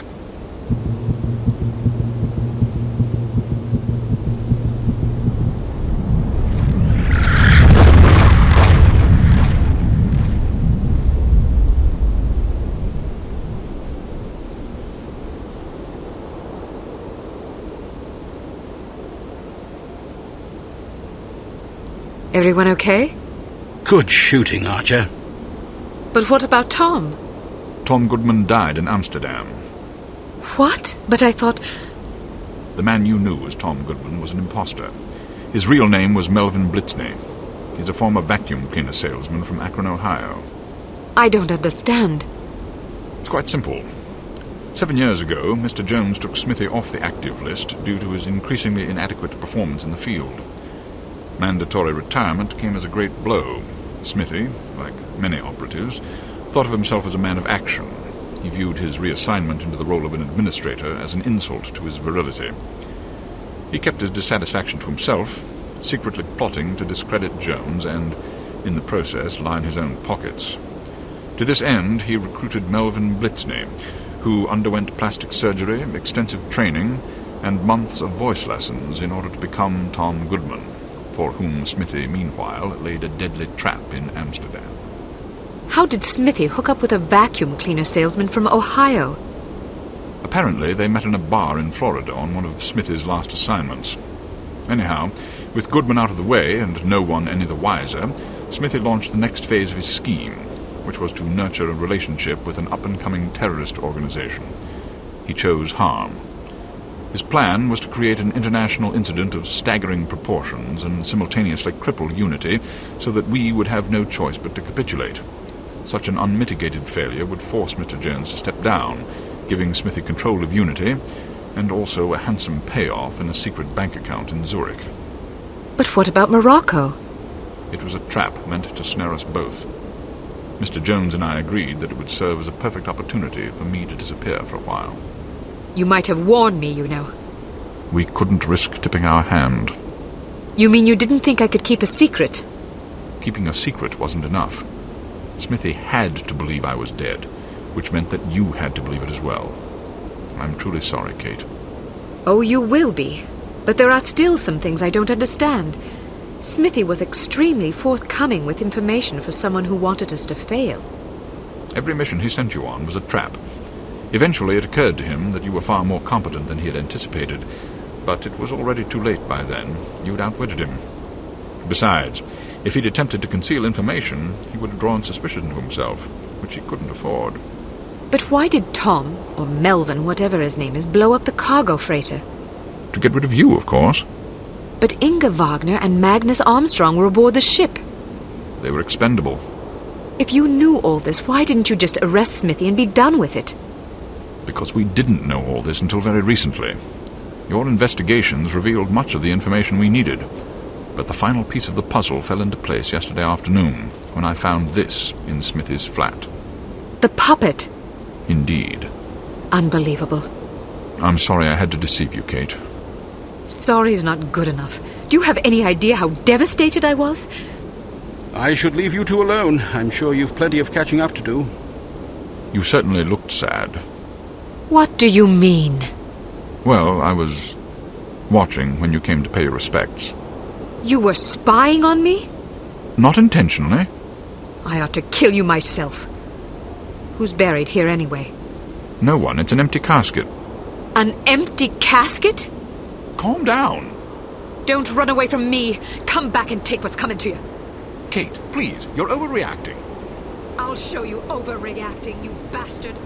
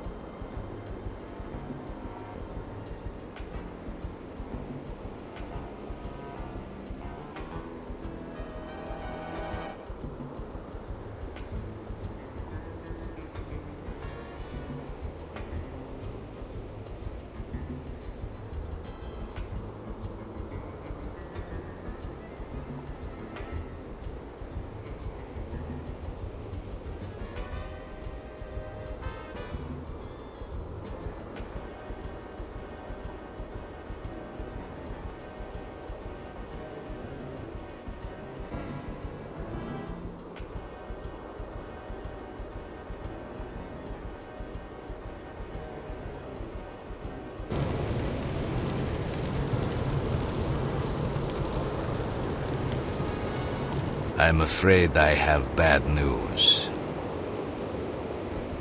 I'm already aware of the situation, Dimitri. No matter, we'll just have to do better next time, won't we?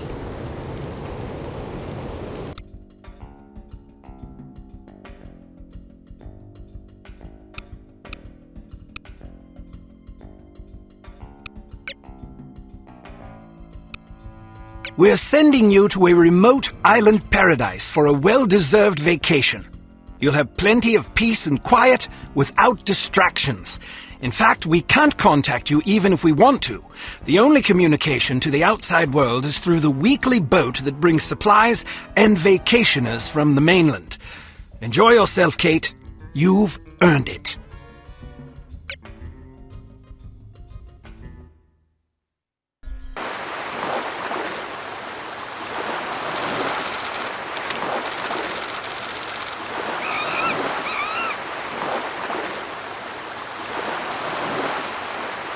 This is the life. No harm, no unity, and no objectives except rest and relaxation.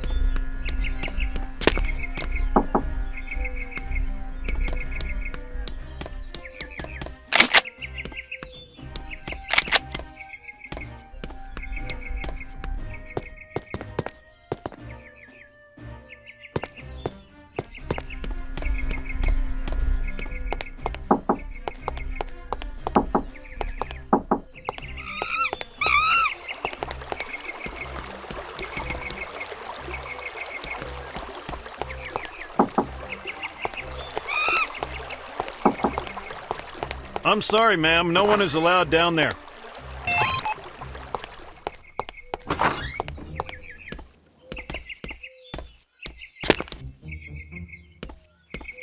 Does this dress make me look fat? Fat like how? Fat. I've been eating so much here. My dress feels too tight.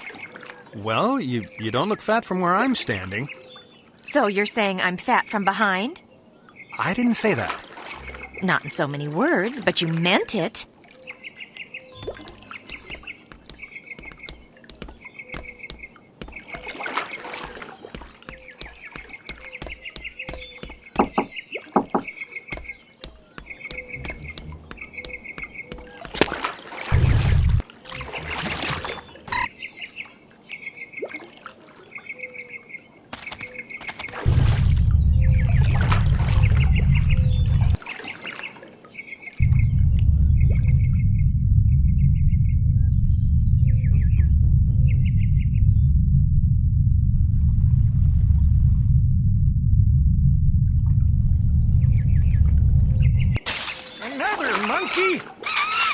These things are a menace!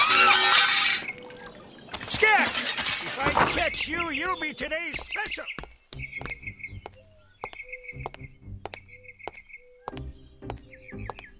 H.A.R.M? What's going on here?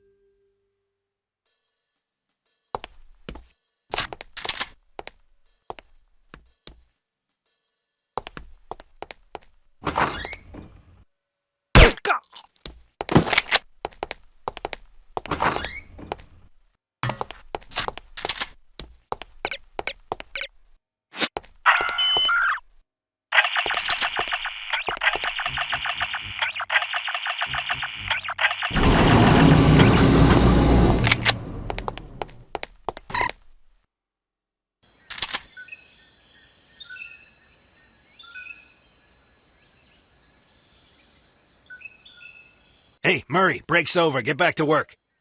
What's the rush? We need to get this shipment to the facility, and you've been sitting around all afternoon. Our paychecks are 2 weeks late. I'll put some hustle into it when I see some money. Boss said that's just a temporary payroll glitch. Now come on! I can't do this by myself.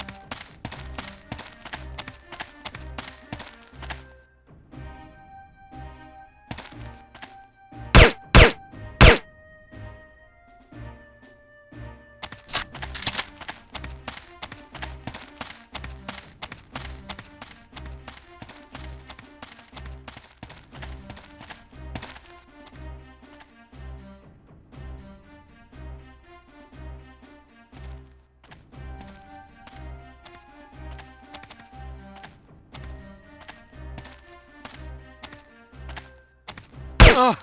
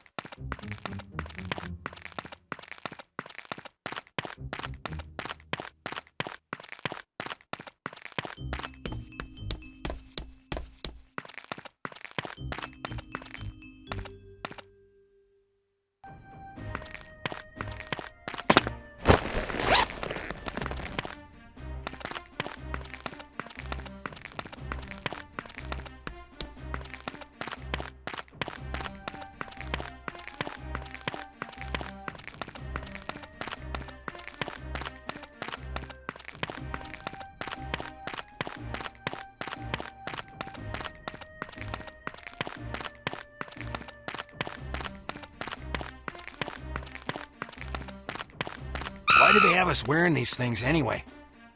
I'm not sure, but they are kind of nice. Nice? Because they remind you of your mom? Very funny. Back to work, smart guy.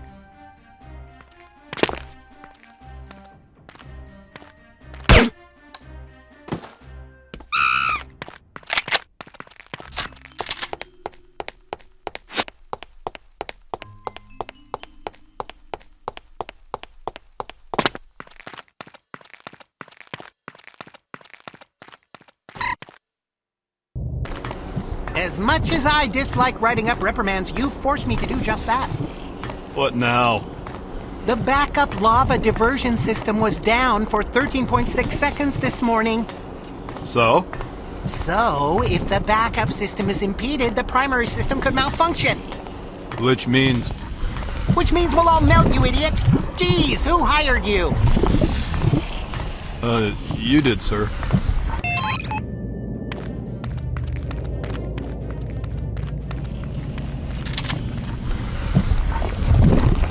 Look out, everyone!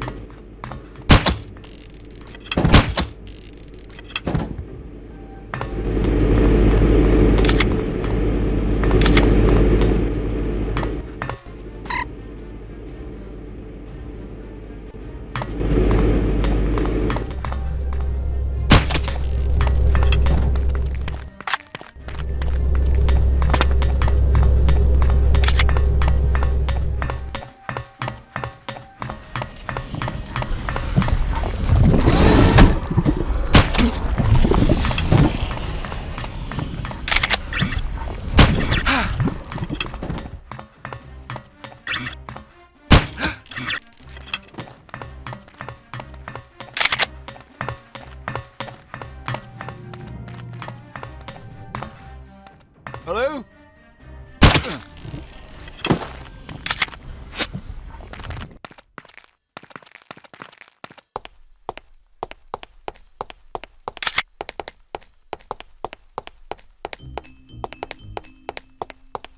Hello?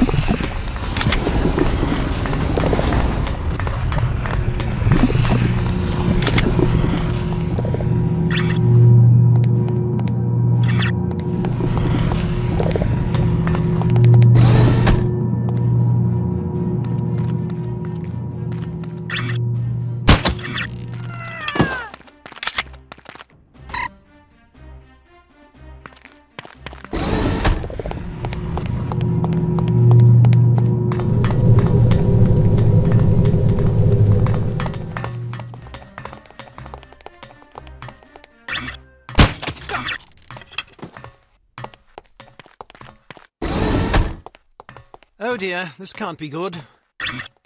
Ah!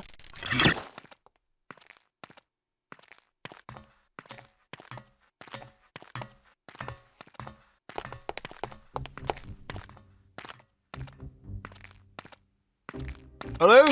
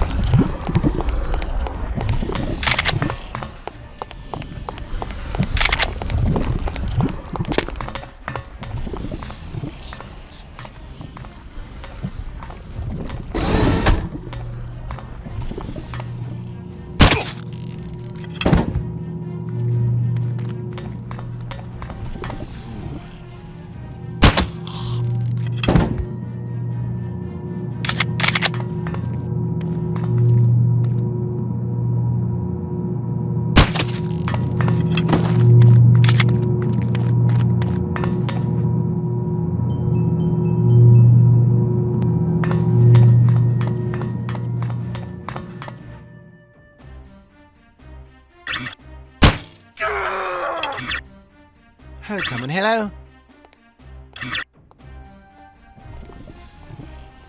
Perhaps it is time to get sober after all.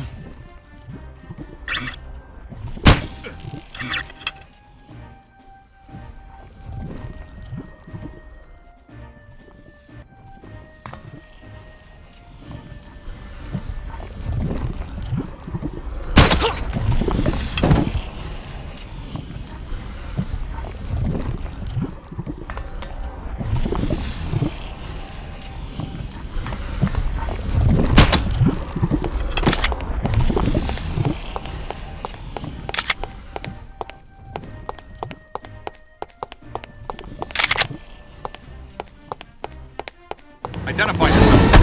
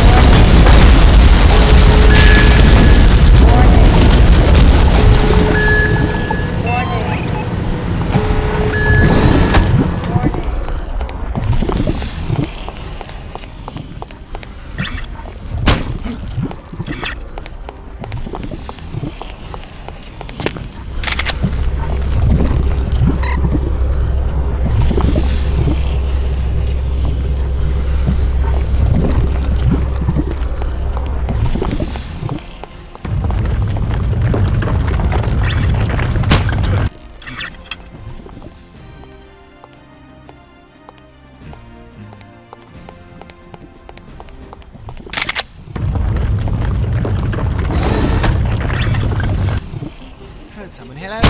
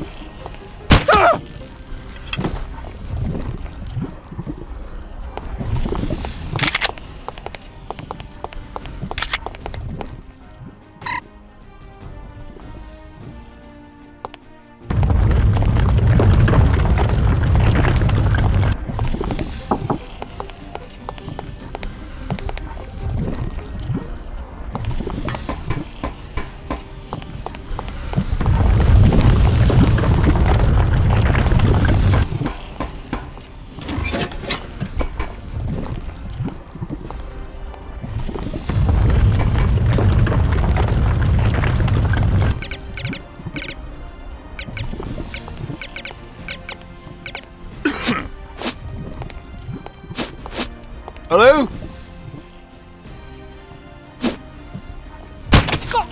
Quite dead looking.